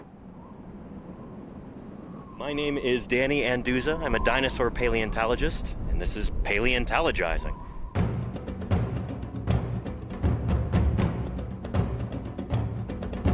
There's Velia there, whom Inez got to meet at TwitchCon this year. Science isn't just test tubes and beakers and white lab coats. What we're doing out here is science, too. We're testing hypotheses by excavating these fossils. Join me for museum tours, interviews with other paleontologists, audience Q&A, 3D printing. It's pretty big. Who thought this was a good idea? And of course, live dinosaur digs. A limb bone from a new duck-billed dinosaur. I invite you to tune in and experience the adventure of fossil science. And speaking of duck-billed dinosaurs, I was just showing this off. This finished printing late last night or early this morning, and I was able to assemble it. I haven't painted it yet, so it's overexposed on the camera, but this is Edmontosaurus, big duck-billed dinosaur from the end of the Cretaceous. And yeah, it'll be a nice addition to our background for future streams. A duck sort of fella. There you go, Pate P. Yeah. It's a cool critter, Edmontosaurus. Biggest dinosaur in the Hell Creek. So, the same formation that has Triceratops and Pachycephalosaurus and Ankylosaurus and Tyrannosaurus. Edmontosaurus is there too, and seems to be the largest dinosaur in that environment. Even bigger than T-Rex. So, it's a cool critter, and I guess it's fitting that I printed it so large. Yeah. Neat animal, Edmontosaurus. Doesn't get enough attention, in my opinion. But anywho, let's get back to, yeah. Willis O'Brien here. We were just about to start a documentary on, well, actually, first. No, I take it back. Let's just do this. A mystical wizard battling an evil dragon. A young hero riding atop a snow beast. This is the stuff of which fantasy films are made.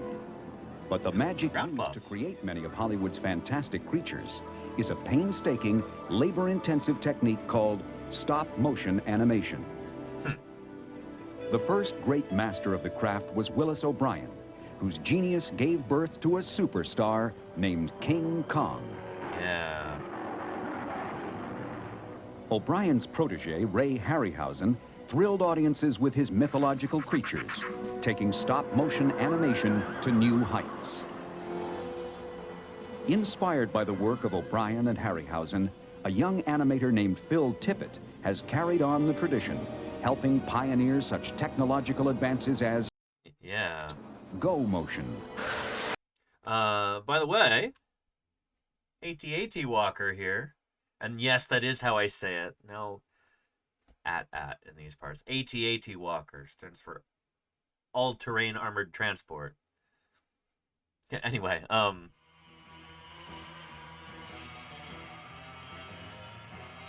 be talking about which fossil organism probably inspired the design of the AT-AT Walker. On May 4th, I realized that for once that falls on a day that I'm actually streaming. So on May 4th, we'll be talking about paleontology and Star Wars, because why not? Maybe it'll even give me an excuse to finally 3D print a big Tauntaun head to put on the wall, because I think that'd be really neat. Yeah. Anywho, yeah.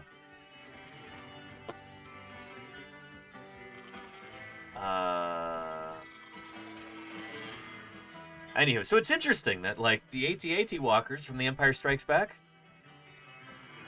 you could trace their lineage back to Willis O'Brien. I love this. Helping pioneer such technological advances as go motion. Today, we'll meet the masters of stop-motion animation.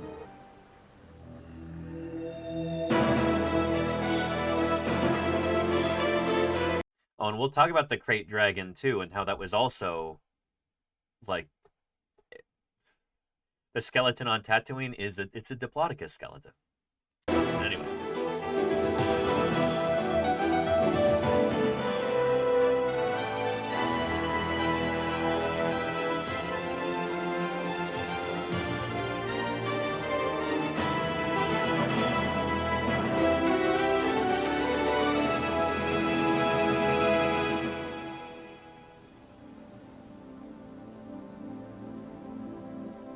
You can't have any distractions, any noise. You can't be talking. There you go, Crimson Predators. Yeah, yep. Concentrate on all the various.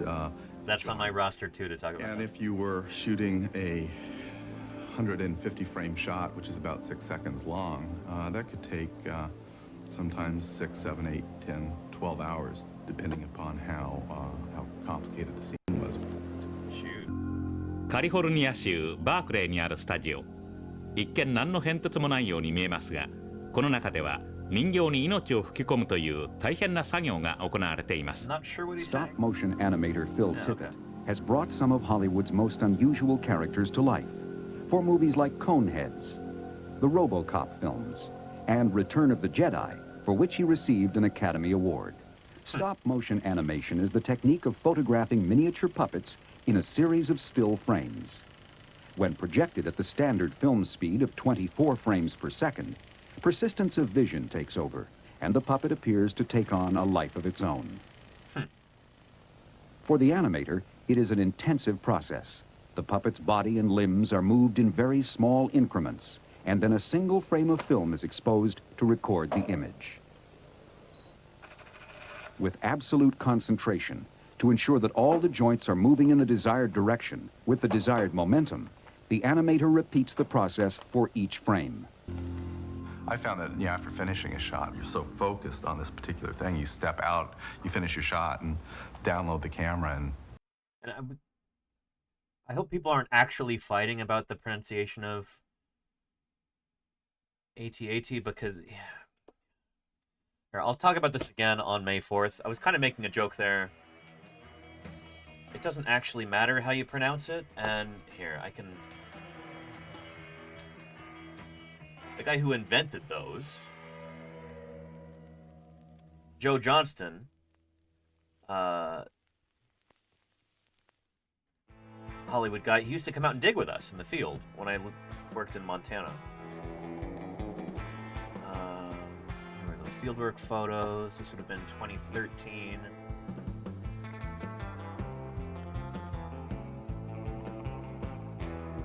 There we go.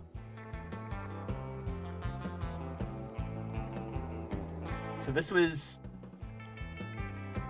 July of 2013. I was out in the field with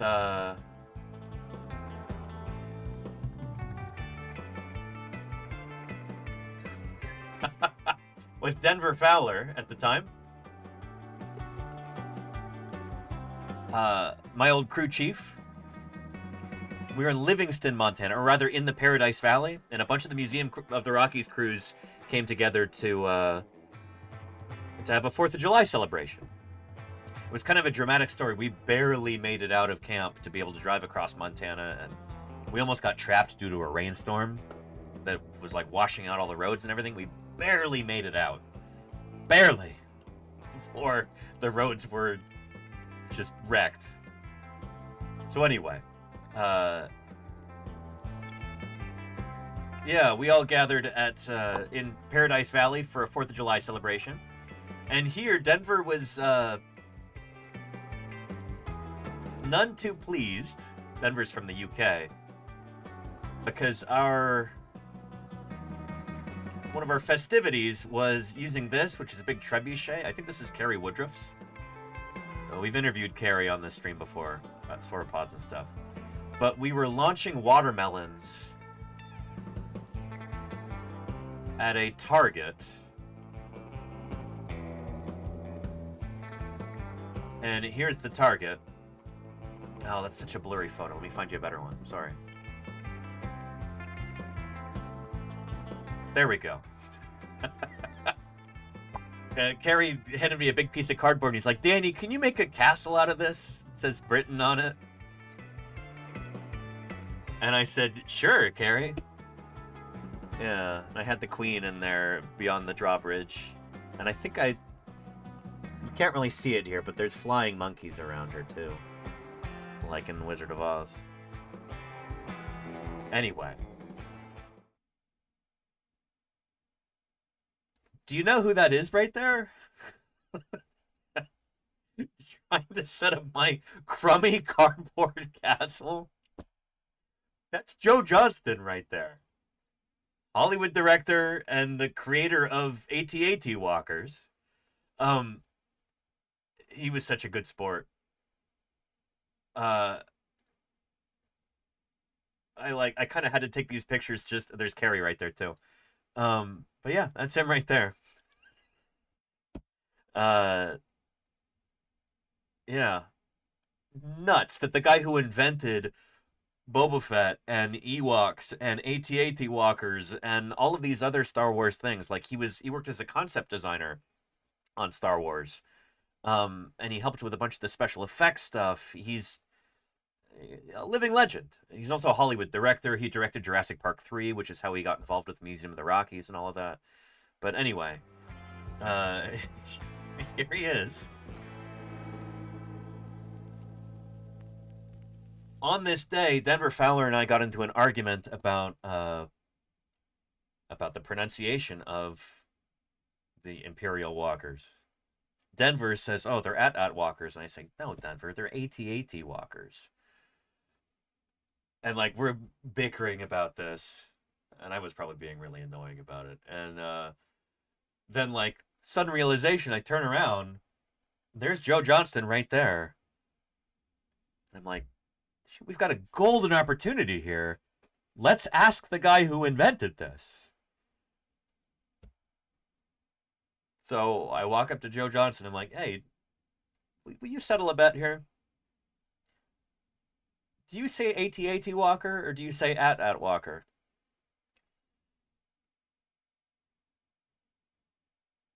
And I instantly regretted asking this because it must have been like one of those irritating questions that he would get at like conventions or fan events or something. Like, oh no, am I being the annoying nerd here?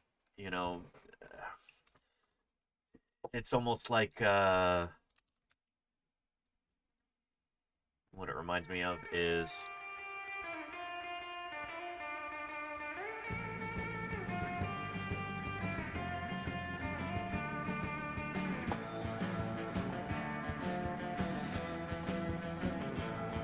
reminds me of this.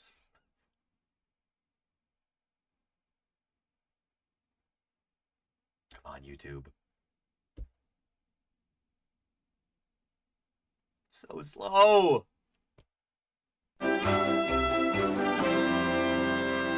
Hi, question for Miss Bellamy. In episode 2F09, when Ichi plays Scratchy's skeleton like a xylophone, he strikes the same rib twice in succession, yet he produces two clearly different tones. I mean, what are we, to believe that this is some sort of, a magic xylophone or something? Boy, I really hope somebody got fired for that blunder. I'll field this one. Let me ask you a question. Why would a man whose shirt says genius at work spend all of his time watching a children's cartoon show? I withdraw my question.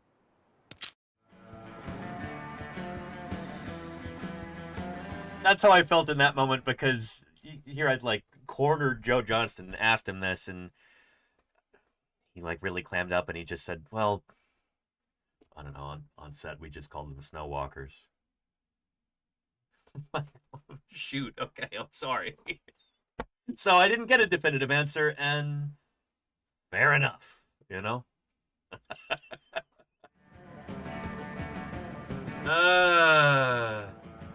Yeah.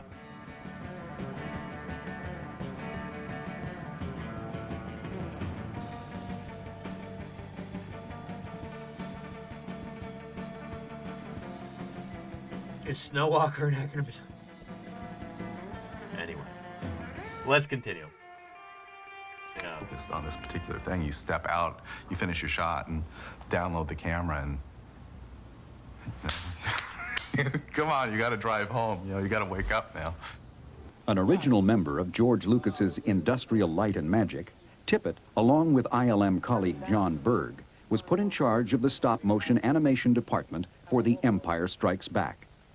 The snow was simulated on the miniature set by baking soda. That could be a big problem, particularly if you had a cold and were sneezing, because it has a tendency to, blow your set away, or if you made the wrong kind of move, or if you forgot what you were doing and put your elbow down, your elbow would disturb the set. Yeah. We had made like little trap doors that we could crawl into the set and open up the trap doors that had perfect feathered edges on them. We'd get up and animate the puppets and close the trap doors back down. And they'd take a frame of film and open up the trap doors and animate the puppets. こうしたコマ撮りのテクニックは現在も大いに用いられていますが Stop-motion animation actually dates back to the earliest days of film. In 1909, director J. Stuart Blackton animated matches, cigarettes, and other smoking paraphernalia in the short comedy Princess Nicotine. It was a different time. But a young man from Oakland, California... Here we go! Oakland mentioned. Holy moly.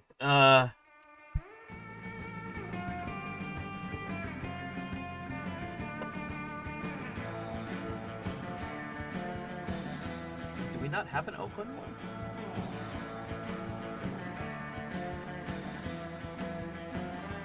Shoot.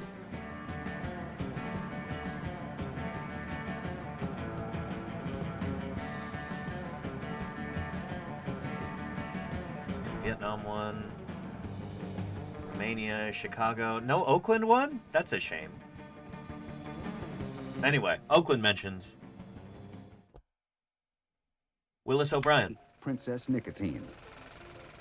But a young man from Oakland, California, named Willis O'Brien, would soon elevate stop-motion animation from a film gimmick to a mainstay of American cinema. Yep. O'Brien made his first film in 1915. It took him 2 months to complete the 5-minute melodrama, The Dinosaur and the Missing Link. O'Brien would later refer to this ape man as King Kong's ancestor. He was one of the pioneers of stop motion. He was the first one to really apply it to something spectacular. O'Brien's first full-length feature, The Lost World, was indeed spectacular. The amazing sight of realistically moving dinosaurs astounded audiences and made it 1925's box office phenomenon. Inside each dinosaur puppet was a steel skeletal armature consisting of about 100 joints. O'Brien designed the armatures himself and hired a talented young artist named Marcel Delgado to construct the movie's 50 creatures. In some of the scenes, they have a stampede where the jungle's afire and the dinosaurs are fleeing, and he's got most of them in some of those. In 1930, O'Brien began to work on an RKO Pictures film entitled Creation. In a test reel, he debuted the results of a new system for integrating his miniature figures with live-action photography. This rear projection system allowed O'Brien to project previously shot live-action film So this is cutting-edge technology at the time. This is like magic. Frame at a time, and then rephotograph it off a screen incorporated into the miniature set. Additional background scenery could be painted on one or more panes of glass on the camera side of the screen. Yep, and matte made painting. in with the rear projected image and foreground miniatures. With minor variations, O'Brien was to use this system for the rest of his career. In 1931, RKO abruptly pulled the plug on Creation, but producer Marion C. Cooper, impressed by the test reel, hired O'Brien to supervise special effects on a movie about a giant ape, tentatively entitled the eighth wonder. At first, the idea was to make him sort of a half man and half ape. It came out very badly.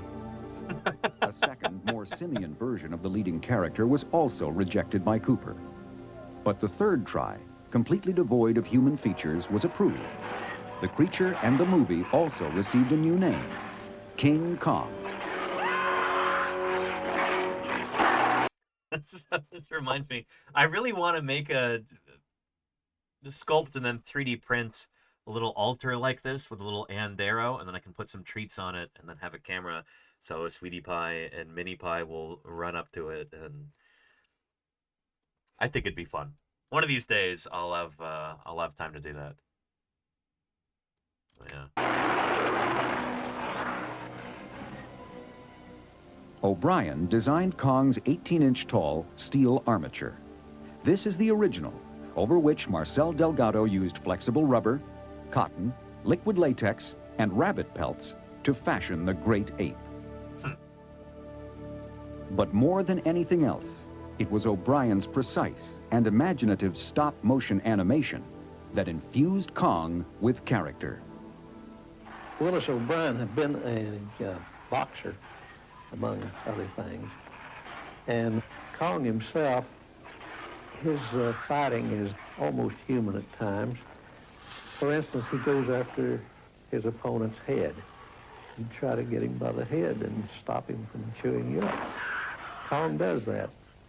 One of O'Brien's greatest strengths was his attention to detail. You know, where Kong brings the girl into the cave, he's got bubbling water.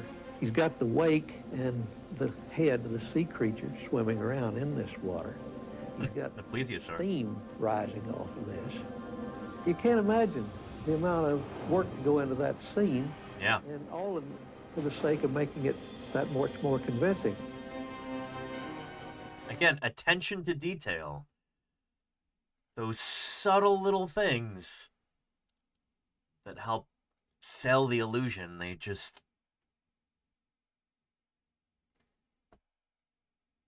It's human ingenuity and thoughtfulness, you know?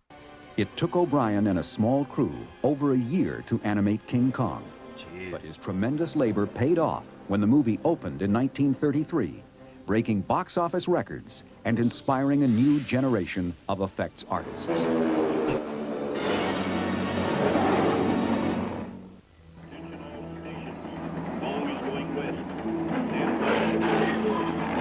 While King Kong inspired many future filmmakers, perhaps no one was more affected than 13-year-old Ray Harryhausen. The film struck a note in me that I just couldn't get it out of my mind. I didn't know how it was done at the time. And I felt I must discover this because I knew it wasn't a man in a suit. So I found out about the glories of stop-motion animation, which was kept very secret at that time.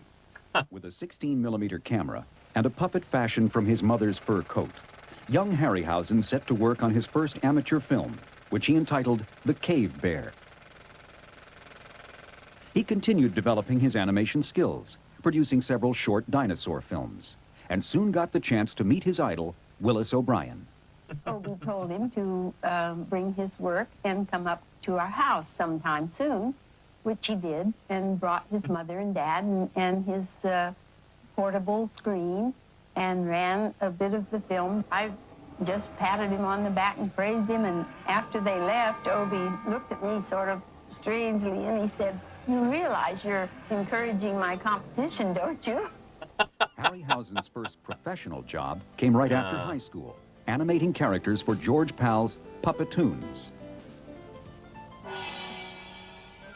Later, he produced his own series of educational short films based on Mother Goose stories.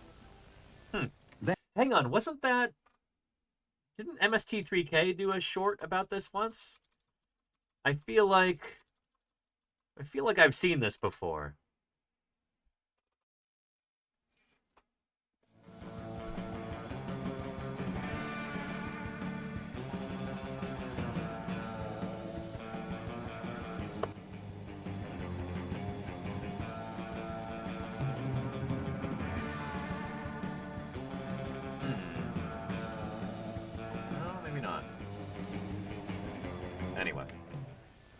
Then, in 1946, he got a call from O'Brien, who was assembling a team for a new Kong-type feature.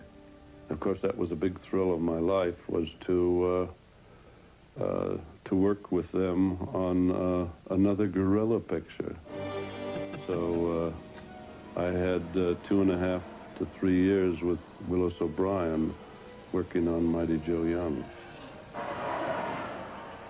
Harryhausen designed Mighty Joe's armature. 16 inches tall, it was built with 150 moving parts, machined from aluminum. Compared with the Kong armature, Joe is only 2 inches shorter, but considerably lighter and more dexterous. Working under O'Brien's tutelage, Harryhausen accomplished about 85% of the stop-motion animation in the film. He spent many days at the zoo studying gorilla behavior, determined to give Joe a distinct personality. And you have to do that by putting little nuances, and a lot of that is created on the set. You can plan it in a general sense with storyboards, but all the little details you put in as one pose suggests another pose. It really is incredible work, you know? While never equaling King Kong in popularity, Mighty Joe Young is considered by many to be technically superior. And in 1949, Willis O'Brien's work on the film was recognized with an Academy Award. Yeah, there we go. Well deserved. For Ray Harryhausen, Mighty Joe Young was just the beginning. In a collaboration that spanned 4 decades, he and producer Charles Schneer brought ancient mythology to life. Jason and his band of Argonauts, the mightiest warriors the world of adventure has ever known, in search of the fabulous magic Golden Fleece. Harryhausen gave stop-motion animation a popular mystique when he coined the term dynamation. Audiences were enthralled with his incredible creatures, unaware of the almost superhuman effort that went into bringing them to life. Gay Hibiscus says, I hated Joe Young. When I was a kid, and even to this day, I never liked these films. Like, I appreciate the technical know-how, but I was talking about this with Lordy a while ago. I saw some of these films when I was a kid, and that's the thing about Harryhausen's work, is that the animated characters in them have so much personality and depth, and I related to them so much that, like, seeing them killed on screen and, like, it just hurts my heart, you know? It's not fun for me to watch. Especially when there's a dinosaur or something resembling a dinosaur. Just, you know, they deserve to run free. Go live long and happy lives. Skeleton warriors, whatever, but, like, I don't know, critters like this dragon here is so cool, you know? Enthralled with his incredible creatures, unaware of the almost superhuman effort that went into bringing them to life. Anywho, anybody else have the same experience? You know, I really wanted to like those films and never could, because it just, I hated when those critters died, you know? Yeah. Anyhow.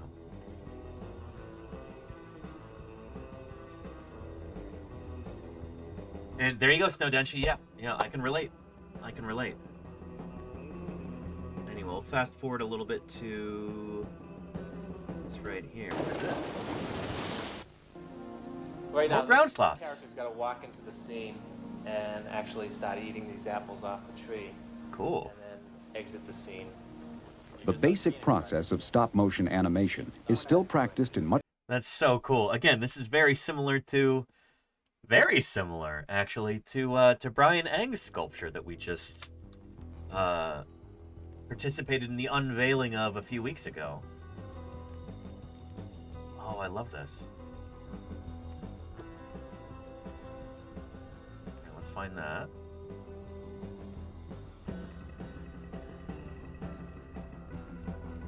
Here we go.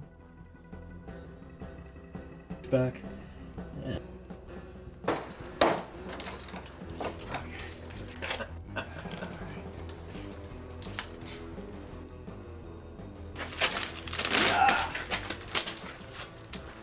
comes Joyce. All right.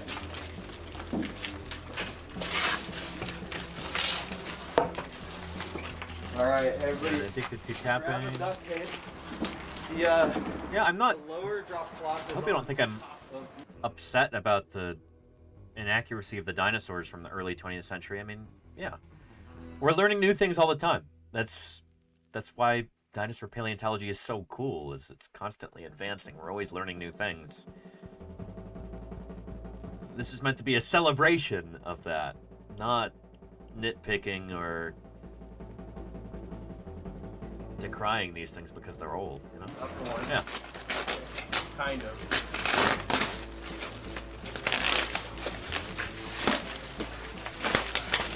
I'm not precious about this plastic. This is so awesome. Incredible work by Brian Eng here. Oh, yeah, I guess we will take the keyboard off and mask them when we do the content. Oh, okay. Because we literally don't want plastic embedded in it. Oh, gotcha. Okay, cool. All good. All right.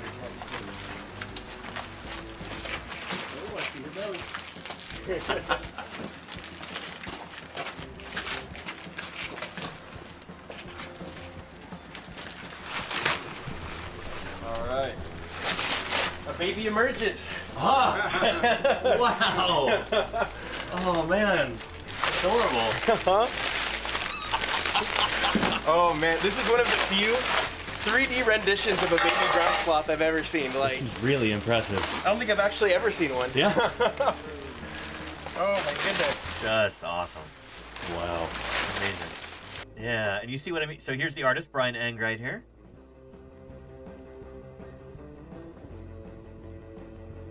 But yeah. See what I mean? Right now, this character's got to walk into the scene and actually start eating these apples off the tree. Very cool. So here it is in miniature, this animation project, and here it is life-sized. You can see this in Fremont, California. This was a lot of work. At the Children's Natural History Museum of Fremont.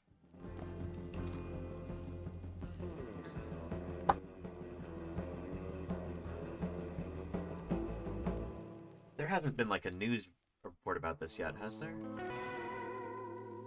I was telling Joyce that it would be awesome to have... Nope, nothing yet. Okay.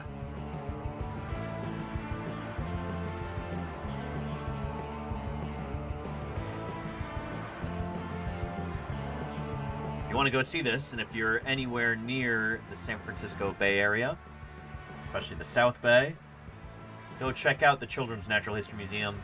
Even after hours, you can go and see the sloth, because it's outside. But, yeah, pretty awesome. Pretty awesome.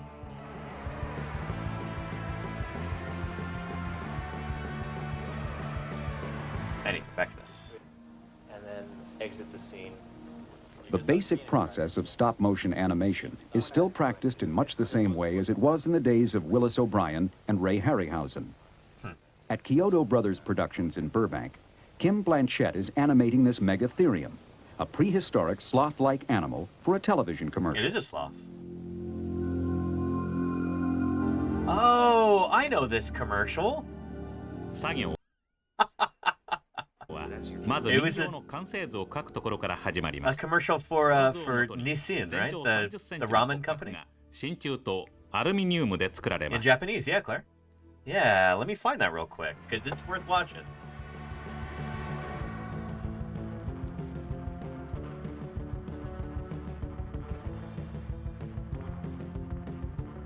Here we go.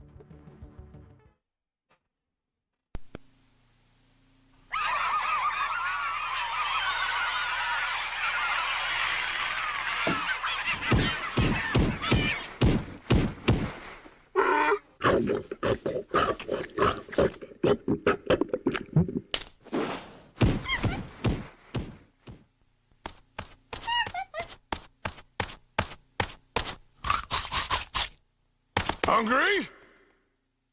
Cup noodle, Nissin. There are a bunch of these too. There's several at least.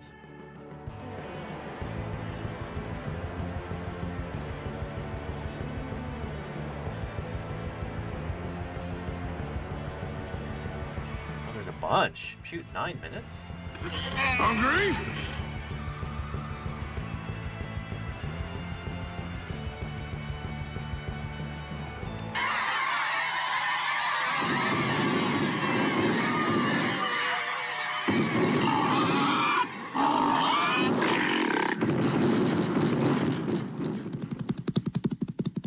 Hungry? Cup of noodle. Nishin.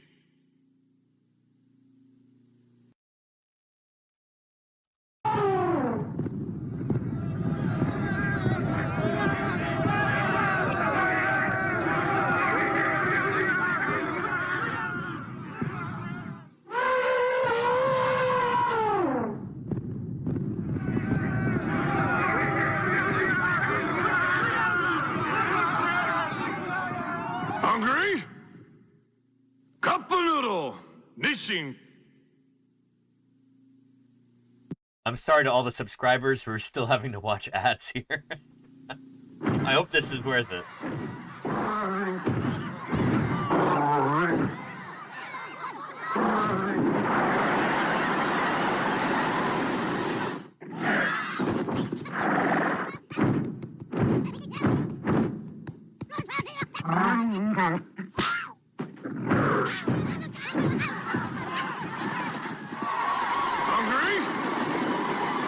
Anyway, you get the idea.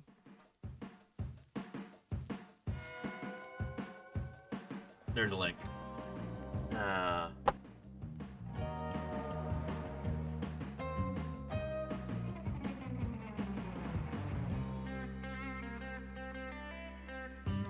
の完成図を描くところから始まります。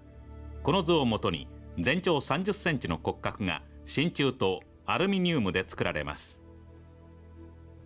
We need more examples. You have the link there, Christian. Yeah. And having the specs down properly is that you have to develop a sense of touch. It gives you that fluid movement so an animator could lay his hands on this and bring a fleshed out creature to life. この骨格に粘土で肉付けし、それをもとにまず石膏の型を作ります。そこに自由自在に動かせるラテックスを流し、固めてから色付けをし、毛皮をつけて出来上がりです。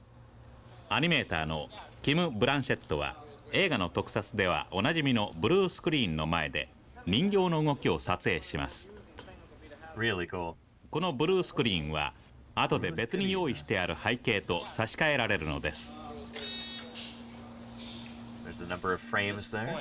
Pointer is actually my reference point on how much I've moved the puppet.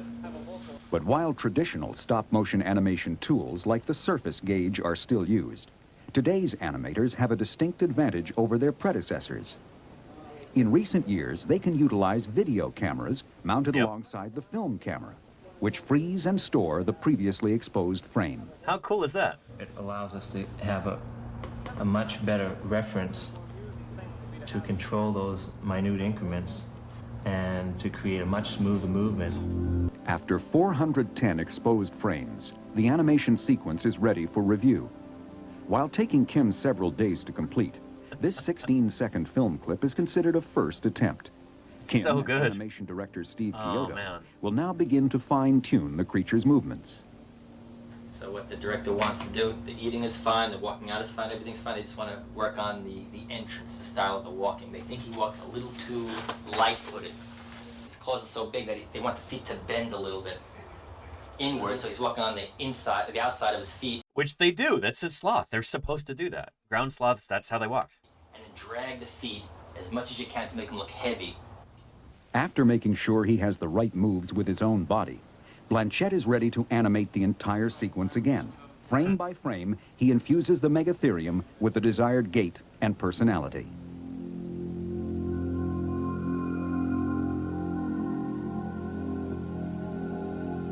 That's the one that we saw in the final commercial. At the center of recent technological advances is a leading contemporary stop-motion animator, Phil Tippett. In his Berkeley, California studio, Tippett designs heroes and villains for some of Hollywood's most popular films. My main inspiration came in Hang on.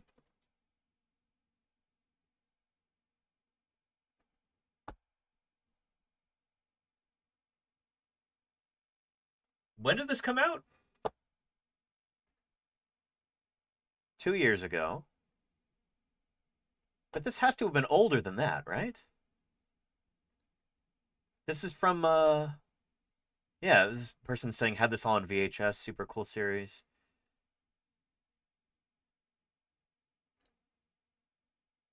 I don't know what these critters are called, but they're like beasts of burden in Star Wars, right? Remember this from The Mandalorian. Nick Nolte rides one of these, right? They're in the Ewoks movies. Oh, interesting, Claire. Okay. No, not a dewback. No, this is different. It's bipedal, Crimson.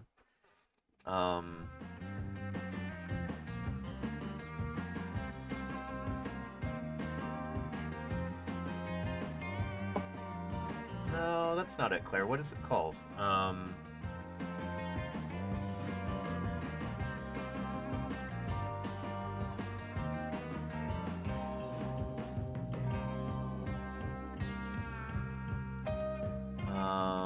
Blurg, apparently.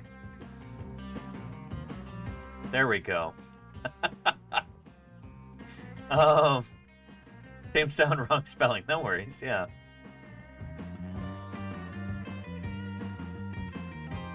It's funny how it's got the Tyrannosaurus arms, 2 fingers on each hand. But yeah. Did Phil Tippett design that? It looks like he did. 1950, what was it, 3 or 4, I think, or 5, when King Kong came on television.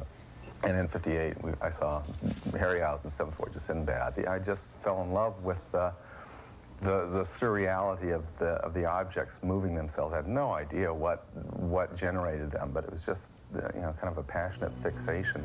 The imposing walkers were animated in extremely minute increments in order to give them a slow, lumbering gait. At the opposite end of the movement spectrum were the fleet-footed snow beasts called tauntauns. Because the tauntauns had to move quickly, the effects team wanted to replicate the motion blur seen in live-action photography of fast-moving objects. For example, in looking at footage of a dog running, the dog will appear blurred in each individual frame. Yep. With traditional stop-motion animation, the moving object maintains clearly defined edges in each frame of film. The absence of motion blur results in the slight strobing effect characteristic of stop motion. For the tauntaun shots, the puppet was moved slightly along a motion control track with each opening of the camera shutter. Oh. This first use of motion blur involved only forward momentum. But Tippett's next project, Dragon Slayer, brought motion blur to all the creature's movements. The result was the most horrifyingly believable dragon ever to strafe the screen.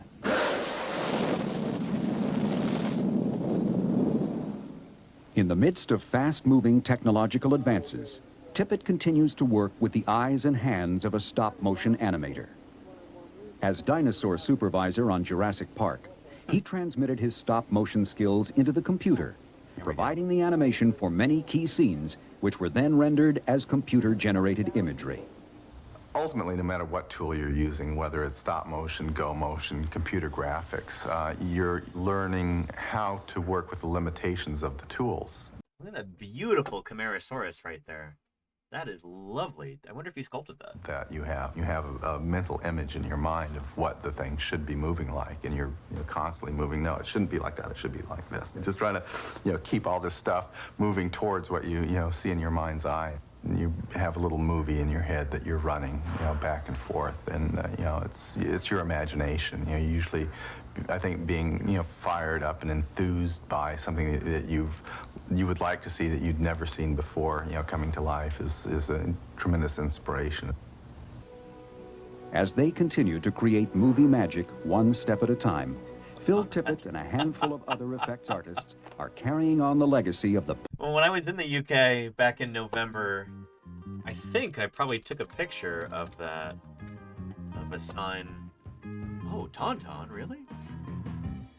Let's see. Here's me and,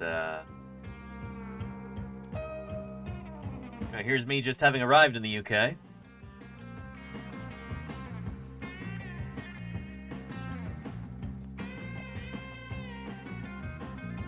Yeah, it would have been shortly thereafter.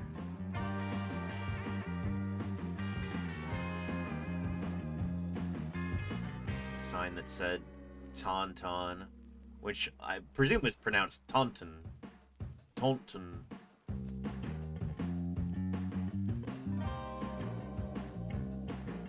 Then after the meeting. Anyway, this is not terribly exciting. It'll just be like a badly photographed road sign. I don't know if I did get a photo of it. Oh well. That's okay. Oh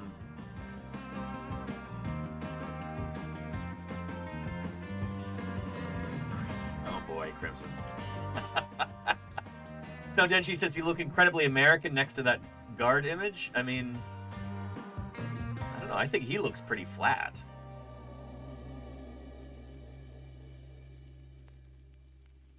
But yeah, I take that as a compliment. I am very American, hopefully in a charming and non-threatening way.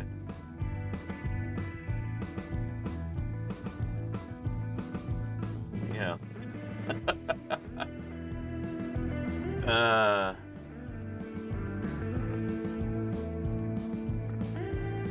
Anyhow. Pioneers of stop-motion animation. Willis O'Brien started it, and I tried to follow with the concept that we're using stop-motion photography for our leading characters. Now, when you think of King Kong, a mass of metal with rabbit fur and sponge rubber on it, not a real person. His name is up there in lights with Greta Garbo, Clark Gable. He's part of Hollywood legend. Yep. Look at Kong. Eighth wonder of the world.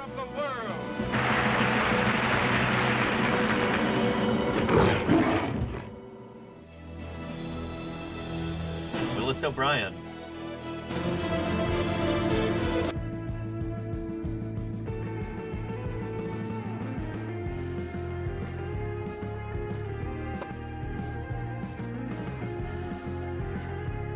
So big paleo salute to a guy who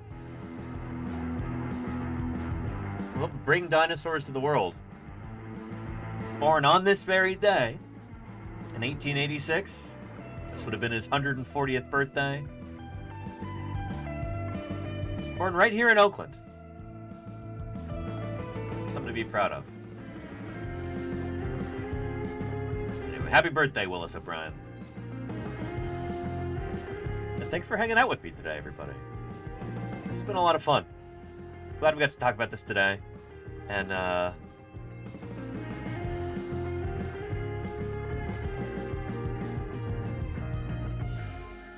as a paleontologist, I can only hope to... Oh, hang on, Victorious. Thank you for the 5 gift subs there. I appreciate that very much. Thank you, Victorious. In fact, that reminds me, shoot, I need to update our sub goal. I haven't even done that yet.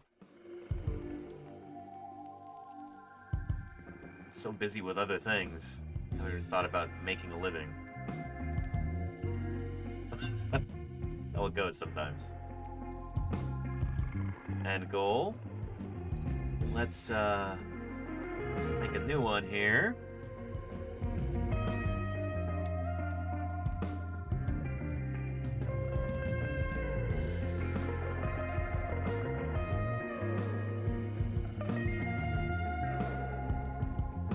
Excellent.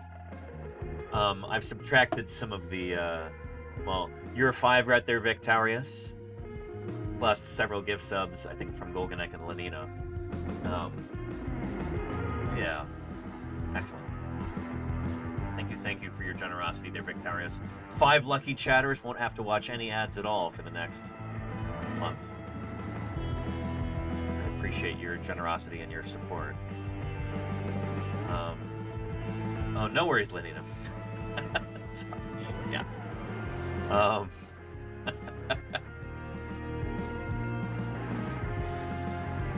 As somebody who's also involved with dinosaurs, but digging them up and studying them and publishing on them, talking about them, I can only hope to have a fraction of the influence that Willis O'Brien did over the course of his life, over his career, bringing dinosaurs to the general public. Got a lot of admiration for his work. There are a lot of folks around our planet whose first introduction to dinosaurs was through the films that Willis O'Brien worked on. And to his credit, I think he helped portray dinosaurs that were ahead of their time. Here, one more clip before we wrap up. Here we go.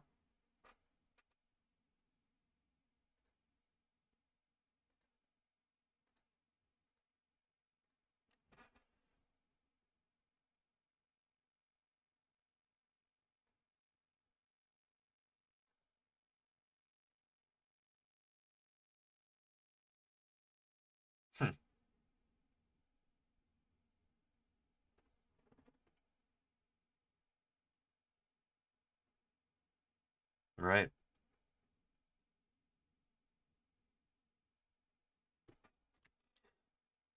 And animals.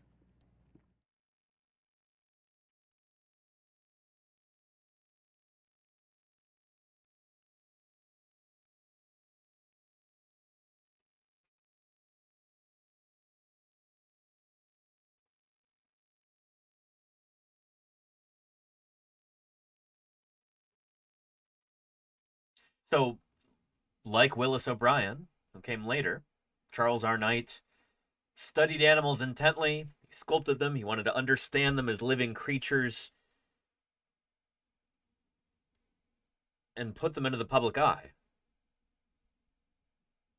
The work of Charles R. Knight was directly seized upon by Willis O'Brien. His dinosaurs that he animated were based on the artwork of Charles R. Knight.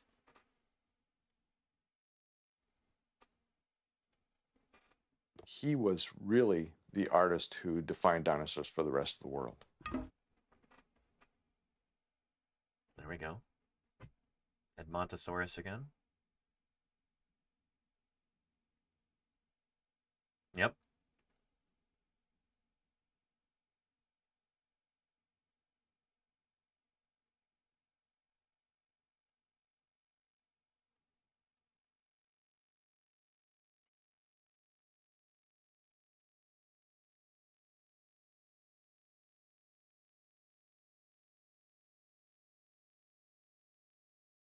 Yep.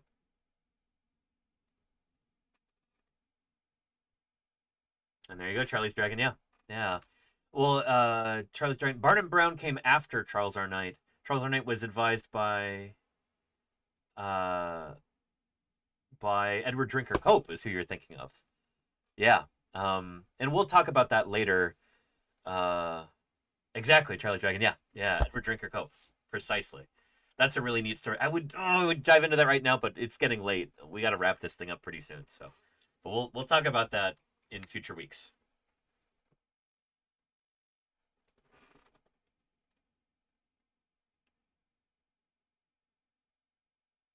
Yep.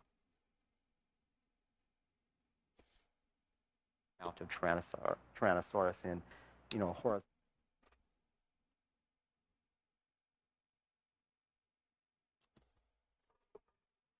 Yep. There you go.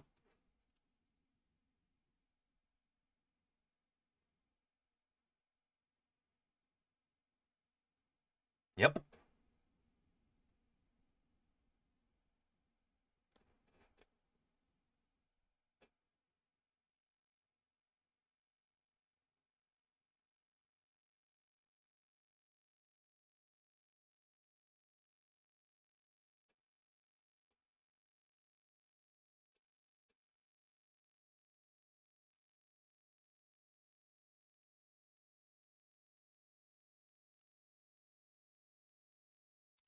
How cool is this scene, by the way?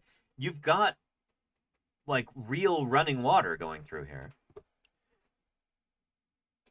So this was filmed separately from this, the stop motion animation. Like, how cool is that? The creator You know? of Sherlock Holmes.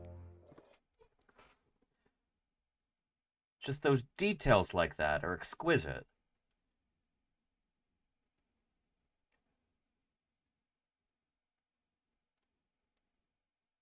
And I mean, also consider that when this came out in 1925, you would probably see this film once, and maybe you'd go back to see it again, but it's not like you have digital home media or anything like that. It's not like you can pause and rewind to catch that detail or this detail. Just the incredible craftsmanship inherent in this kind of thing. It's all the more mind-blowing when you realize that this was... It's almost like a stage production, in the sense that, like, you go to see it once, and then you have it there in your head, but you can't replay it. You can't go home and watch it again. You can't take screenshots or snag a clip from it or anything like we can do today. All of this incredible hard work and attention to the smallest details.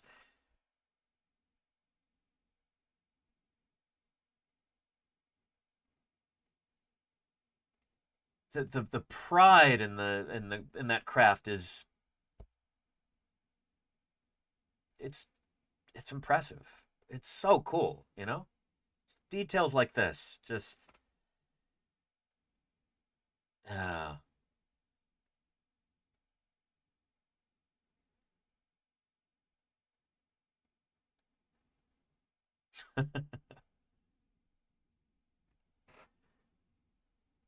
Yep.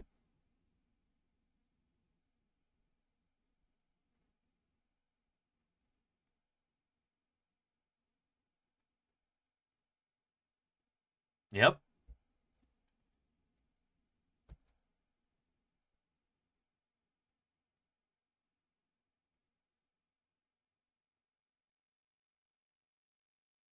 Yep.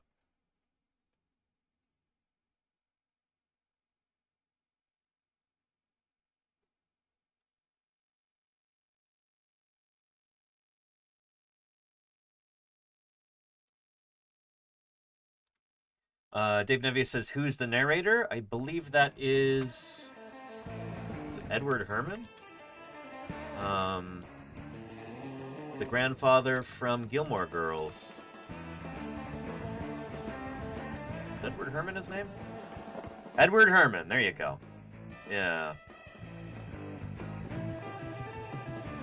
Yep.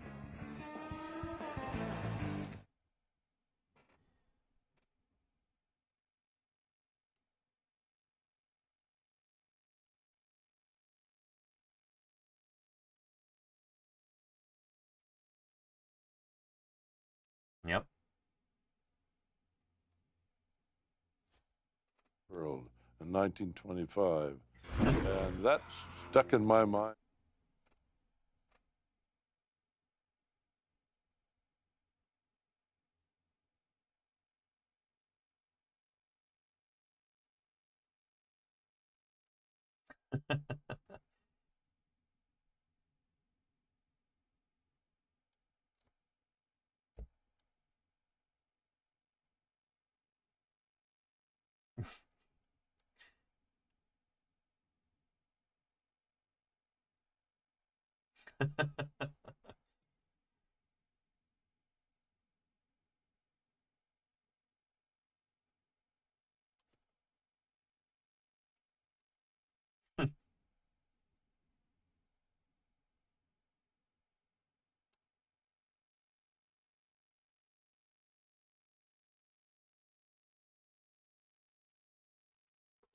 Yeah, Roy Chapman Andrews.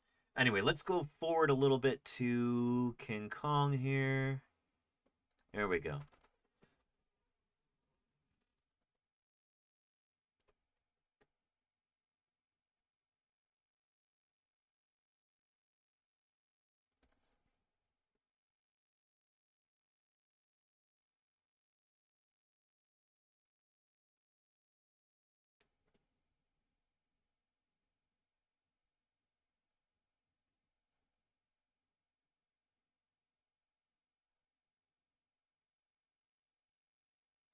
Here we go. Yeah.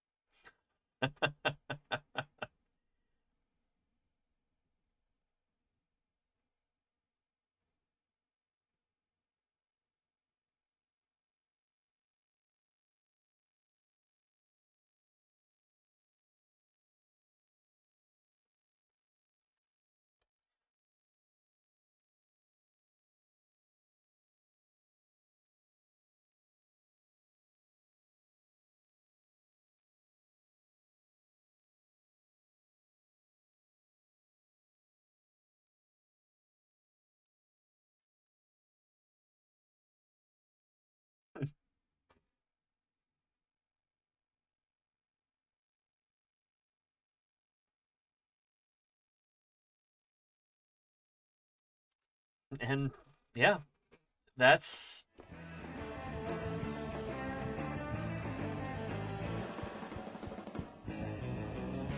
not to be cutesy about it, but like that's the genius of Willis O'Brien, you know? I'm glad we were able to do this stream today. Glad the timing and everything worked out. This has been fun, and I hope you've enjoyed, chat. Paleontology and art really do go hand in hand. It is through the artistry of people like Willis O'Brien that we can bring the Mesozoic world to life. That's so important to do. Dinosaurs and other critters can be such an important source of wonder and joy and fascination, curiosity for people.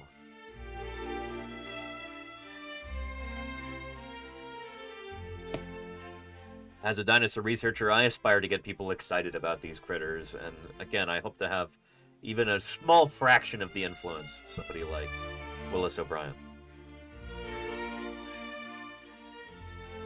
In some ways, dinosaurs kind of join together real life and imagination, fantasy even.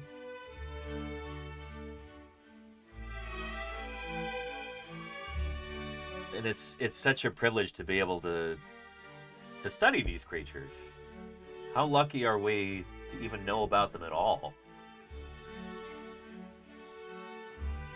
To be able to reconstruct them, figure out what they looked like, how they moved, how they behaved, what their lives were like. It's pretty incredible to be able to do that.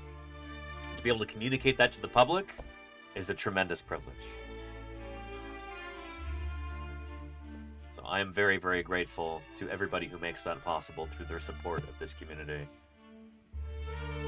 And I strive to deliver the best information that I can in a way that's entertaining and engaging and, I don't know.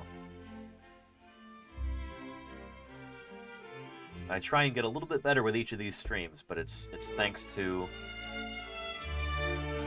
you there in the chat. Viewers and subscribers, gifters and cheerers and moderators, that all of this is possible, so thank you for that. With that said, we're going to wrap up today's broadcast and thank all those good folks in the credits here. Let's go ahead and do that, and we'll see if we can raid into somebody else doing some science to continue the learning here. And a happy 140th birthday to Willis O'Brien.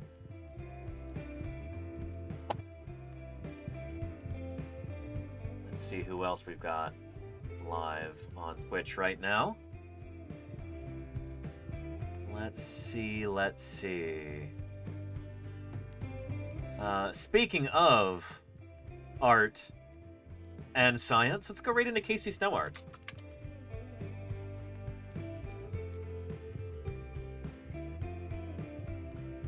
If any of you are not yet familiar with Casey, well, you're about to be. She's an artist here on Twitch, and she's all about not just illustrating living things like animals, but getting you excited about that idea. Encouraging people to try drawing and sketching themselves.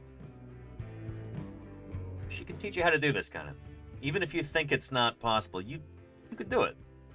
It just takes a little bit of courage, a little bit of hard work, and some curiosity. Anyway, we're going to go right into Casey Snort. Thank you again to everybody showing up here in our credits. From the quietest of lurkers to the most boisterous of raiders and chatters and question askers, to the subscribers and the resubscribers and the gifters and the cheerers. Science is like a blabbermouth who ruins a movie by telling you how it ends. Well, I say there are some things we don't want to know. Important things. And you, Jay Sunk, thank you for the follow. Welcome, welcome. And of course, thank you to our moderators who make this possible. Keep this a safe and welcoming community for everybody. Appreciate you more than you know, mods. Anyway, let's go right into Casey. See you there, everybody. Take care.